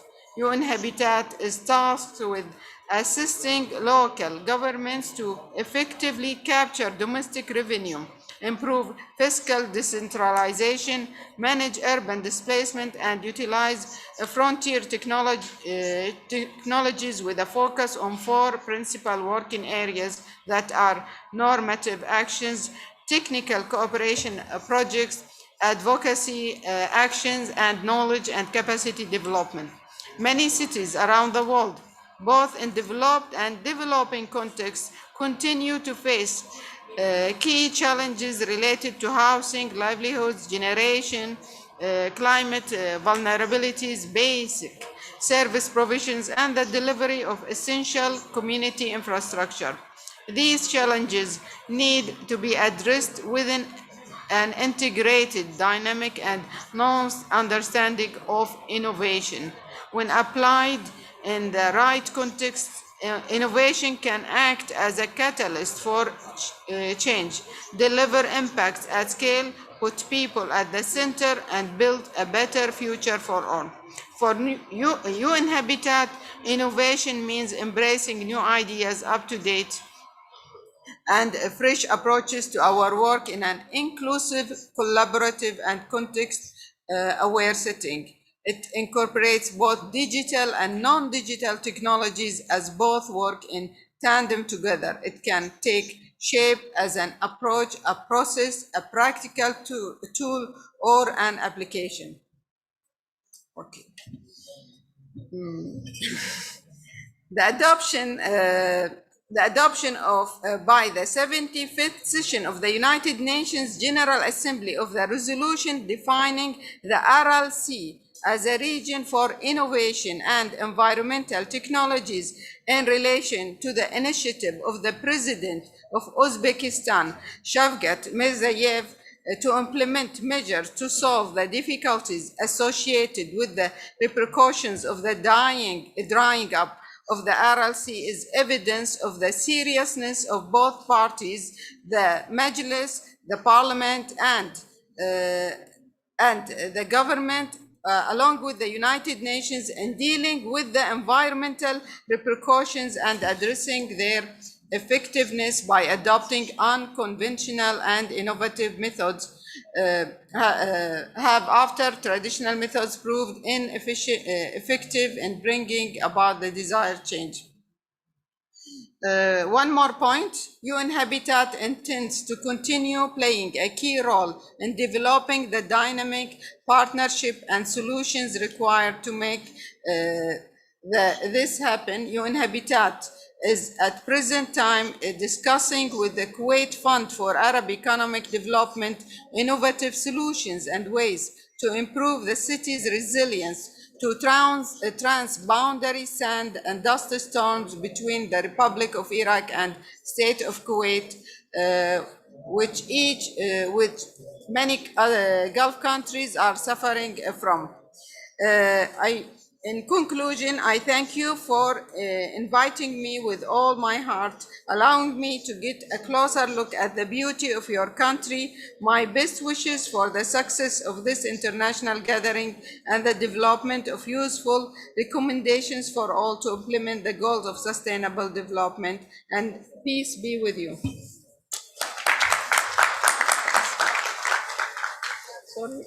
Thank you, Ms. Amira Al Hassan.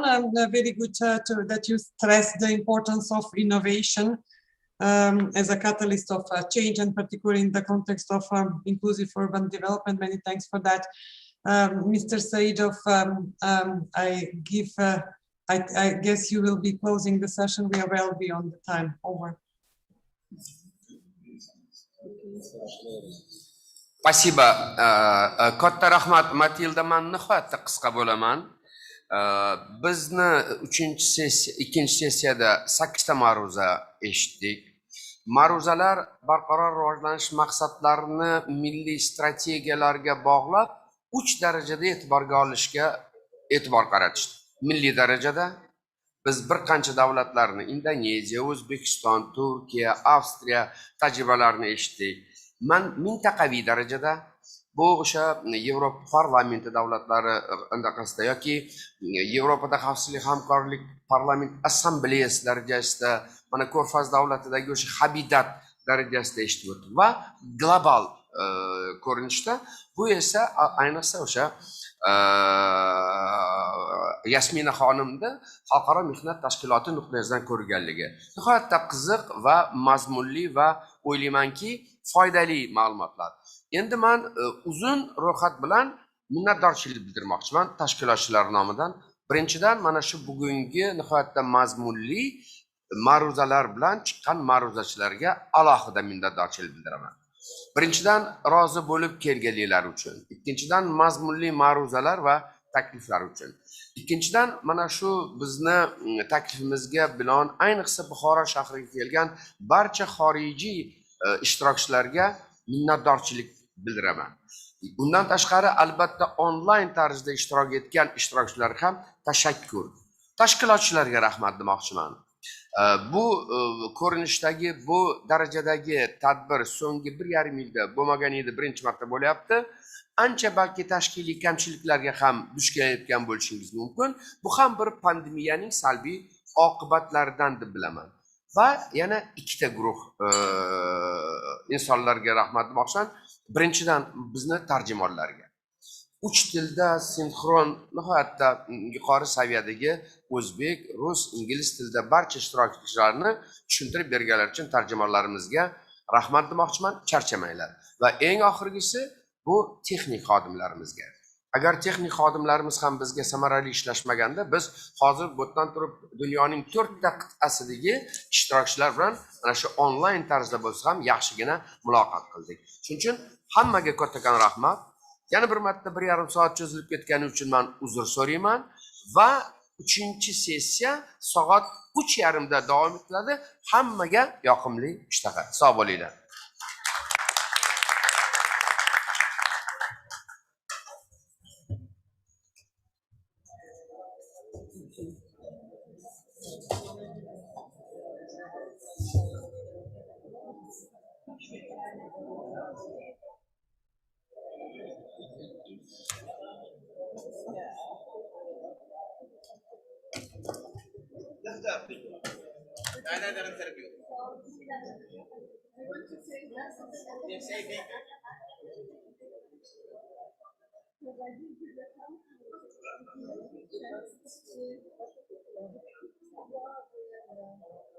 It was good because it was translated in the UN translation. Okay. Your organization translated. I skipped one and a half page. SDG is UN initiative. Yes. And first of all, priority should be given to UN organization. That's my opinion. You have to talk together about the question. Yes, She needs to, we need to include by this the one. way, yes, I talked to Ms. Fraser that we would like to create contact with UN Habitat.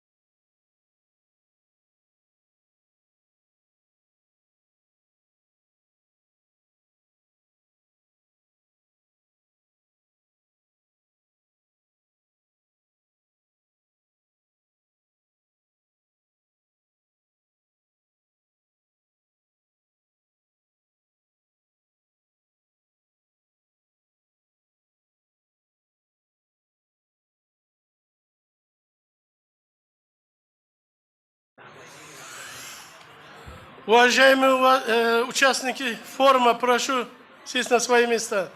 Iltimos o'tirib olsangizlar.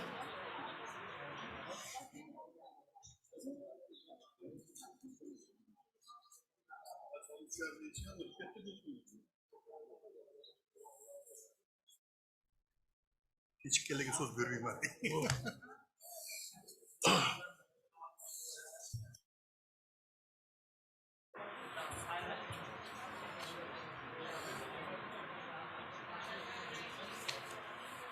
Joylaringizni egallab olishlaringizni so'rayman.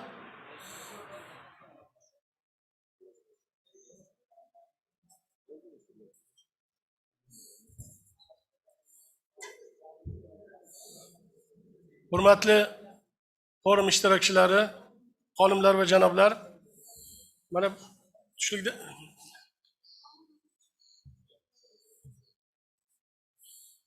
tushlikdan keyin men o'ylaymanki, yaxshi kayfiyat bilan 3-sessiyamizni boshlasak bo'ladi.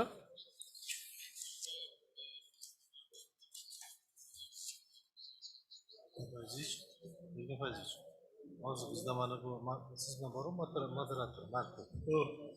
Hozir ular berishsinmi hozir? Hozir. Hozir ikkinchi moderatorni ulashsin, sessiyani boshlaymiz.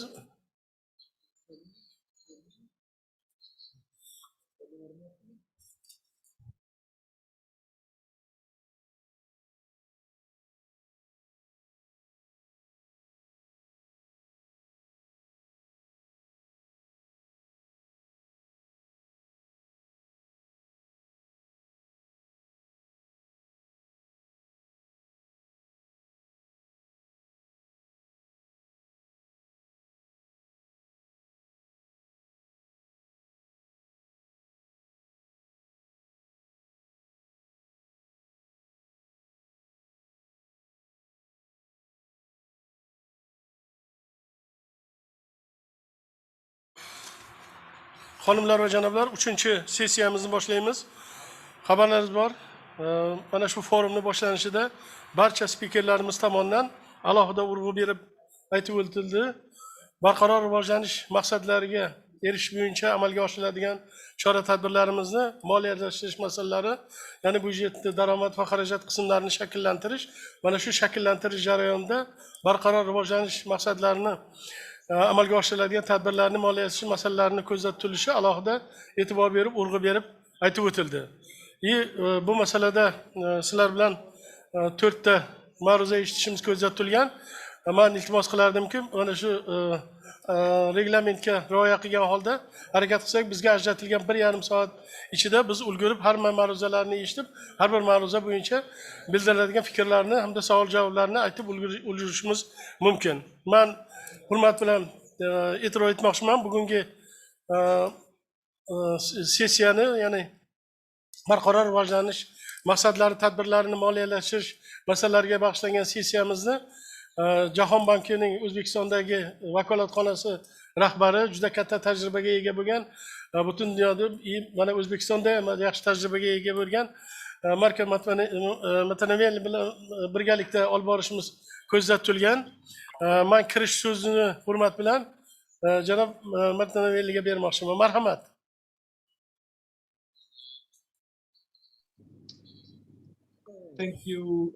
Thank you very much, Mr. Gadolf. I'm pleased to be here participating as moderator, co-moderator in this event.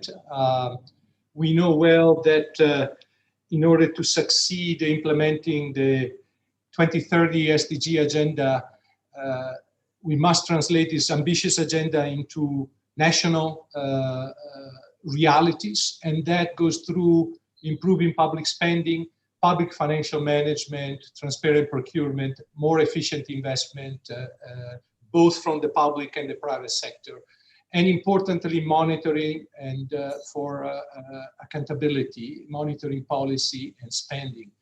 So I'm very pleased to be here. These are the topics of this panel, and in order not to take much time, I look forward to you opening the panel and beginning the discussion.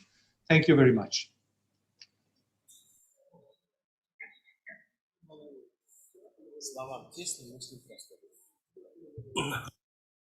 Спасибо большое, господин Антоновелли. Действительно, этот вопрос очень большой, охватывает очень много спектр вопросов. Я думаю, эти вопросы будут рассмотрены, будут высказаны с нашими докладчиками. Birinchi so'zni mana O'zbekistonda amalga oshirilayotgan bu sohadagi ishlar, O'zbekiston Respublikasi davlat byudjeti loyihasini tayyorlash va ko'rib chiqishda milliy barqaror rivojlanish maqsadlarining hisobga olinishi va aks ettirilishini axborotini berish uchun so'zni men hurmat bilan Moliya vaziri o'rinbosari Odilbek Rustamovich Isoqovga beraman. Marhamat Odilbek aka. Rahmat Erkin Fayziyevich so'z berganligingiz uchun. Assalomu alaykum hurmatli forum qatnashchilari, hurmatli mehmonlar. Albatta barqaror rivojlanish maqsadlari biz uchun juda ham muhim ahamiyatga ega bo'lgan maqsadlar, milliy maqsadlar ekanligini inobatga olsak, bunga davlatimiz rahbari, parlament, umuman jamoatchilik diqqat e'tiborida bo'lganini inobatga oladigan bo'lsak, albatta byudjetni juda ham katta qismi mana shu maqsadlarni moliyalashtirish uchun sarflanayotganligi bu hammamiz uchun yangilik bo'lmaydi. Sizlarga bir misol tariqasida aytadigan bo'lsam, 2019-yil, 2019-2020 yillarda davlat byudjetining 70% dan ortig'i barqaror rivojlanish maqsadlariga erishish uchun sarflandi. E'tiboringizda men shu har bir 17 ta maqsaddan, 17 ta milliy maqsaddan har biri uchun yetarli sarflayapmizmi, yo'qmi degan savolga ham qaratadigan bo'lsam, mana slaydda ko'ringanidek har bir maqsad uchun, ya'ni O'zbekiston uchun taalluqli bo'lgan har bir maqsad uchun biz demak imkon qadar, men aytolmayman yetarli deb, chunki milliy maqsadlarga erishish uchun men hali sal turib aytaman, hisobotlarda milliy maqsadlarga erishishimiz uchun 4 milliarddan 6 milliardgacha bo'lgan mablag' taqchilligi bor. Hurmatli forum qatnashchilari, buni inobatga olgan holda, lekin shu bilan birga imkon qadar byudjetimizni demak o'sha 70% dan ortiq qismini qaylarga sarflayapmiz degan savolga mana ko'rib turganingizdek deyarli barcha maqsadlar uchun. Faqatgina dengiz ekotizimlari bizda yo'q, dengizimiz yo'qligi uchun afsuski qolgan joylarga demak keraklicha imkon qadar maqsadlar sarflanyapti, mablag'lar sarflanyapti. Agar e'tiboringizni 2019-2020 yilda qaysi yo'nalish uchun qancha mablag' sarflanganiga qaratadigan bo'lsam, demak mana ko'rib turganingizdek qariyb chorak foiz 2019-yil hamda 2020-yil qariyb chorak foiz demak bu 4-maqsad uchun umumqamrovli va adolatli sifatli ta'limni ta'minlash hamda barchaga butun umri davomida ta'lim olish imkoniyatlarini rag'batlantirish uchun mablag' sarflangan. Sog'lom turmush tarzini ta'minlash ham mana ko'rib turganingizdek pandemiyadan oldin va pandemiya yilida ham juda ham bir davlatimizni diqqat e'tiborida bo'lgan soha hisoblanadi. Mana 11% 2019-yil, 14.7% bu demak pandemiya yilida. Pandemiya yilida ko'proq mablag'larni albatta sog'liqni saqlash uchun sarfladik. Undan tashqari agar birinchi maqsadni ko'rsangiz, bu barcha joylarda aholining kam ta'minlanganlik darajasini pasaytirish bo'yicha qilingan ishlar. Unda ham ko'rib turibsizki, demak byudjetimizni qariyb 3.2% qismga oshirdik. Ilgari 8.6% sarflagan bo'lsak, hozir demak 11.8%, ya'ni 20-yil 11.8% sarfladik. Bu hali aytib o'tilganidek, mana shu pandemiya yilida har bir mahallada shu temir daftar, ayollar daftari, yoshlar daftari va umuman olganda ijtimoiy muhofazaga muhtoj odamlarni ularni demak ro'yxatga olib ularga demak ijtimoiy yordamning ko'payishi ham mana shu yerda o'z aksini topyapti. Yana bir misol keltiradigan bo'lsam, xalq tili bilan bola puli deb ataladigan mablag'lar o'tgan yili bilan solishtirganda 2 baravar oshdi. Ya'ni 20-yilda 1,2 million oilaga bola puli berilgan bo'lsa, 1 yil oldin bu 600 ming oilani tashkil etgan. Yana bir ijozatingiz bilan yana bir statistikani aytib o'tadigan bo'lsam, bu endi albatta barqaror rivojlanish maqsadlari uchun infrastrukturani yuqori o'rnidan kelib chiqqan holda, undan tashqari suv resurslaridan unumli foydalanish to'g'risida qilingan qadamlar, bu demak prezidentimizning tegishli qarorlariga muvofiq Xalq ta'lim vazirligi, Sog'liqni saqlash vazirligi, Suv xo'jaligi vazirligi, Transport vazirligi ga jami qariyb 15 trillion so'm miqdoridagi byudjet mablag'laridan foydalanish bilan bog'liq faoliyatni samaradorligini indikatorlari eksperiment tariqasida tasdiqlandi. Ya'ni bu ham natijaga qaratilgan byudjetni ilk qadamlaridan deb aytsak bo'ladi.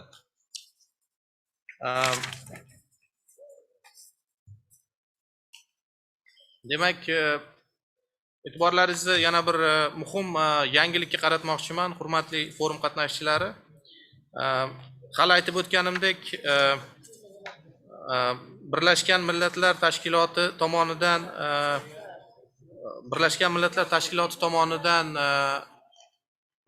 tayyorlangan hisobotda O'zbekistondagi barqaror rivojlanish maqsadlariga erishishni moliyalashtirish manbalari byudjet, undan tashqari demak xususiy mablag'lar va tashqi qarz mablag'lari ham deb atalgan.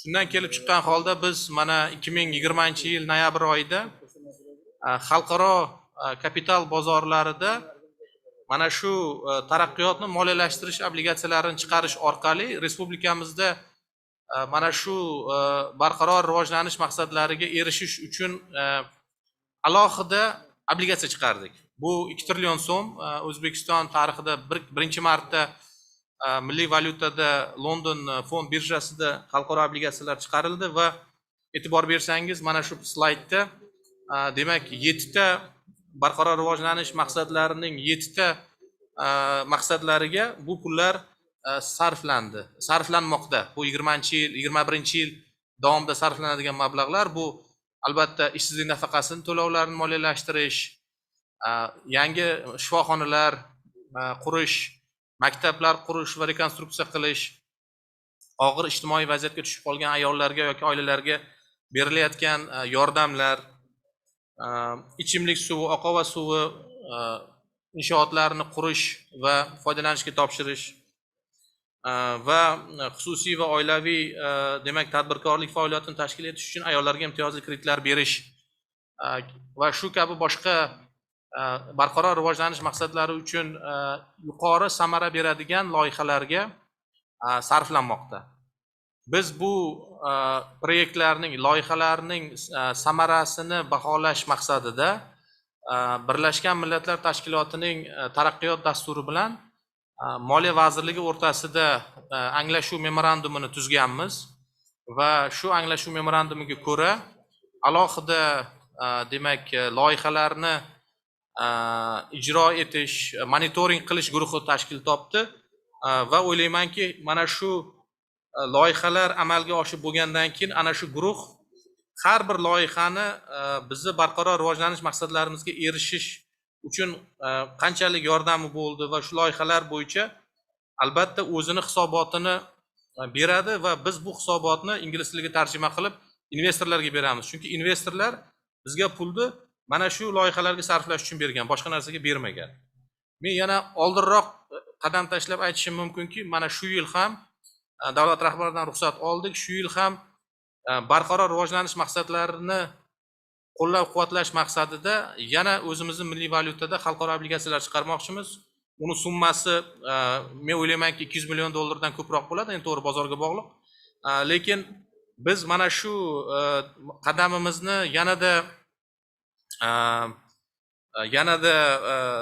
bir doimiy bir martalik aksiya emas, doimiy bir qadamga aylantirmoqchimizki, har yili biz nafaqat xalqaro hamjamiyat, demak parlamentlar yoki boshqa bir tashkilotlar oldida, balki kapital bozor investorlari oldida ham o'zimizni hisobdorligimizni his qilib turishimiz kerak va o'ylaymanki bu ham so'nggi paytlarda davlat tashqi qarzi mablag'larini qayerga ishlatilayotgani to'g'risida batafsil ma'lumot berib, xalqimizni ham shu bilan rozi qilish ko'zlangan.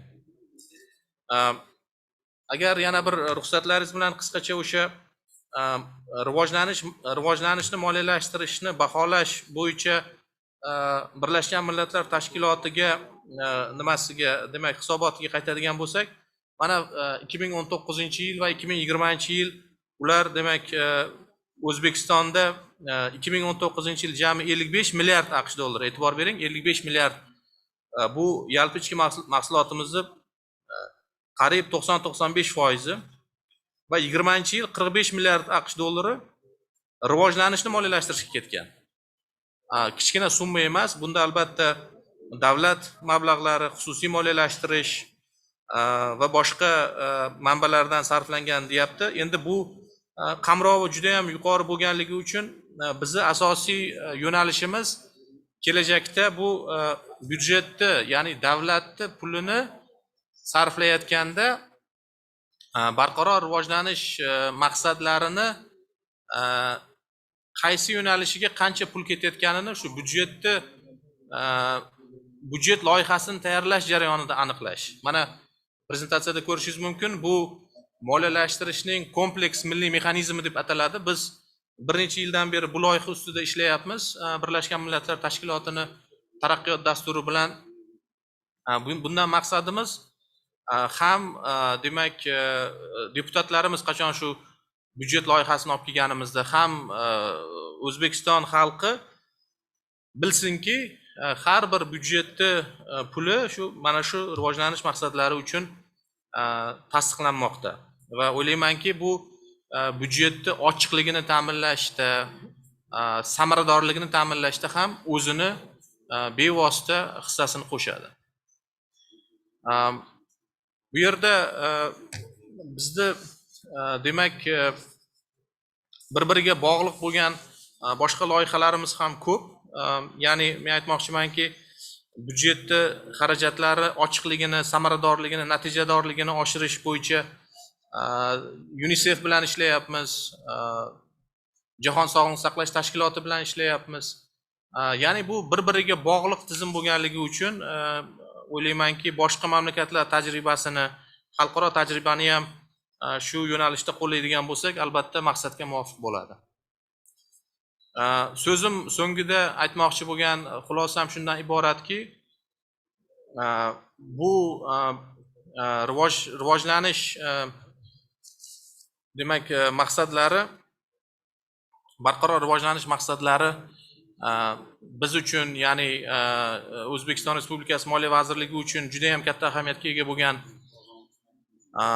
maqsadlar hisoblanadi. 2030-yilgacha o'zimizga olgan demak o'zimizga olgan rejalarimiz, o'zimizga olgan planlarimizni bajarishimiz uchun juda ham ko'p mablag'larni yo'naltirishga to'g'ri keladi va bu yo'lda kelajakda yanada ko'proq hamkorlikda, ko'proq ochiqlik bilan hamma bilan maslahatlashgan holda ko'proq mablag'lar shu maqsadlarga yo'naltirilishda harakat qilamiz.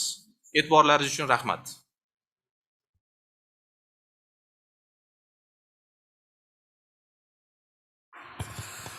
Рахмат.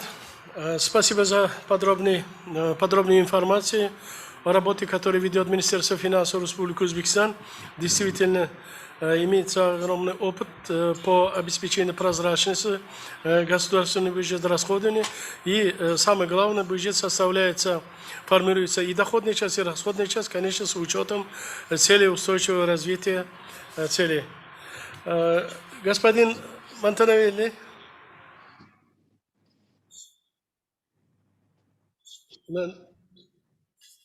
Yes, thank you very much. And thank you for the presentation from the representative of the Ministry of Finance. I couldn't see well who was speaking, but I wanted to, by means of introducing the next speaker, highlight one issue or two. We as World Bank have been working towards the operationalization of the Addis Ababa 2030 agenda, particularly when it comes to the call to create country-owned financing frameworks that will allow the financing of the SDG over time. And there are two key messages I would like to leave on the table. One is that mainstreaming SDGs into budget cannot be a single exercise by one actor, but requires a very concerted effort of many actors implementing various initiatives over a period of time. And the other is that there's no single recipe for any country on how to do it. We have been working into the interagency task force on financing for development.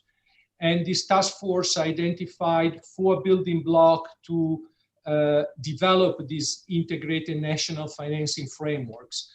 One is a diagnostic phase of analyzing carefully all public, private, domestic, and international financing flows and compare them to the need for financing.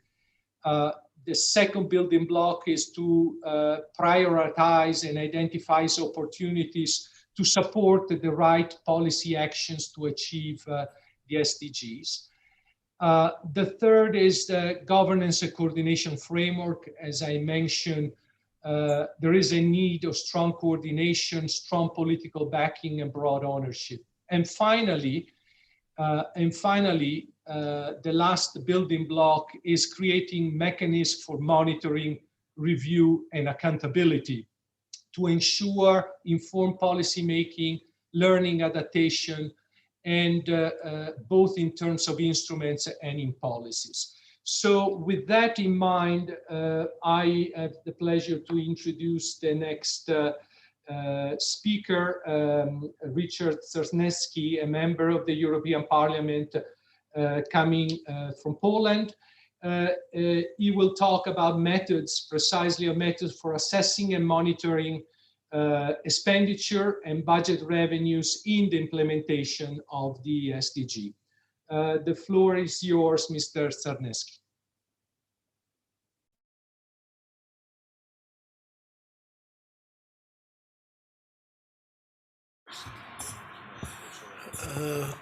Извините, господин Монтанелли, господин Чернецкий, по-моему, по техническим причинам не смог подключиться к нам через видеоконференц связи, поэтому я думаю, нам надо будет переходить на следующий докладчик.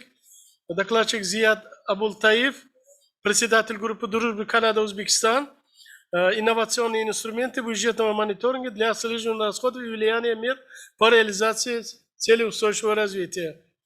Пожалуйста, господин Зияд Абултаев.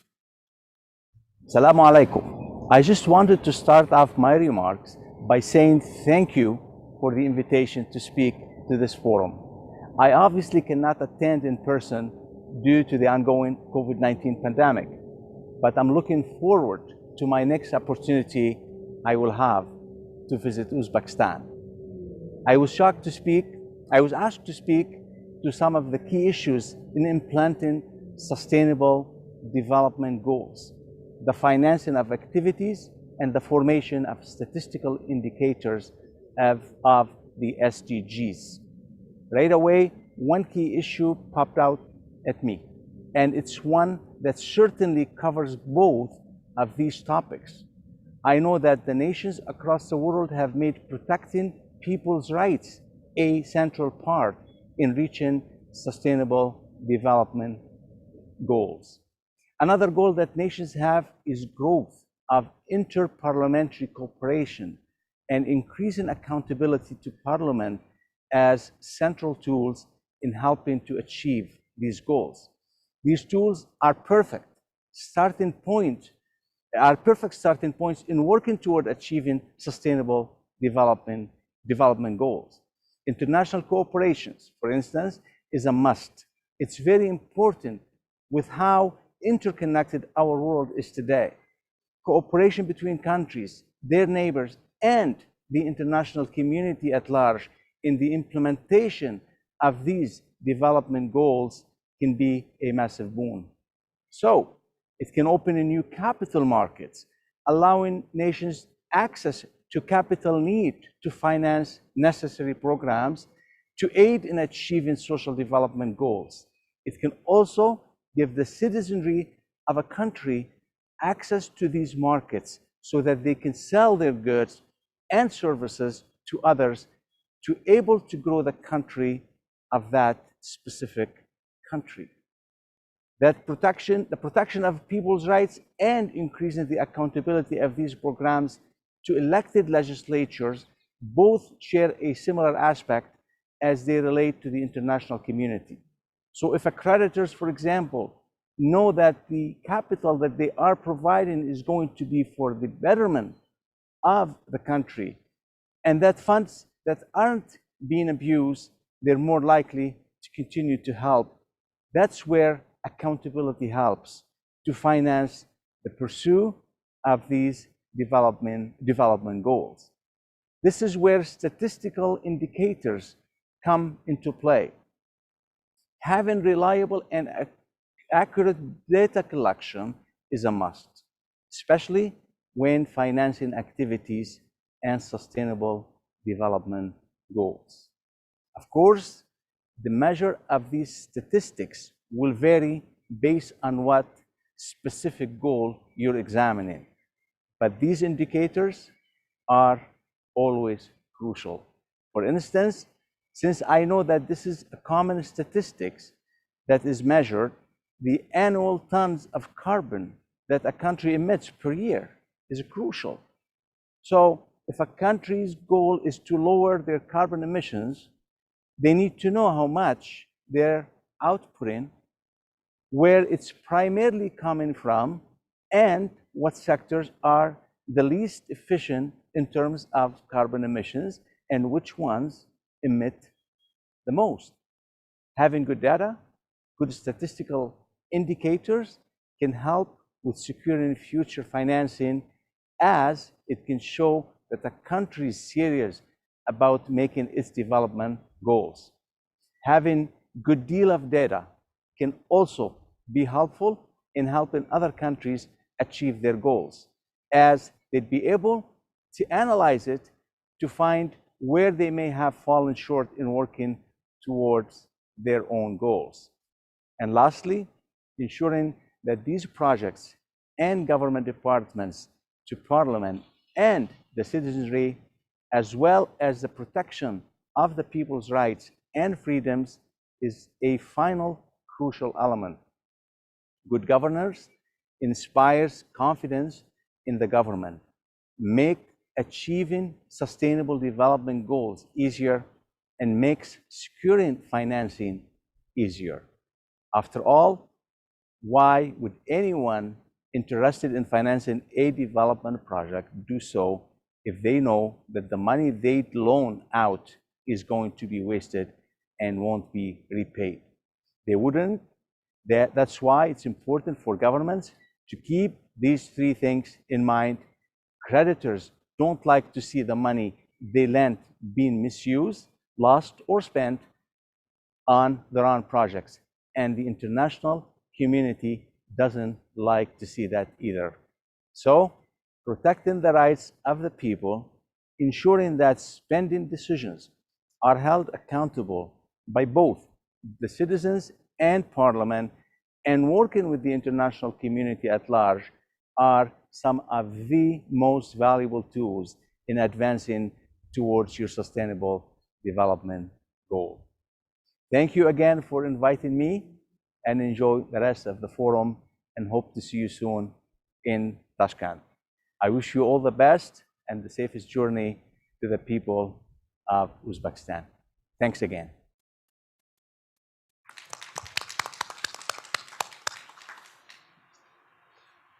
Рахмат.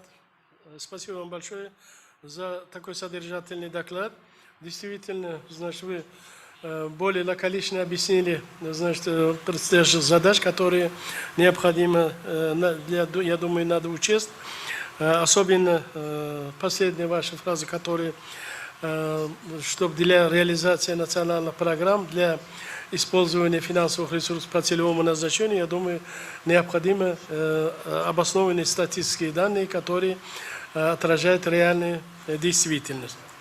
Yana bir bor minnatdorchilik bildirgan holda men iltimos qilardimki, agar men keyingi ma'ruzachiga so'zni bersamda, undan keyin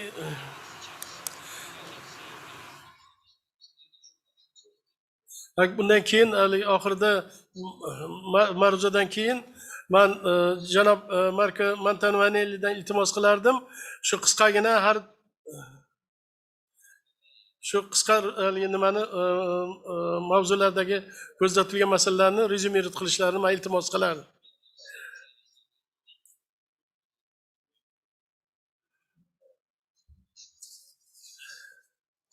Спасибо. Следующее слово для доклада господин Сурен Погосян, советник по вопросам финансирования ЦУР, Стамбульский региональный офис ПРООН.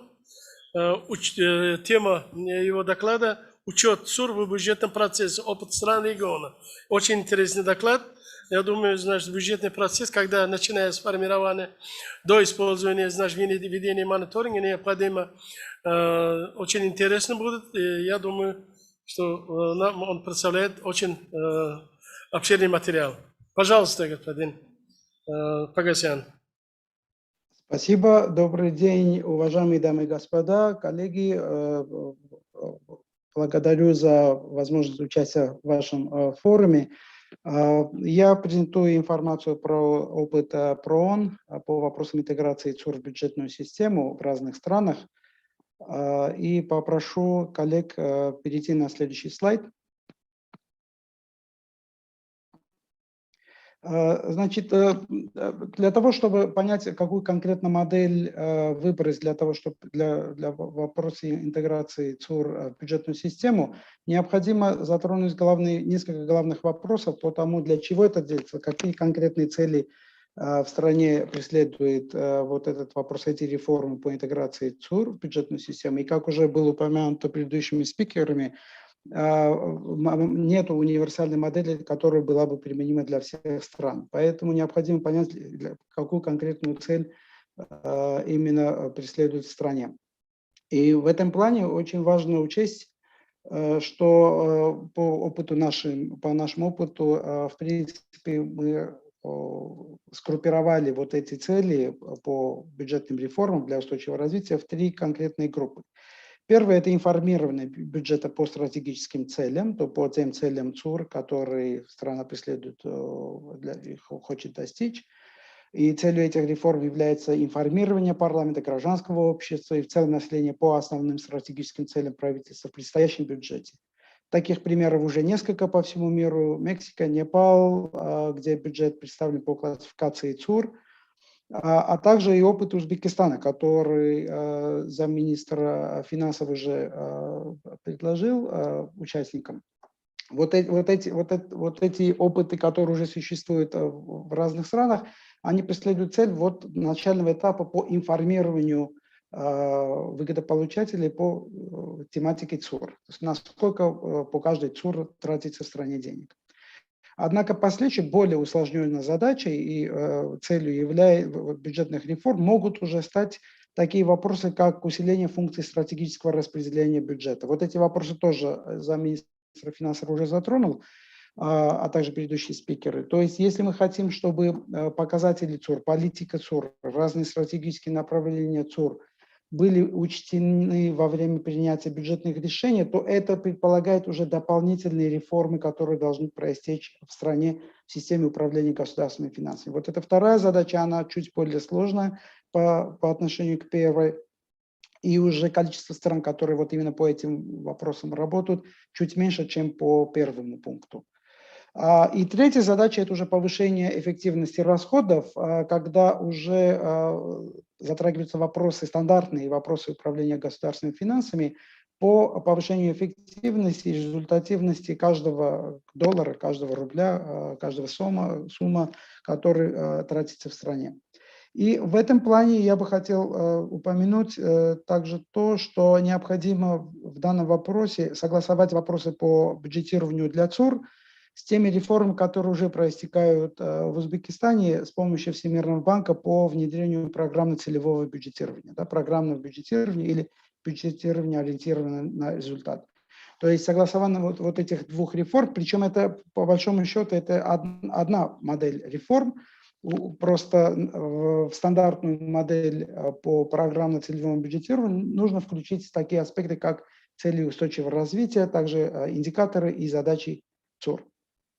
Вот эти три основных такие группы по классификации, если можно так сказать, реформ.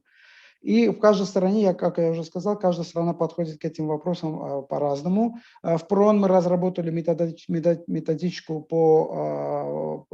для помощи стран, как рассматривать вот эту модель, какая модель наиболее применима в каждой стране. И по этой методологической записке, то есть работе, там уже представляются более глубокие вопросы, стратегические вопросы, которые должны в каждой стране найти ответ перед тем, как принять решение, по какой конкретной модели страна должна идти вперед. Следующий слайд, пожалуйста. Этим слайдом я хотел бы показать, что количество инструментария по вопросам бюджетирования по ЦУР, количество вот этих инструментов, которые можно применить, на самом деле очень много. Вот, например, в Узбекистане мы увидели систему мониторинга ЦУР с помощью так называемой бюджетной маркировки. Но это не единственный инструмент. Существует также очень много инструментов, и для каждого элемента бюджетного цикла существует свой набор инструментария. Для стратегического планирования, для первой фазы бюджетного цикла по стратегическому планированию бюджета, есть такие инструменты, как интеграция финансовых стратегий ЦУР в среднесрочный бюджет, если в стране есть SDG костинг, анализ стоимости ЦУР.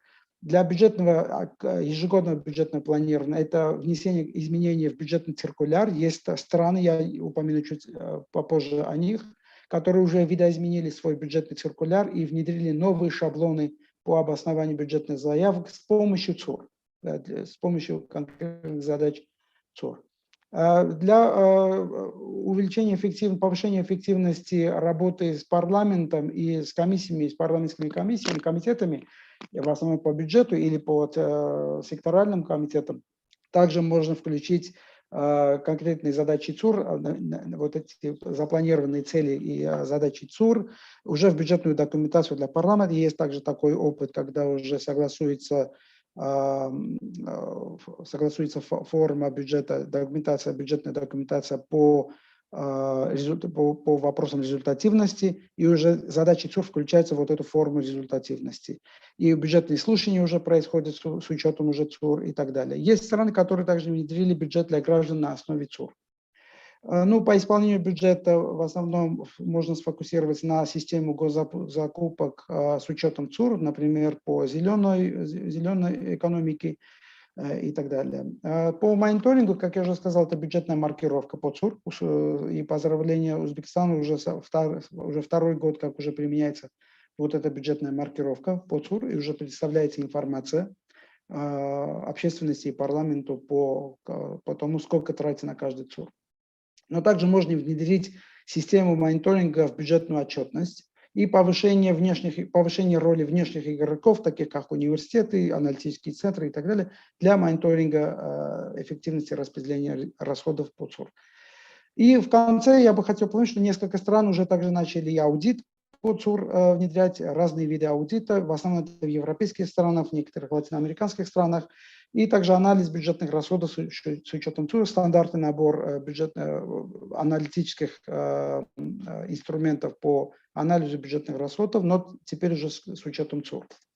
Следующий слайд, пожалуйста.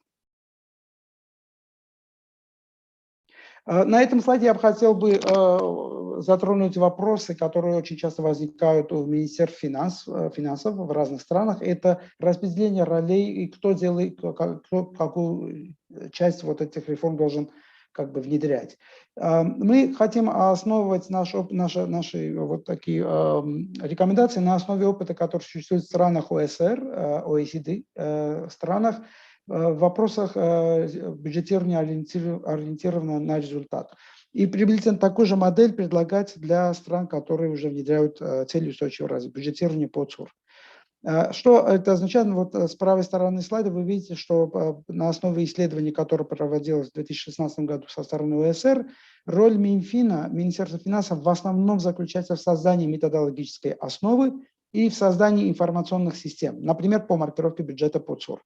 По остальным 4 направлениям уже секторальные линейные министерства, они должны большую роль исполнять, такие как распределение средств на основе результатов, установление целевых показателей эффективности, получение информации про производительности и проведение оценки. Приблизительно такую же модель можно и применить при внедрении бюджетирования для ЦУР. Для чего я это говорю? Именно в том контексте, что в Узбекистане уже проводится реформа по внедрению программы целевого бюджетирования, как я уже упомянул, со стороны Всемирного банка. В этом плане вот распределение ролей по также внедрению ЦУР в бюджетную систему должно основываться на той модели, которая будет предлагаться в стране для внедрения программы целевого бюджетирования. Ничего отличного от этой модели, я думаю, не должно быть. Следующий слайд, пожалуйста. По основным целям, для чего вот нужна вот эта маркировка бюджета? Очень многие страны начинают бюджетные реформы по внедрению ЦУР именно вот с маркировкой бюджета. Во-первых, задача заключается в том, что стандартные классификации бюджета, такие как КОФОК, да, функциональная классификация, например, бюджета, она не может ответить полноценно на вопросы, сколько расходуется на каждую ЦУР. То есть нам нужна дополнительная система маркировки. Некоторые страны также меняют план счетов. Есть уже такой опыт, когда в план счетов уже закладывается классификация ЦУР. И с помощью вот обновленного плана счетов вся система бюджетирования уже работает также и по вопросам ЦУР. И это нужно для того, чтобы, потому что без такой дополнительной классификации общественность и представительные органы власти не могут видеть соответствующее бюджетное ассигнование на ЦУР. Как уже было представлено Министерством финансов, с помощью ПРОМ вот эта маркировка была внедрена в Узбекистане. Но задача заключается также в том, чтобы эта система маркировки, она была бы интегрирована в информационную систему, которая существует в стране. То есть в последующих бюджетных циклах правительство само или Министерство финансов само могло представить вот эту информацию путем нажатия на одну кнопку, и вся система, информационная система выдаст эту отчетность. И также это помогает для мобилизации финансовых ресурсов на цели устойчивого развития в таких вопросах, как внедрение евробондов, вот этих зеленых облигаций и облигаций для ЦУР. И, как уже было упомянуто, инвесторы должны быть удостоверены, что в стране есть система, которая может выдать информацию на автоматическом уровне, сколько тратится на какую конкретную ЦУР. В некоторых странах вот эта система, она также разрабатывается, чтобы предоставить информацию не только по каждой из 17 ЦУР, но и также на уровне 169 задач. То есть под каждой задачей можно видеть, сколько бюджет тратит. Такой опыт уже есть, и это очень передовой опыт. Мы будем рады возможности поделиться с этим опытом с вами.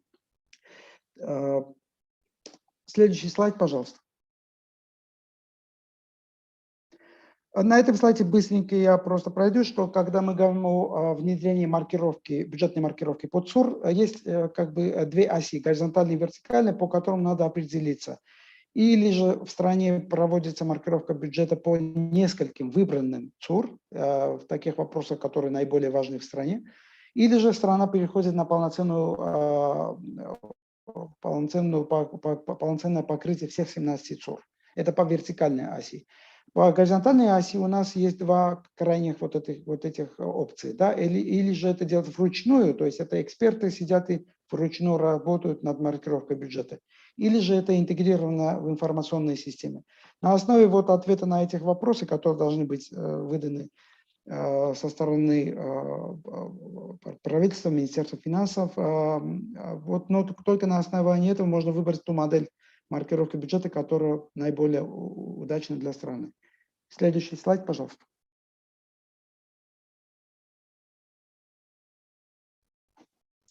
Ну, вот этот слайд, это уже был преподнесен, это как раз опыт Узбекистана, когда методология маркировки только на уровне целей, да, только по 17 целей.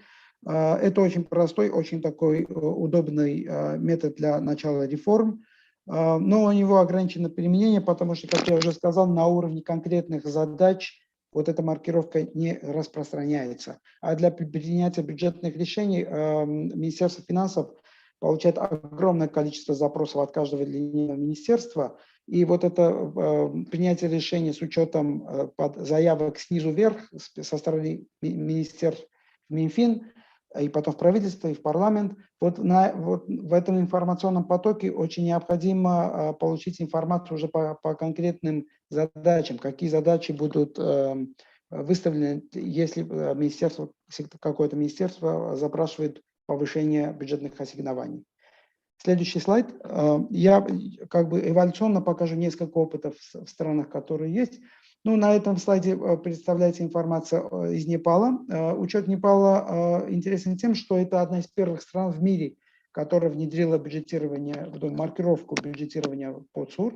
И уже 4 года она преподносит информацию в парламент по динамике, сколько распределяется на каждую из этих 17 ЦУР.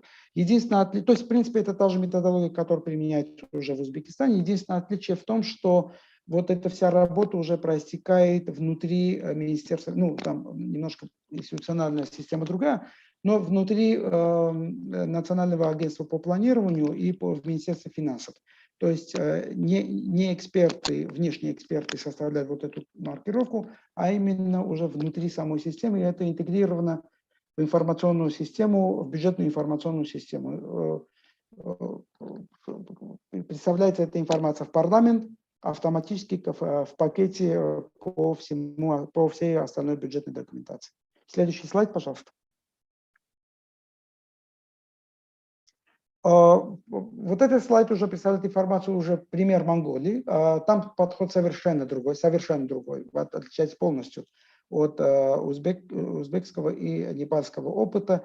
Здесь к вопросу подошли совершенно с другой стороны и решили внедрить новые шаблоны по обоснованию бюджетных заявок со стороны пилотных министерств. Первым начали с Министерства здравоохранения, сейчас около 5 министерств занимаются этим бюджетированием на основе вот этих новых шаблонов. В этих шаблонах уже необходимо обосновать любое изменение бюджета с помощью конкретных изменений на индикаторах по ЦУР. То есть обязательно нужно обосновать это с учетом конкретных индикаторов. И также была проведена аналитическая работа, и получили результат, что в некоторых случаях повышение затрат по какому-то ЦУР, например, на здравоохранение, не всегда означает целевое, то есть соответствующее повышение именно на те задачи, которые были правительством уже заявлены на уровне на политическом уровне.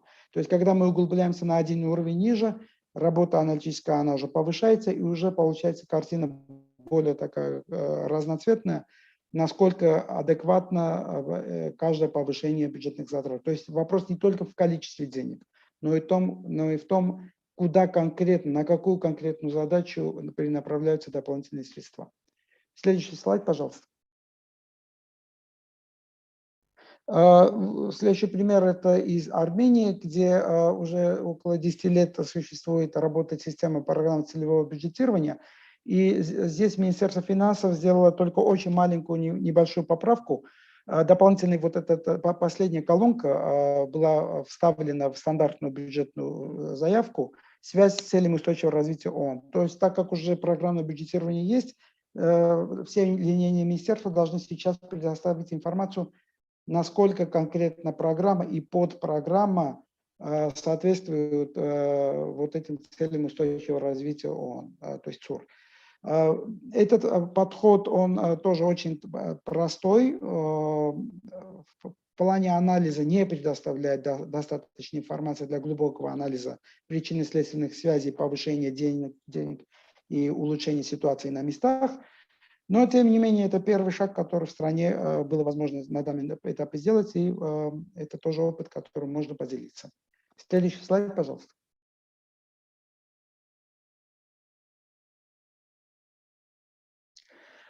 Пример Ганы интересен тем, что, как я уже упомянул, это одна из тех стран, которая изменила уже план счетов. То есть Господин план Погосян, счетов, да. прошу ускорить, потому что у нас на следующий доклад тоже есть. Спасибо. Да, спасибо. Это последние два слайда. В плане счетов Гане они внедрили новую систему, которая называется цели развития, и сам план счетов уже видоизменился и уже включает в себя цели устойчивого развития. И последний слайд, пожалуйста. Это уже пример Мексики, который довольно-таки известен по всему миру. Это тоже одна из первых стран, которая внедрила цели устойчивого развития в бюджетную систему. Единственное, почему я хотел обязательно этот слайд тоже показать, именно потому, что в Мексике бюджетирование для ЦОР было основано на уже существующей системе программно-целевого бюджетирования. А так как в Узбекистане тоже предполагается эта реформа, я подумал, что это необходимо представить эту информацию, потому что увязка программного бюджетирования с бюджетированием для ЦУР, она просто идеальная, и я бы обязательно рекомендовал бы учесть эти два параллельных процесса и внедрить единую систему программного бюджетирования для ЦУР, если можно так сгруппировать две тематики. На этом я хочу остановиться. Спасибо большое за внимание и буду рад ответить на вопросы, если есть. Спасибо большое, господин Погосян. Действительно, очень подробный сравнительный анализ. Вы правильно сказали, значит, цели устойчивого развития, с одной стороны, связаны с обеспечением доходной части государства, то есть при бюджетном процессе учитываются эти моменты. Цели, которые направлены на обеспечение экономического роста, конечно, влияет на обеспечение доходной части бюджета. И параллельно, конечно, есть моменты, которые направлены на финансирование социальных значимых проектов, это значит приведет к увеличению расходной части государственного бюджета. Поэтому в любом случае нам надо будет подробно учитывать все цели и задачи, связанные с ЦУР, в формировании и доходной части бюджета, и государственного бюджета. Уважаемые участники форума, как мы договорились, я предоставляю слово господину Монтанованелли для резюмирования. Пожалуйста, господин Марков.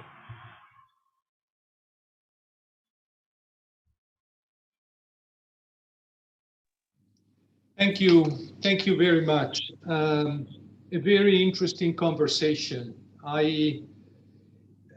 Hard to summarize, but I would start by mentioning that we have developed, we have evidence that, and we heard it throughout the presentations, that budget efficiency, transparency, expenditure monitoring for strengthened budget and policy accountability, they all contribute to increasing spending towards and better results related to the development goals. So that is the overall message that I'm taking away from this panel discussion. I must say that the presentation from the Minister of Finance, the discussion we are having this same conference are all testament of how far Uzbekistan has moved forward in recent years, both on addressing challenges of efficient use of budget, but also and importantly on dealing transparently with the budget, both in the planning and in the implementation phase.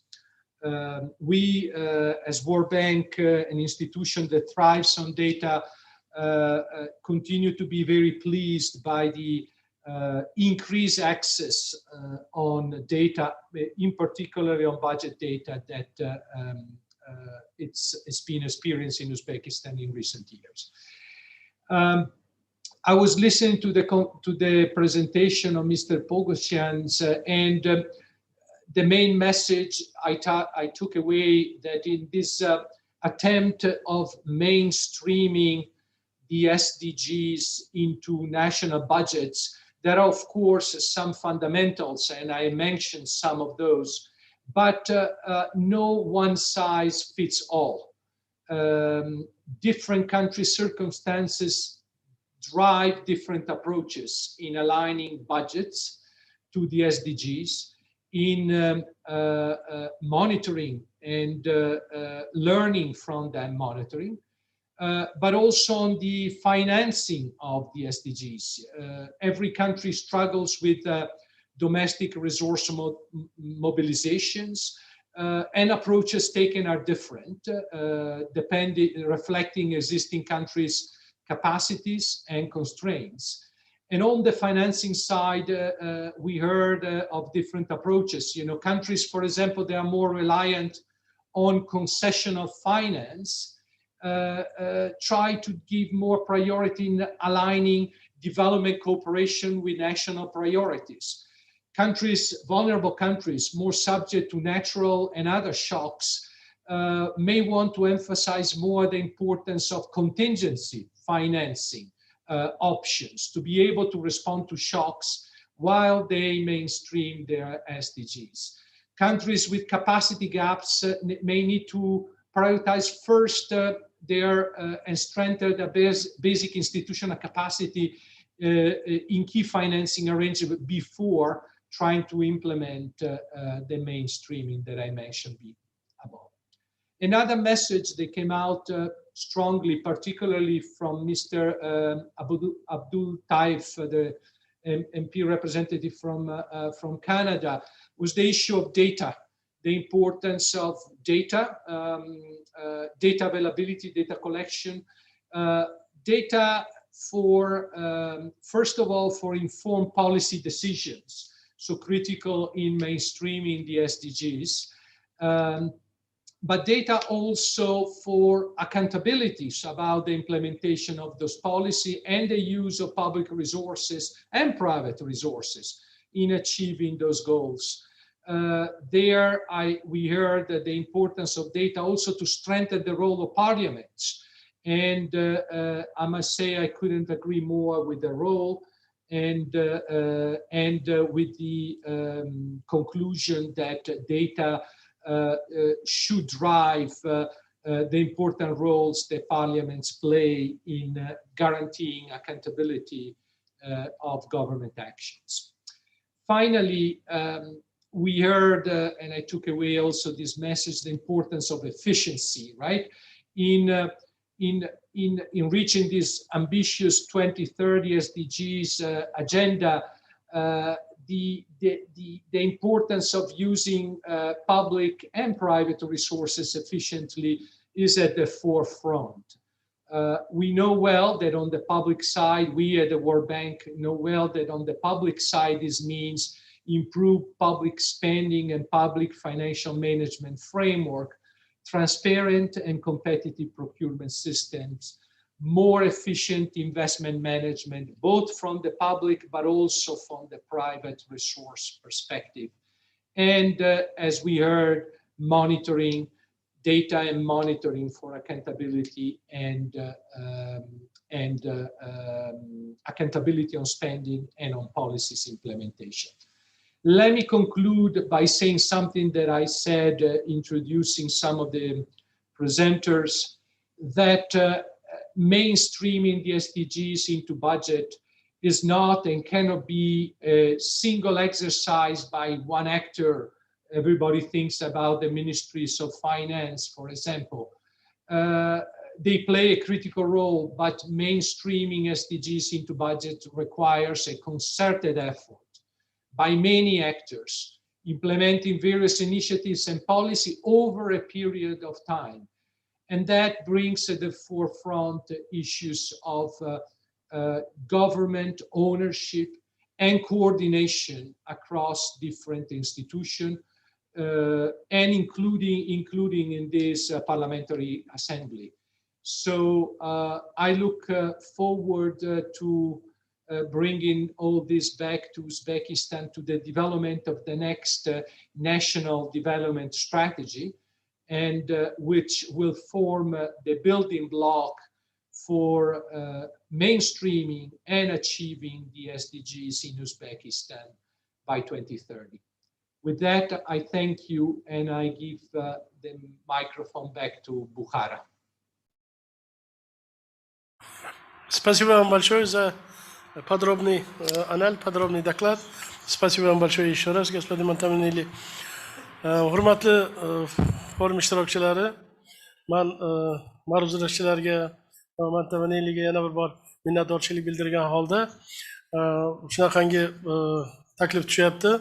Chunki biz reglamentdan chiqib ketib qoldik. O'sha o'rni hisobga olgan holda keyingi sessiyani ham eshitsakda, undan keyin bir yo'la nimaga talaffuz qilsak degan taklif tushyapti. Shuning uchun men so'zni keyingi sessiyani olib borish uchun moderatorlik uchun so'zni Odiljon Iminovga, O'zbekiston Respublika Oliy Majlisi Senatining fan ta'lim va sog'liqni saqlash masalalari qo'mitasi raisiga. Marhamat, Odiljon Karimovich. Rahmat Erkin Fazlievich. Hurmatli forum ishtirokchilari, bizni mana demak 4-sessiyamiz statistik ko'rsatkichlarni shakllantirish, barqaror rivojlanish maqsadlari bo'yicha ma'lumotlarni qismlarga bo'lish mavzuiga bag'ishlangan. Mana hozir ta'kidlanganidek, men barcha ma'ruzachilardan iltimos qilgan bo'lardim.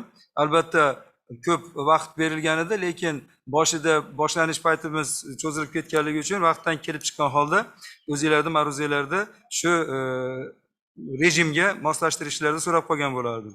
Shuningdek, xabaringlar borki, statistik ko'rsatkichlarda mana hozirgina budjet, moliya masalalari, barqaror rivojlanishni moliyalashtirish masalalari ko'rildi. Bu albatta o'z-o'zidan statistikaga borib taqaladigan masala. Statistik ko'rsatkichlarda, ya'ni qaysi barqaror rivojlanishni qaysi maqsadiga yoki qaysi indikatorga qancha xarajatlar, qancha yoki bu yerdagi ko'rsatkichlar qanday ketayotganligini doimo barcha ishtirokchilar faol ko'rib turishiga imkoniyat yaratib berish, bu albatta statistikani bosh vazifasi. Shuning uchun men hozir kirish so'zini meni moderator hamkasab ham birgalikda olib borishimiz bo'yicha, demak, Zeynal Gajiyev Xalqaro migratsiya tashkilotini Markaziy Osiyo bo'yicha submintaqaviy koordinatoriga bersam, marhamat. Janob Zeynal Gajiyev. Спасибо, господин Имонов. Если позволите, я продолжу на английском.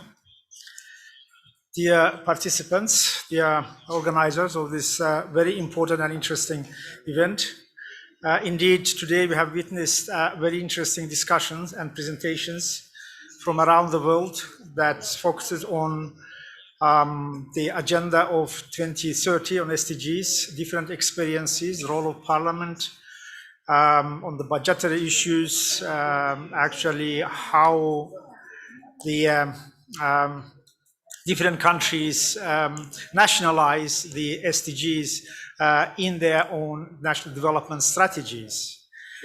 And as my co-moderator fairly mentioned, now we can reach the point when we have to talk about how those progresses are being made and how the governments, the parliaments, and those stakeholders can measure the achievements of the SDGs.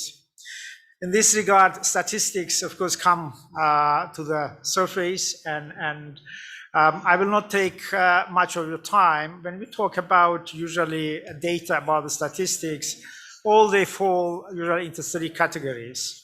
Number one is when these data or statistics are available with sufficient quality, with sufficient frequency, and sufficiently disaggregated, the kind of ideal situation that we all have to try to reach for. But oftentimes we see that those data statistics are not always available on a regular basis or at their necessary frequency, or not sufficient quality, or not sufficiently disaggregated.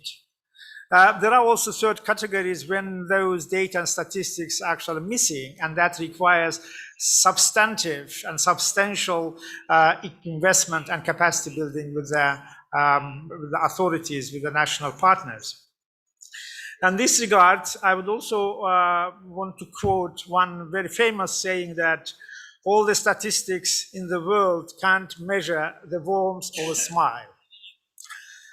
Well, that perhaps is true, but it is also true that without statistics, it would be extremely difficult to measure the progress is made in achieving the SDGs. Well, without further ado, with the permission of my co-moderator, I would like to move to the presenters and give the floor, also for the sake of time, to the first presenter, Mr. Mahmoud John Ziadullayev, Deputy Chairman of the State Committee. I'm sorry. Здесь Аида Касималиева просит первый там выступить. Aida Kasimalieva asked at first if it's possible. Okay, probably I have a different agenda. Yes, please. Yes, sorry. Ruxsatlaringiz bilan hozir so'zni Aida Kasimaliyevaga bersak, u kishi so'z so'rayaptilar. Birinchi chunki texnik sabablarga ko'ra BRM bo'yicha statistik ma'lumotlarni ishlab chiqish Qirg'iziston Respublikasi tajribasi bo'yicha. Marhamat.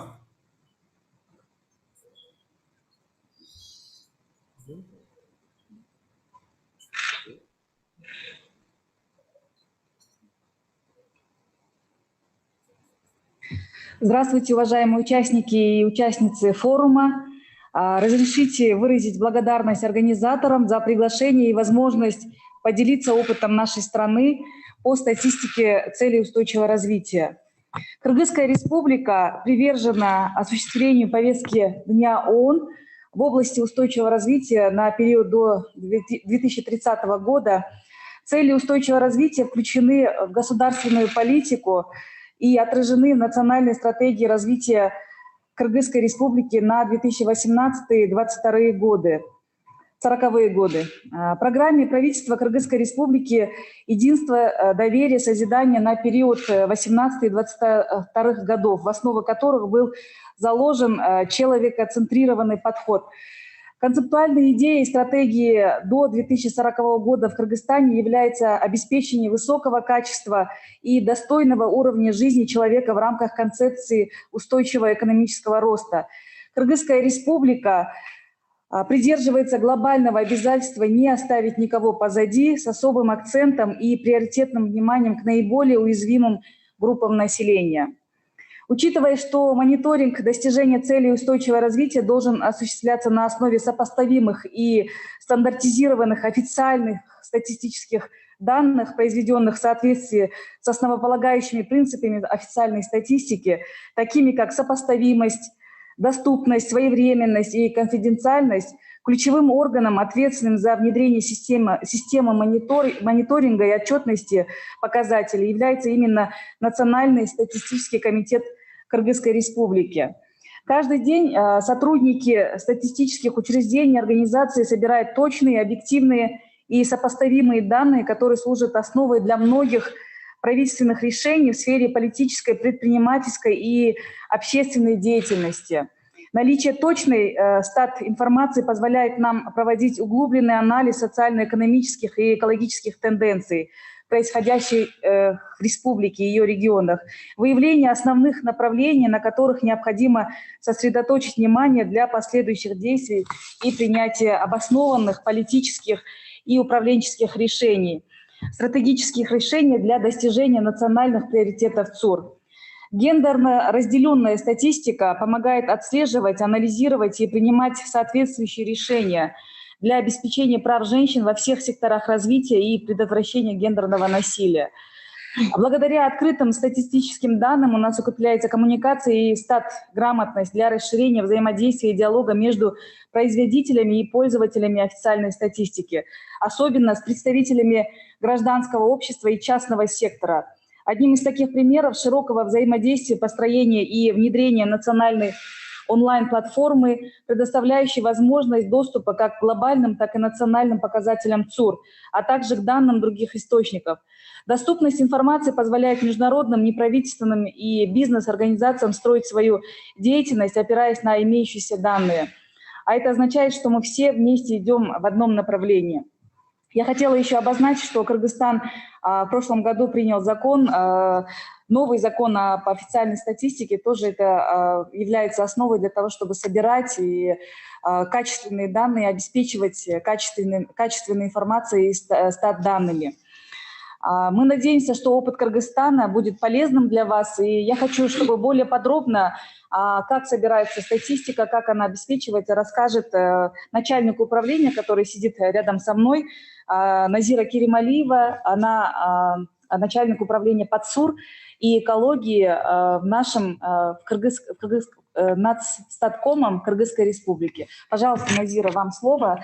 У нее есть презентация, сейчас она познакомит вас с презентацией. Добрый день, уважаемые участники Международного форума. Позвольте мне представить информацию и поделиться опытом Кыргызской Республики в построении системы мониторинга и отчетности для целей устойчивого о той работе, которую мы уже проделали. Хотелось бы отметить, что Кыргызстан наряду с другими странами взял на себя обязательства по вкладу в глобальную повестку 2030. Но помимо этого, как член ООН, Кыргызская Республика также взяла ряд обязательств, связанные с социальным благополучием, экономическим развитием и охраной окружающей среды, как, например, Конвенция о ликвидации всех форм дискриминации в отношении женщин, программа действий Международной конференции по народонаселению и развитию, Синайской рамочной программе и других конвенций. При этом необходимо отметить, что Кыргызская Республика приняла национальную стратегию развития до 2040 года, как раз она послужила основой для адаптации и реализации целей устойчивого развития в Кыргызской Республике. Помимо этого, наши национальные программы, как программа зеленой экономики, цифровой Кыргызстан, также являются инструментами для достижения глобальных целей устойчивого развития. Хотелось бы отметить, что в целях адаптации к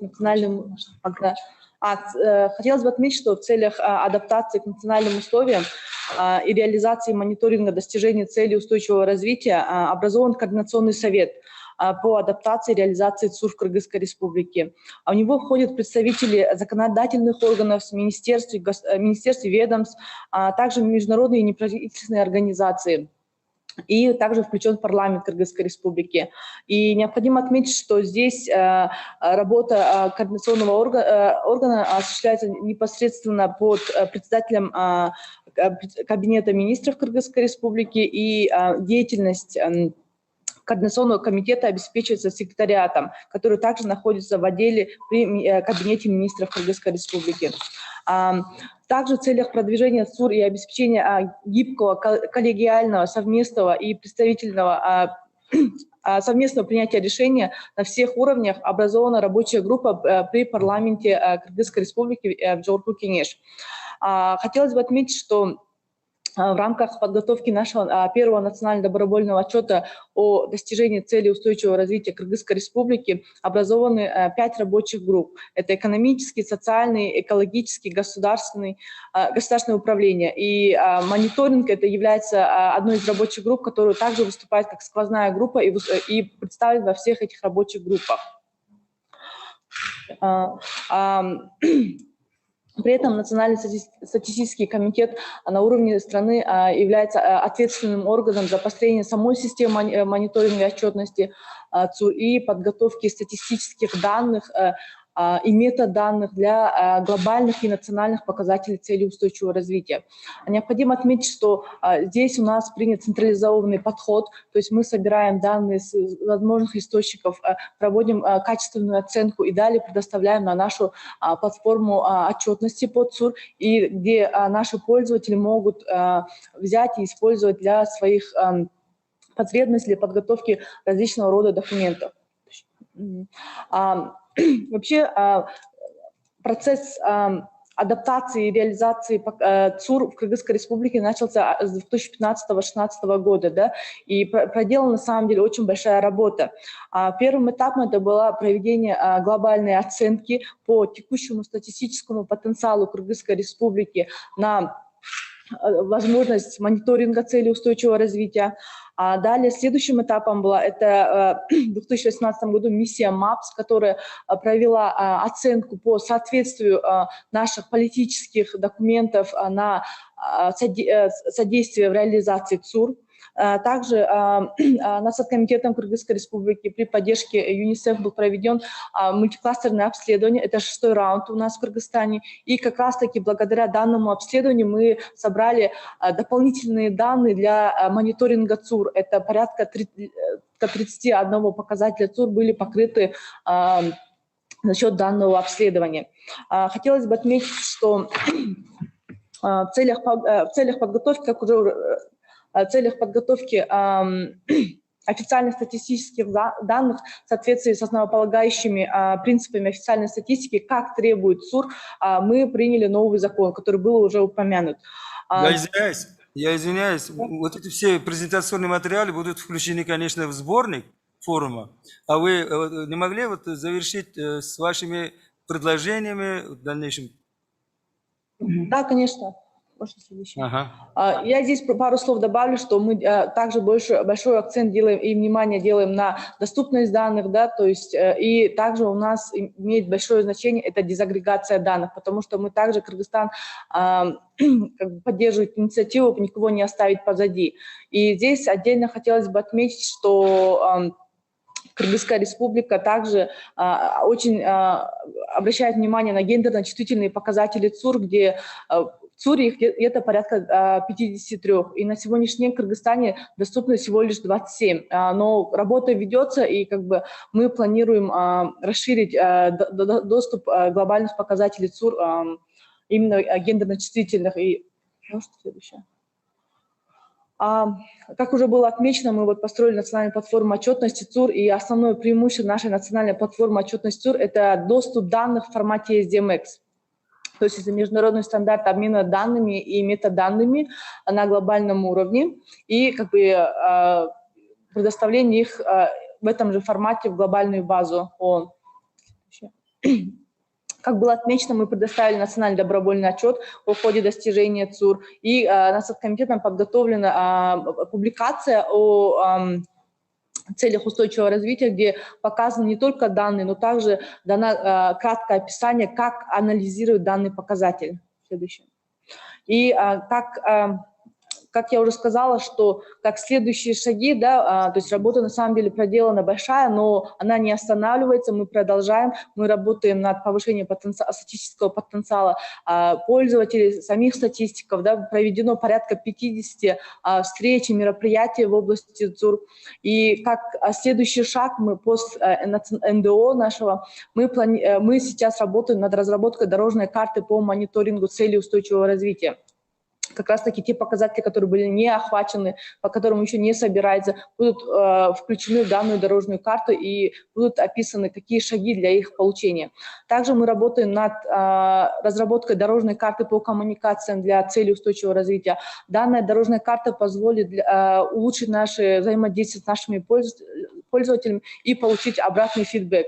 Хотелось бы отметить, что также мы планируем работать над новым инструментом, это SDG Tracker, который был разработан UNESCAP. Он позволит как раз-таки отслеживать, насколько мы достигаем наших целей устойчивого развития, то есть будут целевые показатели, будут текущие фактические данные, и благодаря этому инструменту мы будем видеть, где мы сейчас находимся. Также как будут работы вестись также по нашей национальной платформе отчетности, где будут размещаться данные и метаданные не только существует в SDMX формат, но и в других машиночитаемых форматах. У меня, в принципе, все. Спасибо за внимание. Спасибо. Так, keyingi so'zni ruxsatlaringlar bilan Mahmudjon Ziyodullaevga bersa, O'zbekiston Respublikasi Davlat statistika qo'mitasi raisining o'rinbosari milliy barqaror rivojlanish maqsadlari bo'yicha asosiy statistik ma'lumotlarni yig'ish, qayta ishlash va nashr etish mavzu edi. Marhamat. Rahmat Odiljon Karimovich. Assalomu alaykum hurmatli anjuman ishtirokchilari, xonimlar va janoblar. Ushbu xalqaro darajadagi mazkur anjumanda ma'ruza bilan ishtirok etish men uchun sharafdir. Fursatdan foydalanib anjuman tashkilotchilariga o'z minnatdorchiligimni bildirmoqchiman. Ruxsatlaringiz bilan 2030-yilgacha barqaror rivojlanish maqsadlari bo'yicha respublikamizda amalga oshirilayotgan ishlar to'g'risida qisqacha to'xtalib o'tsam. Barqaror rivojlanish maqsadlariga erishishda milliy ko'rsatkichlar tizimini shakllantirishda idoralararo ishchi guruhi boshchiligida manfaatdor vazirlik idoralar bilan birgalikda, ya'ni 40 dan ortiq vazirlik idoralar, shuningdek Birlashgan Millatlar Tashkilotining agentliklari bilan birgalikda global indikatorlar tizimi asosida, demak 2019-yil milliy indikatorlar ro'yxati tasdiqlandi. Shuningdek, Birlashgan Millatlar Tashkilotining O'zbekistondagi doimiy vakili taklifi hamda global indikatorlar tizimi asosida 2020-yil noyabrda ushbu tasdiqlangan indikatorlarga qo'shimcha o'zgartirishlar kiritildi. Misol uchun, Birlashgan Millatlar Tashkilotining O'zbekistondagi doimiy vakili Helena Fraser xonim tomonidan berilgan bir nechta takliflar, jumladan xotin-qizlar va jurnalistlarga nisbatan tazyiq to'g'risidagi muhim indikatorlar ham ro'yxatga o'z o'rnini topdi. Hozirgi kunda ushbu ro'yxatda 199 ta ko'rsatkich mavjud bo'lib, shundan 132 tasi global indikatorlarga mos keladi. 44 tasi moslashtirildi, ya'ni proxy, ya'ni o'xshash ko'rsatkichlar bilan almashtirildi. 23 tasi mamlakat uchun hukumat tomonidan belgilangan vazifalar ijrosini bajarish maqsadida milliy ko'rsatkichlar sifatida qabul qilingan. Milliy barqaror rivojlanish ko'rsatkichlarini shakllantirishga mas'ul vazir idoralar ro'yxati mana bu slaydlarimizda ko'rsatib o'tilgan. Yuqorida ta'kidlaganimdek 16 ta maqsad bo'yicha 199 ta indikator tasdiqlangan bo'lib, ushbu indikatorlardan 119 tasi bo'yicha bugungi kunda ma'lumotlar mavjud hisoblanadi. Barqaror rivojlanish maqsadlariga ko'rsatkichlarning taqsimlanishini ko'rishimiz mumkin. Xususan, indikatorlarning 3, 8, 9, 10, 11 va 14-maqsadlar bo'yicha marhamat slaydlar o'tkazib borsangiz, bo'yicha ma'lumotlar aksariyati mavjud, biroq 1, 2, 4, 5, 6, 12, 15 va 16 maqsadlar bo'yicha oldimizda yana amalga oshirilishi zarur bo'lgan muhim vazifalar mavjud. Keyingi slayd ko'ring. Mana shu yerda ham e'tibor bersangizlar, demak, qaysi slaydlar bilan ishlashimiz oldimizda turgan vazifalar bo'lib hisoblanadi. Barqaror rivojlanishga maqsadlariga erishish natijalarini kuzatib borishda rasmiy statistika muhim rol o'ynaydi. Ma'lumotlarni yig'ish, monitoring qilish, ma'lumotlarni e'lon qilishda asosiy muvofiqlashtiruvchi organ vazifasini bajaradi. Shuningdek, statistika organlari vazirlik idoralarini hisobotlari shaklida yoki statistik kuzatuvlar, jumladan uy xo'jaliklarining tanlanma kuzatuvlaridan, idoraviy statistik ma'lumotlardan yig'iladi, umumlashtirilib va qayta ishlab, demak, e'lon qilinadi.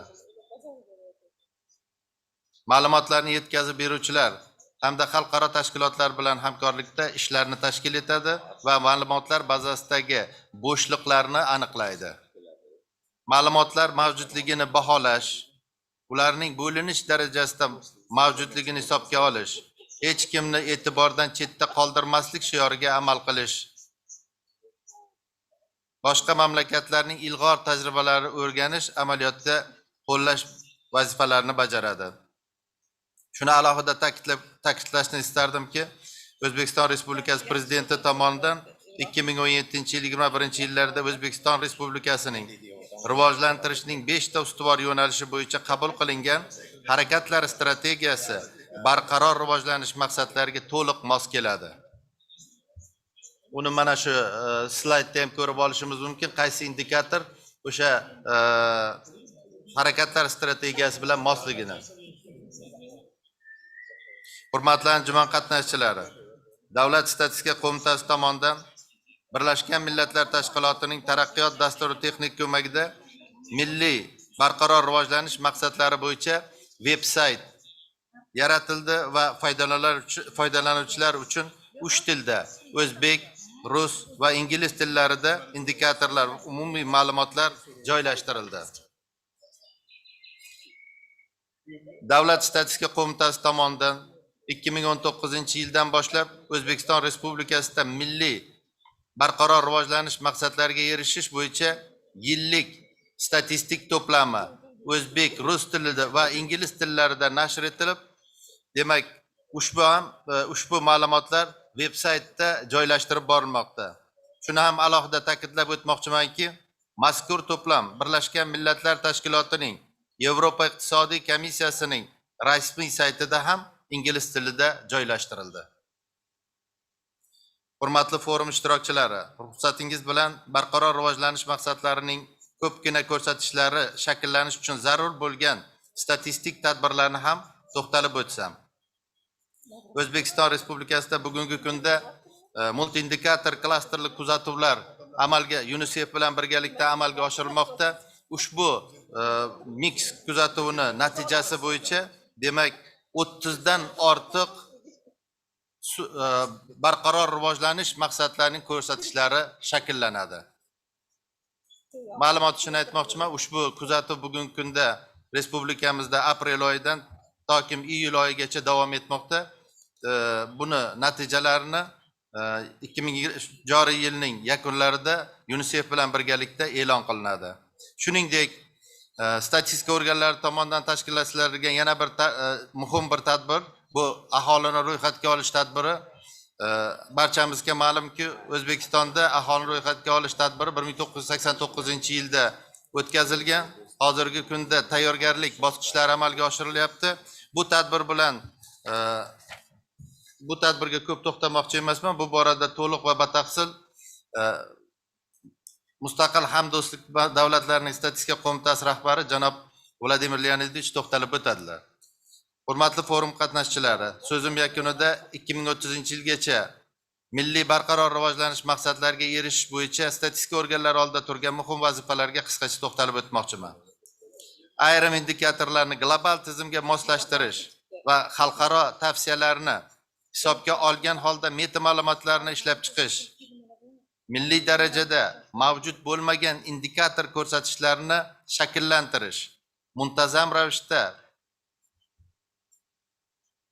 birimi ko'rsatkichlarini to'g'risidagi ma'lumotlarni rasmiy veb-saytda e'lon qilish, statistik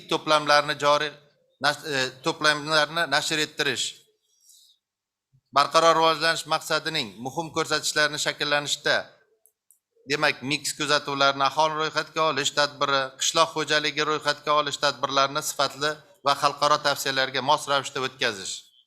Ishonchim komilki, ushbu forum 2030-yilgacha bo'lgan davrda barqaror rivojlanishning milliy maqsad vazifalarini amalga oshirishda hamkorlikni yanada mustahkamlashga, shuningdek zarur tajribani to'plashga xizmat qiladi.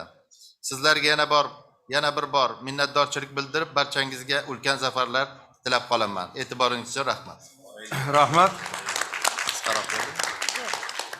Rahmat. Mana hozirgina ta'kidlaganlaridek, Mahmudjon aka ta'kidlaganlaridek, hozir so'zni Vladimir Sokolinga bersak, O'zbekiston Respublikasi aholisini ro'yxatga olish barqaror rivojlanish markazi maqsadlari monitoringi uchun axborot asoslari mavzuida u kishi demak MDH davlatlari statistika qo'mitasi raisi, MDHga a'zo davlatlar statistika xizmatlari rahbarlari kengashining a'zosi. Marhamat, so'z Vladimir Sokolinga.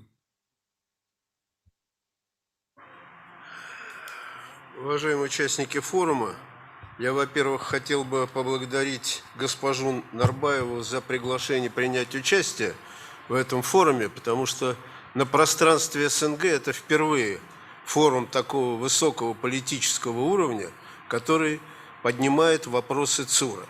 Я все-таки, прежде чем о переписи, немножко все-таки о самом ЦУРе, потому что, честно говоря, я сейчас вот целый день слушаю и иногда задумываюсь, а вообще туда ли я попал.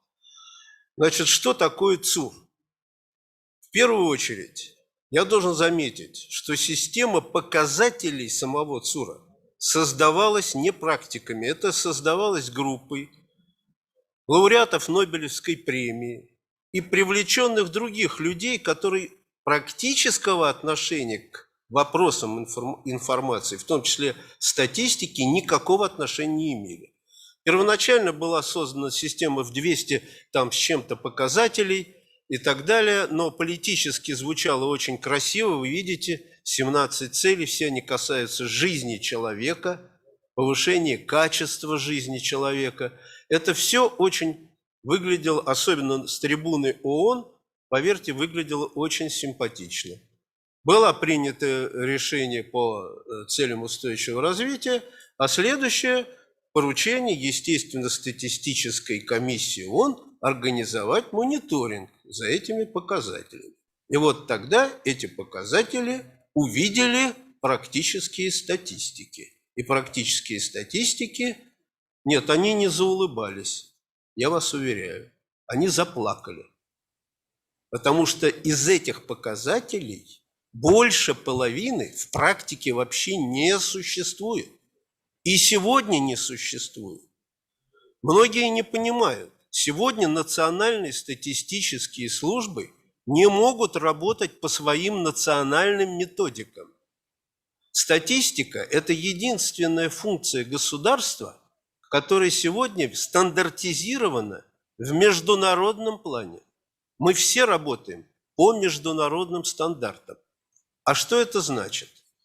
Сегодня есть поручение Статкомиссии ООН, которое в 2025 году Генеральная Ассамблея доложит, как обстоят дела с практической реализацией мониторинга в 2025 году. А чем же занимаются сегодня статистики? Сегодня есть поручение, вот то, о чем сказал мой коллега, международным организациям, которые отвечают за те или иные аспекты нашей с вами жизни, разработать методику тех показателей, которых пока нету. Я могу вам только сказать, что за последние, конечно, тут пандемия, за последние 2,5 года ни одной методики, вот по тем показателям, которые мы ждем, не появилось. Значит, создана межсекретариатская группа Организации Объединенных Наций по проблемам мониторинга ЦУР. Чем она сейчас занимается? Туда, естественно, входят практические статистики разных стран. От нас, я имею в виду от СНГ, входят Россия и Армения.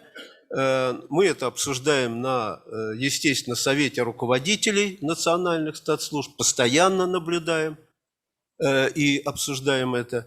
Значит, они сейчас пытаются, вот из этих целей, есть цели, где вообще пока ни одного показателя нельзя реализовать, они пытаются найти практические показатели, которые считаются реально в статистике, с тем, чтобы заменить те, которые, может быть, когда-нибудь появятся. И должен сказать, еще сложность одна, потому что мы никогда, честно говоря, в статистике, с 1949 года Статкомиссия ООН, это мы все друг друга знаем и понимаем свой статистический язык, но в чем сложность? Мы никогда не занимались вот такой работой, чтобы национальную систему, вот Мухаджон сейчас сказал, скажем, у вас там 170 показателей, Киргизия назвала 140, у нас есть страна в СНГ, президент утвердил систему показателей 350 показателей. 119 у нас. 119, а есть 350. А проблема в том, что надо вот эту систему национальную, из нее выбрать показатели, которые могли бы быть сопоставимы в международном плане, чтобы тогда можно было бы сказать, устойчива ваша социально-экономическая система или она неустойчива.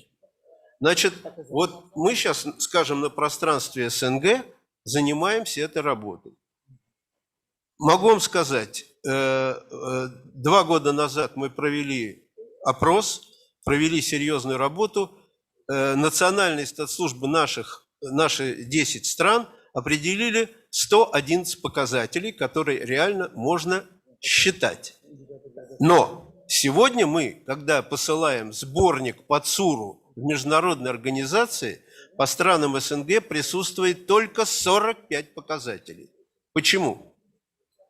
Около 30 показателей дает, скажем, такая статистическая работа, как перепись населения.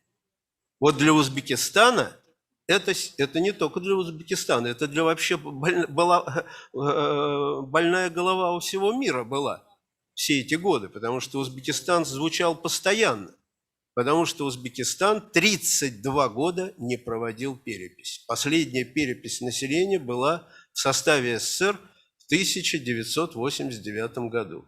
Значит, эти показатели, которые вот там присутствуют, в стране их нету, пока вы не проведете перепись в 2023 году. И вот в ноябре я уже рекламирую, особенно парламентариям, я вот сегодня успел переговорить с Нарбаевой, значит, вы все должны просто помочь статистикам национальным провести, хочу подчеркнуть, первую самостоятельную национальную перепись населения в новом независимом Узбекистане. А проблема очень сложная. Вот понимаете, я когда сюда приехал, я 50 лет в статистике, 11 лет возглавлял российскую статистику, сейчас межгосударственный статкомитет. Когда я приехал к своим коллегам в Ташкент, физически не осталось ни одного человека, который помнит и знает, что это такое. То есть вот мы сейчас с коллегами работаем от нуля. От нуля. И я вот им говорю, что перепись населения это не выборы президента. Это сложнее, потому что перепись охватывает все без исключения населения. Все без исключения. Поэтому, конечно, здесь первые модераторы и пропагандисты – это парламентарии. Я сам в России этим занимался с Государственной Думой, и они, надо сказать, откликнулись и понимали значимость. Хотя не все, конечно, но большинство нормальные люди, они помогали. И поэтому я хочу сказать, что перепись, особенно на пространстве СНГ, дело очень сложное, потому что нам не удается. Вот Организация Объединенных Наций каждые 10 лет принимает решение о раунде переписи населения. Самым плохим выглядит регион СНГ. У нас, Узбекистан я уже сказал, то у нас Украина, то у нас Туркмения, то Молдавия, то еще кто-то. И я вам должен сказать, что ситуация, к сожалению, в этот раз не лучше.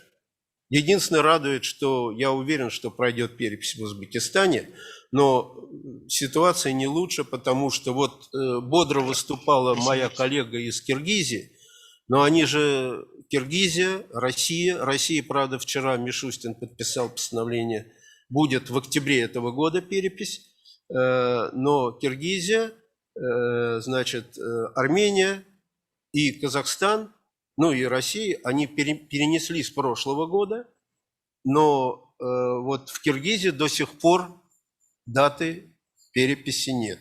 А это огромная работа, которая требует серьезного подготовительного периода. И я должен сказать, что, конечно, перепись это уже, слава богу, с 1790 года проводится, как первый раз американцы провели, вот в том плане перепись, как мы это понимаем, она, конечно, дает серьезный статистический материал для принятия и политических решений, и решений парламента, естественно, особенно в части бюджета, потому что там люди, там доступность, вот вы сегодня уже поднимали эти вопросы, и охрана окружающей среды, опустынивание, питьевая вода, электричество. Вот китайцы победили бедность, а еще ведь 10 лет назад, когда они провели перепись выяснилось, что у них больше 100 миллионов людей еще не имели доступа к электричеству. Значит, вот я заканчиваю, я хочу сказать, что проблема, конечно, с СУРом серьезная, предстоит еще огромная работа, и, конечно, здесь нужна поддержка политических лидеров страны. И я вас призываю помочь нашим коллегам провести. Первое, еще раз подчеркну, я все время это говорю, вот, был в апреле здесь, в Узбекистане, встречаясь в Махали, вот в разных частях и Ташкента, и под Ташкентом, как раз говорил, что это ваша первая самостоятельная национальная перепись. Спасибо за внимание. Спасибо. Очень интересные, очень насущные проблемы подняли, Владимир Соколин. Но кроме вас, конечно, представители наших коллеги из Кыргызстана, из наших местных представителей тоже, я думаю, в конечном итоге в будущем вы будете объединить все усилия по восстановлению вот этой базы статистики, потому что здесь мои учителя тоже сидят, которые действительно знают вот эту статистику, какой у нас было вот это на самом деле, а и как стало с переходом на этот другие, как вы сказали, стандарты, методы, да. Ну, в завершение, конечно, я дам слово Зейналу Гаджиеву, потом он, наверное, обитожит вот эти все стороны. А сейчас я хочу представить слово Бёндже Илу из Кореи. Koreya Respublikasi Milliy Assambleyasi deputati, Osiyo suv resurslari bo'yicha parlamentlararo maslahat kengashi raisi. Mavzusi barqaror rivojlanish maqsadlarini amalga oshirish uchun parlamentlararo hamkorlikni yo'lga qo'yish mavzu edi. Marhamat.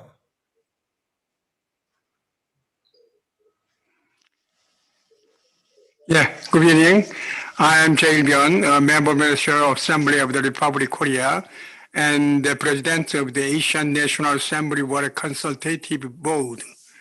It is a great honor to be invited here today and given the opportunity to make a presentation in a parliamentary cooperation for the implementation of the Sustainable Development Goals.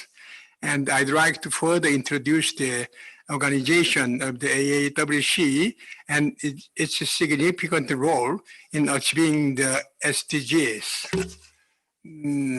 Next slide. And the next. First of all, let me give you a brief background on this topic. As in a parliamentarian, cooperation draw more attention from international community. There is a growing number of international parliamentary organizations and networks. Most of you here are already aware of this. Interparliamentary Union is a global organization of national parliament, which was founded in 1889 as the first multilateral political organization ever to promote peace, democracy, equality, and sustainable development. Now, it comprises of 179 member parliament out of 193 countries in the world, representing more than 6.5 billion of the world's 7 billion people. Next. Oh, no. Next, Asia-Europe Parliamentary Partnership served as a forum for interparliamentary contact, exchange, and diplomacy among parliamentarians from Asia and Europe. Lastly, International Parliament Coalition for Asian Human Rights is an example of regional parliamentarian networks. It was established in 2009 for more comprehensive solidarity for human rights in Asian region.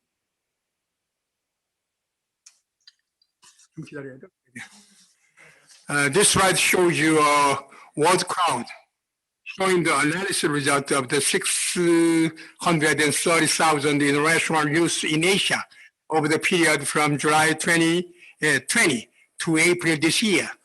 It is found that keywords related to COVID-19 and water are the most frequently used words in the news. Asia is home to more than half of the world's population, and people in this region are facing unprecedented water challenges and living in the water-stressed environment resulted by the rapid urbanization and industrialization. Next slide.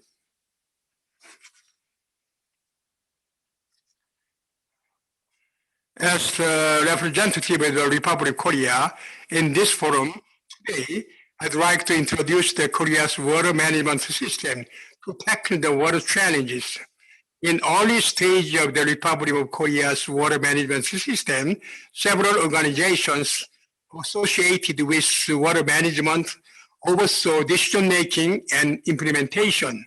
However, as the water management paradigm changed over time, there has been a need for an integrated structure of each water management system to minimize side effects such as duplication of construction and management between government departments and waste of budget and overlap of regulation. Therefore, in 2018, the Korean National Assembly revised the Government Organization Act and established the Water Management Basic Act to support the unification of water management work and management of integrated water resources to maximize the administrative efficiency in water management. Next slide. In this section, I will introduce the organization of AAWC and its establishment.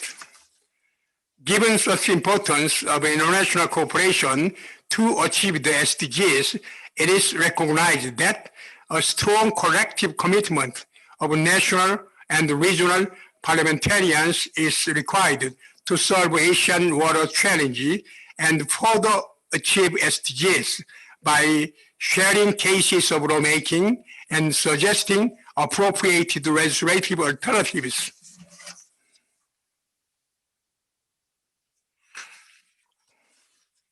Next page. In response to this, in 2019, AAWC was established to provide a responsive, effective, and accountable platform for national and regional parliamentarians to facilitate the exchange of legal and institutional challenges, best practices, and cooperation opportunities with particular focus on water-related issues in the region. The organization consists of one president, 3 vice presidents, and 1 treasurer, and its board meeting convened at least once a year.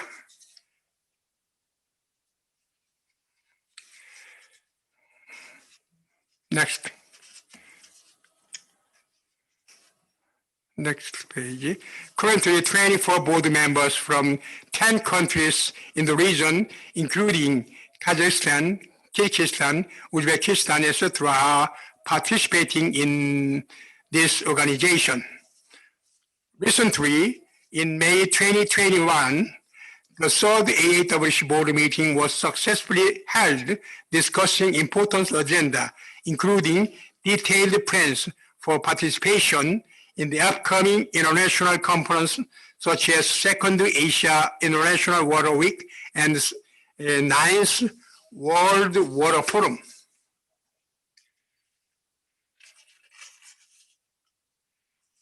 Next.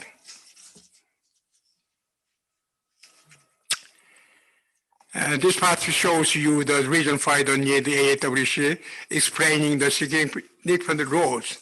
AAWC is dedicated to translating its commitment into national law, policies, and action to ensure the delivery of the SDG 6 and all water-associated targets and a number of other SDGs. AAWC plays a significant role in ensuring realization of water welfare and common prosperity of Asia in a political and legislative dimension. Through a variety of activities such as knowledge sharing networking and institutional and political support for water as human rights in the region.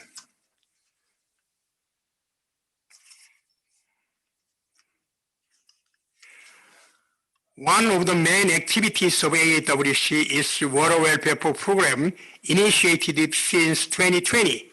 This program is a demand-driven project for better water services and management of water resources in Asia. It can include from voluntary activities to joint projects with other international agencies. This program was officially approved in the second AAWC board meeting in 2020, and this year a pilot project has been initiated as requested from Cambodia through the project process described in this slide.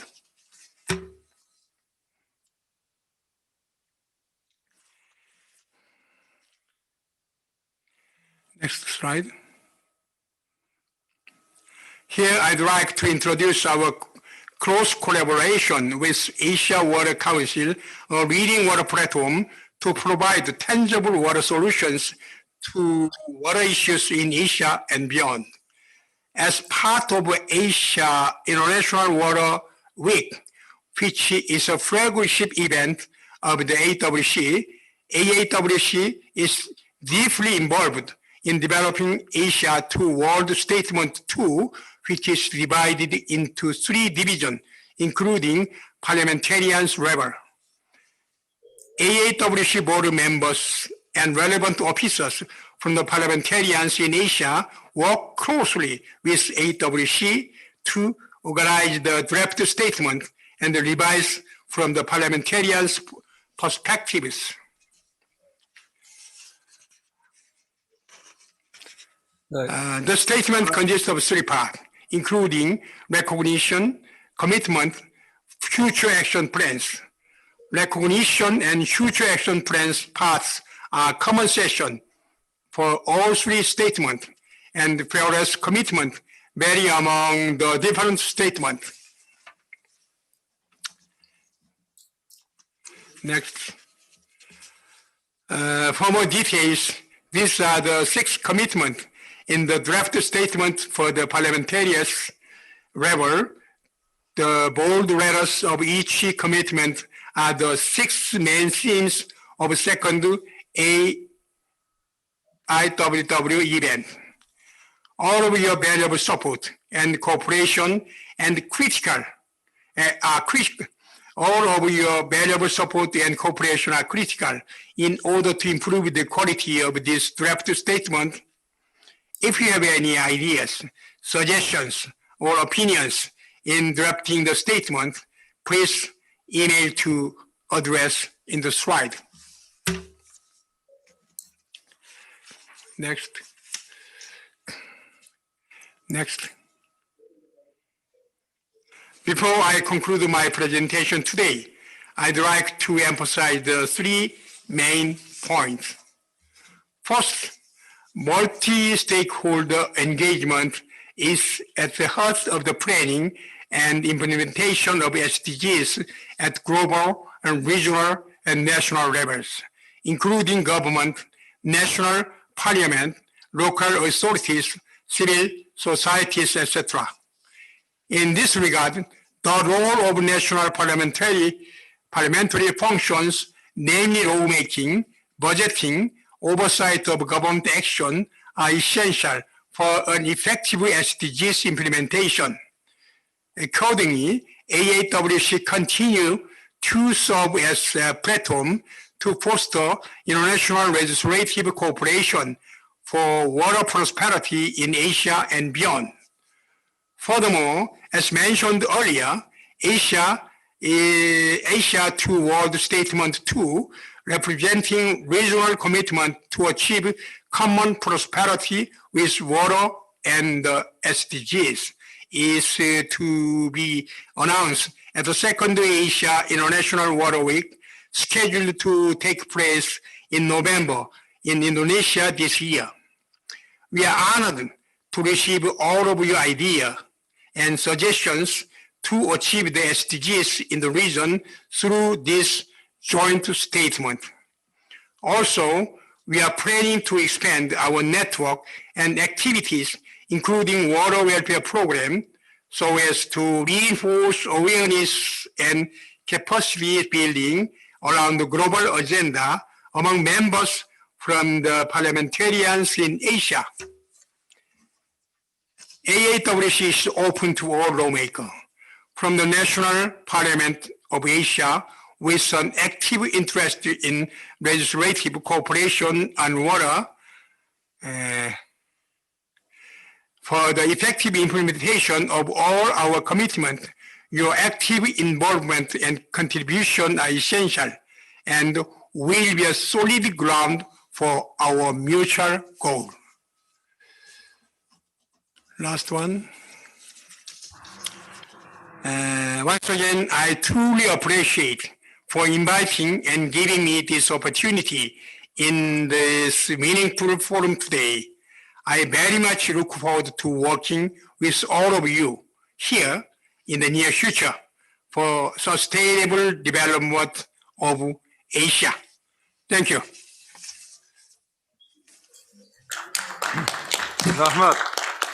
Rahmat janob Bion. Demak, sizni hozirgi bergan prezentatsiya materiallaringiz albatta forum bu kitobiga kiritiladi albatta. Juda qiziqarli materiallar berdingiz. Bo'lib ham mutaxassis sifatida suv resurslaridan foydalanish bo'yicha demak haqiqatan ham bu maqsadlarda bittasi barqaror rivojlanish maqsadlarining biri. Shuning uchun sizni hozirgi ko'rsatgan bergan materiallaringiz forum qatnashchilari uchun hammasi uchun qimmatli bo'ladi degan umiddamiz. Hozir ruxsatlaringiz bilan so'zda Siraj Mahmudluga bersak, UNICEF'ning Yevropa va Markaziy Osiyo mintaqaviy byurosi uchun rejalashtirish va monitoring bo'yicha mutaxassisi. Mavzusi barqaror rivojlanish maqsadlari uchun MICS tekshiruvi va ma'lumotlarni qismlarga ajratish. Marhamat.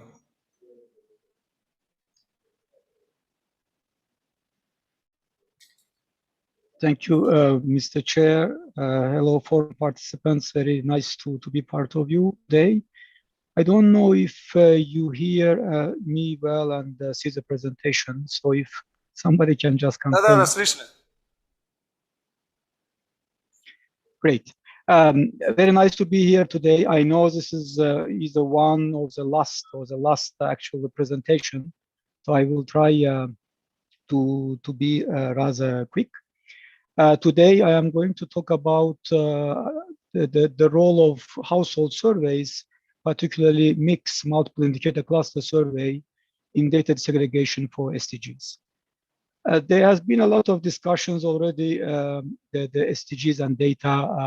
I listened to the interesting presentations from Kyrgyzstan by Mr. Sokolin and agree completely that data for SDGs is one of the hot topics, is one of the sensitive and difficult topics in general. But what the 2030 agenda and SDGs have brought is actually the importance of measurement, the importance of data, the importance of statistics. And here we, of course, talk about high quality data, timeliness, right? We don't need only one data point. It is important to understand how the situation changes over time. It is important to identify frequencies. Is data every year good? Every 3-4 years enough? Sustainability, absolutely important. I completely agree that the data collection should not be only put in place just for the sake of SDG indicator per se. It should be important for the country. The country should be using this data collection method or this tool that has been added for monitoring its socio-economic process in the years to come, up to the SDGs 2030, but also beyond. And of course, one of the important aspects of the whole discussion of SDGs and data has been segregation of data. And why is it important? Of course, because of one of the critical principles, important principles of the 2030 agenda, which is about leaving no one behind. Because no longer countries said we are going to be happy about national averages. We'll look beyond national averages, see what are the most vulnerable groups, and try to make changes in their lives. Because very often, in many countries, national averages actually hide big disparities by different markers. So that is why it has put additional burden, additional demand on the, first of all, of course, statistical systems of the countries, as well as international community, in terms of how to produce more meaningful disaggregated data so that the policies can be better targeted. And I will come back to the policy aspect of it a bit later on. So one important message, of course, is that data segregation is not an end by itself. The segregation should not be just made for the sake of reporting. There should be the policy relevance of this. Now that we know, for example, certain groups are particularly vulnerable, and of course, the statistical methodologies and validation is very important here. What is that the country is going to do to improve their situation? That's, I think, the most critical part about the leaving no one behind principle. And then we see different variations when we look at SDG indicators. Some of the SDG indicators are already disaggregated by themselves. For example, we see that there is a focus on adolescent birth rate in particular. For some of the indicators, there are already some segregation that has been intended, has been planned. And you see for different indicators, desired segregation by sex, by income status, by disability, by education, migration, already embedded when the SDG indicators have been adopted. And then especially important demand for multidimensional segregation. Here, we are not only happy about if we are able to segregate, let's say, by urban and rural, we also want to see the situation of urban poor and rural poor, for example. And that is what some of the countries are targeting, but also struggling with. And it is important also to say that there are different ways of how the desegregation and aggregation can be approached. Some suggestions, for example, is that why don't we just aggregate bottom up, get the aggregate level, and then we also have the segregations. The challenge here is the comparability, right? How far does the methodology, when it is used to bottom-up aggregation, is comparable, is standard? How far, for example, different regions at the subnational level using the same methodology to collect the same data for intended population. And of course, another challenge, and here we can talk about the challenges a lot, but I will come to the household surveys. Another challenge is that most vulnerable groups are usually excluded populations. So when, for example, we talk about service-based data, how about those population groups that don't use their services? How about, for example, children that are not able to go to school? How about children that are not in residential care, that are in residential care and are not covered in household surveys, for example? So when it comes to different data sources, of course, we have administrative data, we have census, we also have household surveys. One of the there is an advantage and disadvantage to each of the data sources. Now also talk about new data sources, big data, citizen-driven data, etc., etc. But when it comes to particularly household surveys, the advantages include being representative of usually representative of the population groups that we want to cover, high quality, flexible in terms of content, and most importantly, of course, the segregation. Right? When we talk about 231 global SDG indicators, that's, I think, one of the latest list. About 1/3 can be segregated through household surveys. That's a very tentative estimation made.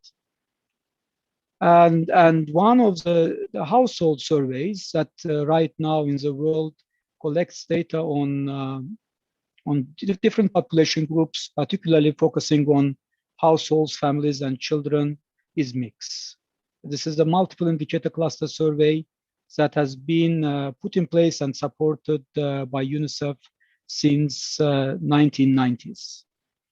It is conducted as part of the government UNICEF cooperation on the basis of data gap assessment, on the basis of the agreement that there are data gaps out there that need to be filled. And here, those data gaps could be SDG related, could be not necessarily related to SDGs, because the country usually needs data beyond SDGs to be able to monitor the situation, the development in the country. Mixed surveys are fully implemented by the NSOs, by the statistical offices. That's the usual. There are some exceptions, of course, and in technical collaboration with UNICEF.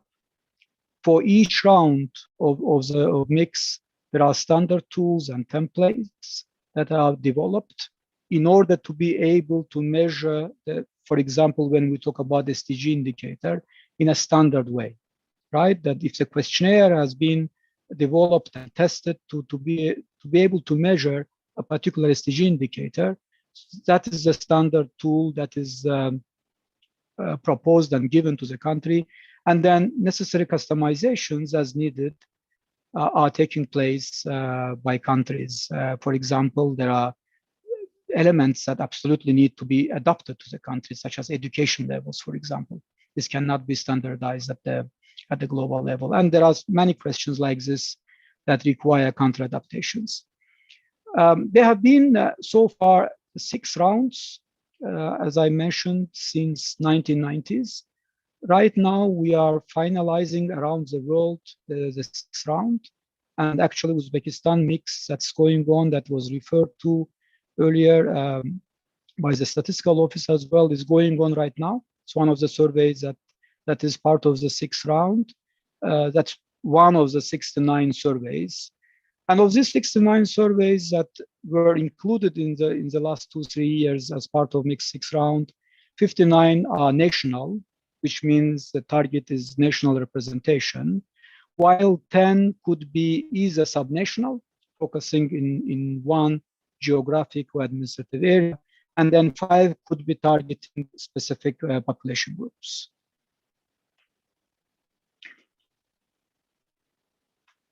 And when it comes to SDGs, as was already mentioned, if it's not recommended that countries include all the questionnaires. It has to be really based on the need. It has to be really based on the data gap assessment. But if all the questionnaires are included into the survey, mix usually includes about 33 SDG indicators under 11 different sustainable development goals.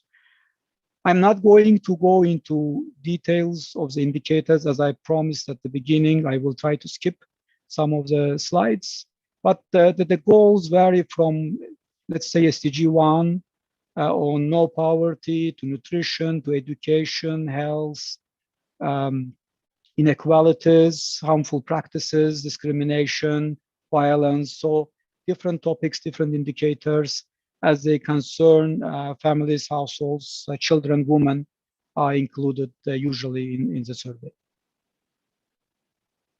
And then some countries, including in our region, in the region of Europe and Central Asia, are also including the measurement for additional indicators, SDG indicators. For example, NEET recently was included. This is the share of young people not in education, training, or employment in some of the surveys, for example, or anemia measurement.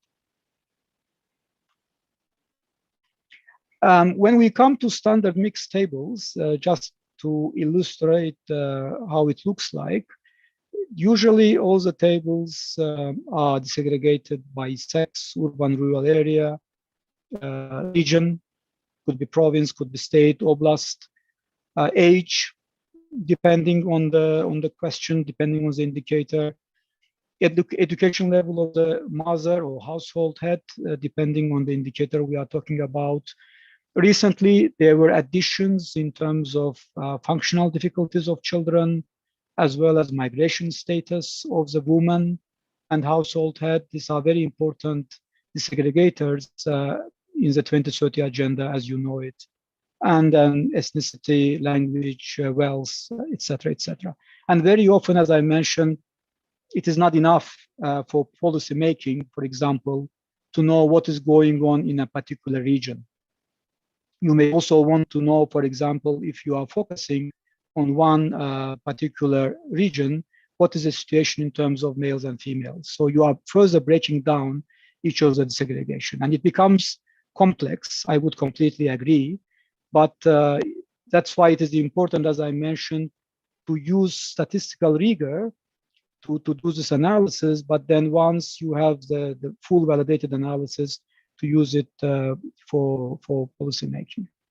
In addition, different countries, when they use mix, apply different methodologies in sampling as well. For some countries, subsampling, oversampling of special population groups, such as internal displaced people in Georgia, was important. Many countries in Balkans, in Western Balkans, conduct separate surveys to cover the Roma settlements in particular, because of their vulnerability. So you see different countries, different situations in terms of what are the potentially vulnerable groups and how do I capture them, whether we talk about, of course, surveys here, but you can census or administrative data, how far my data collection systems capture the situation of vulnerable groups. I think that should be the main important question. And then it is going to be important to think more and more about how different data collection tools can be used together to serve the same policy purpose. Identify vulnerable groups, include them into the policy making, see if the situation is changing, and continue the monitoring over time. That's why there are some efforts including by UNICEF and international community to see how the survey data can be used to link to geospatial data, to see how the survey data can be used to administrative data systems such as education management information system or census. When it comes to Uzbekistan, you already heard the last mix was conducted in 2006, and right now, as we speak, the fieldwork of mix is also happening. It is based on the agreement between the government of Uzbekistan and UNICEF, and on the basis of the presidential resolution on additional measures to ensure the open and transparent governance and statistical capacity of the country. Data collection is expected to continue until July, and preliminary findings are expected by the end of the year. I will probably finalize my presentation, and thanks a lot for your patience and attention with what I started, the importance of integrating data, integrating segregation into policymaking, because you can collect all the best data through different data sources, but if the data are not used to make changes, are not used to construct the policies and programs, then it is money and efforts that go wasted. So at a minimum, countries integrate SDG targets and indicators into national programs. What is important is that there are targets set, right? If I am here at a certain level in terms of, let's say, one SDG indicator, where do I want to be in 2030? What is the global target? Am I setting a national target?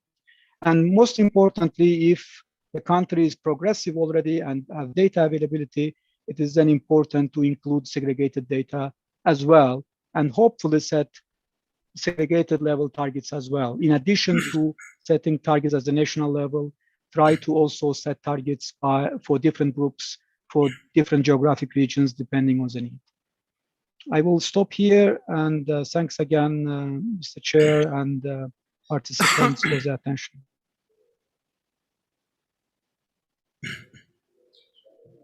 Rahmat, janob Siraj, juda qiziqarli ma'lumotlar berganingiz uchun. Hozir ruxsatlaringlar bilan so'zni Zeynal Gajiyevga bersam, qisqa qilib bizni sessiyamiz bo'yicha o'zini yakuniy xulosalarini aytsalarda, keyin bitta e'lon bor, shu bilan yakunlaymiz. Marhamat.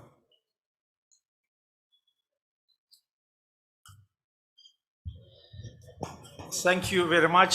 First of all, I would like to thank all the presenters for very interesting, diverse presentations about the practices of data collection, processing, and publication in several countries, in Kyrgyzstan, Uzbekistan, on specific issues also related to population census, on the data collection for SDGs, and so on. And all the presentations were so interesting. I took so much notes. The temptation is to go into very much details, but I understand the time constraints and will try to be very brief. First of all, I would summarize all the points as first conclusion that I make, at least for myself, is it is absolutely necessary to make a quality statistics with necessary frequency and sufficient segregation available and accessible to all users. And this is a key to success of achieving actually the SDGs, that allows they also to properly monitor and control the implementation of SDGs. It was also highlighted repeatedly that the capacity building is necessary on data collection, data processing, data protection issues, and in this regard, more effort needs to be made to work directly with those institutions that are called to produce those data. And those actually initiatives, those support requires also a high level of political support that was also highlighted. And as an indicator of this is today's and tomorrow's session organized by the initiative of the All Majlis of Uzbekistan to speak about interparliamentary cooperation. Specifically highlighted was the importance of linking the indicators for SDGs with the reality, so that they are not theoretical, but rather linked, grounded, and developed by practitioners. In this regard, again, with a specific focus on the population census, upcoming population census, Uzbekistan was mentioned that the success of this census will depend, of course, on the support of all stakeholders in this process. Definitely, there are serious challenges also, not only in Uzbekistan, but in the wider region of the CIS countries.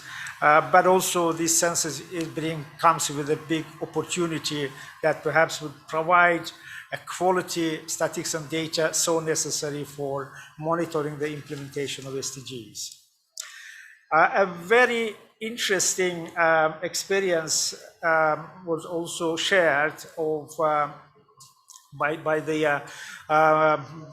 the member of the National Assembly of the Republic of Korea on regional cooperation in Asia region, specifically on water management issues. I will not go into the details. That I found extremely helpful, how from national to regional cooperation that the countries came together, and in this regard the role the parliaments played, and that's an indicator of on specific SDG 6 that came not only to send a statement to the world, but also to come with very specific water welfare program for the region, where the countries are eligible to apply and improve their water management systems. And last but not least, we have heard also from the UNICEF expert on the mix, well known as mix survey, which multiple indicator cluster survey that has been conducted since 1990s. And this survey is now being tailored, also aligned with the SDGs so that the survey can provide more indicators and targets to the countries to measure their the progresses in implementation of SDGs. And in this, the understanding is that the data should be disaggregated from the perspectives of data producers, from perspectives of data users, so that that could help better identify the vulnerable groups and better target them in the policies, programs, and allocation of resources.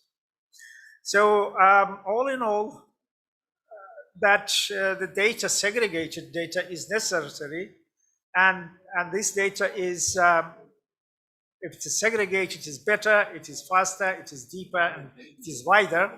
I try to cite the expert, which I think highlights specifically the importance of the statistics in monitoring the implementation of SDGs and helping the policymakers and practitioners in developing tailored programs aiming to the specific needs of the countries and vulnerable groups. With this, I would like to thank all presenters again, and if colleagues, co-moderators would like to add, very much welcome. Thank you very much.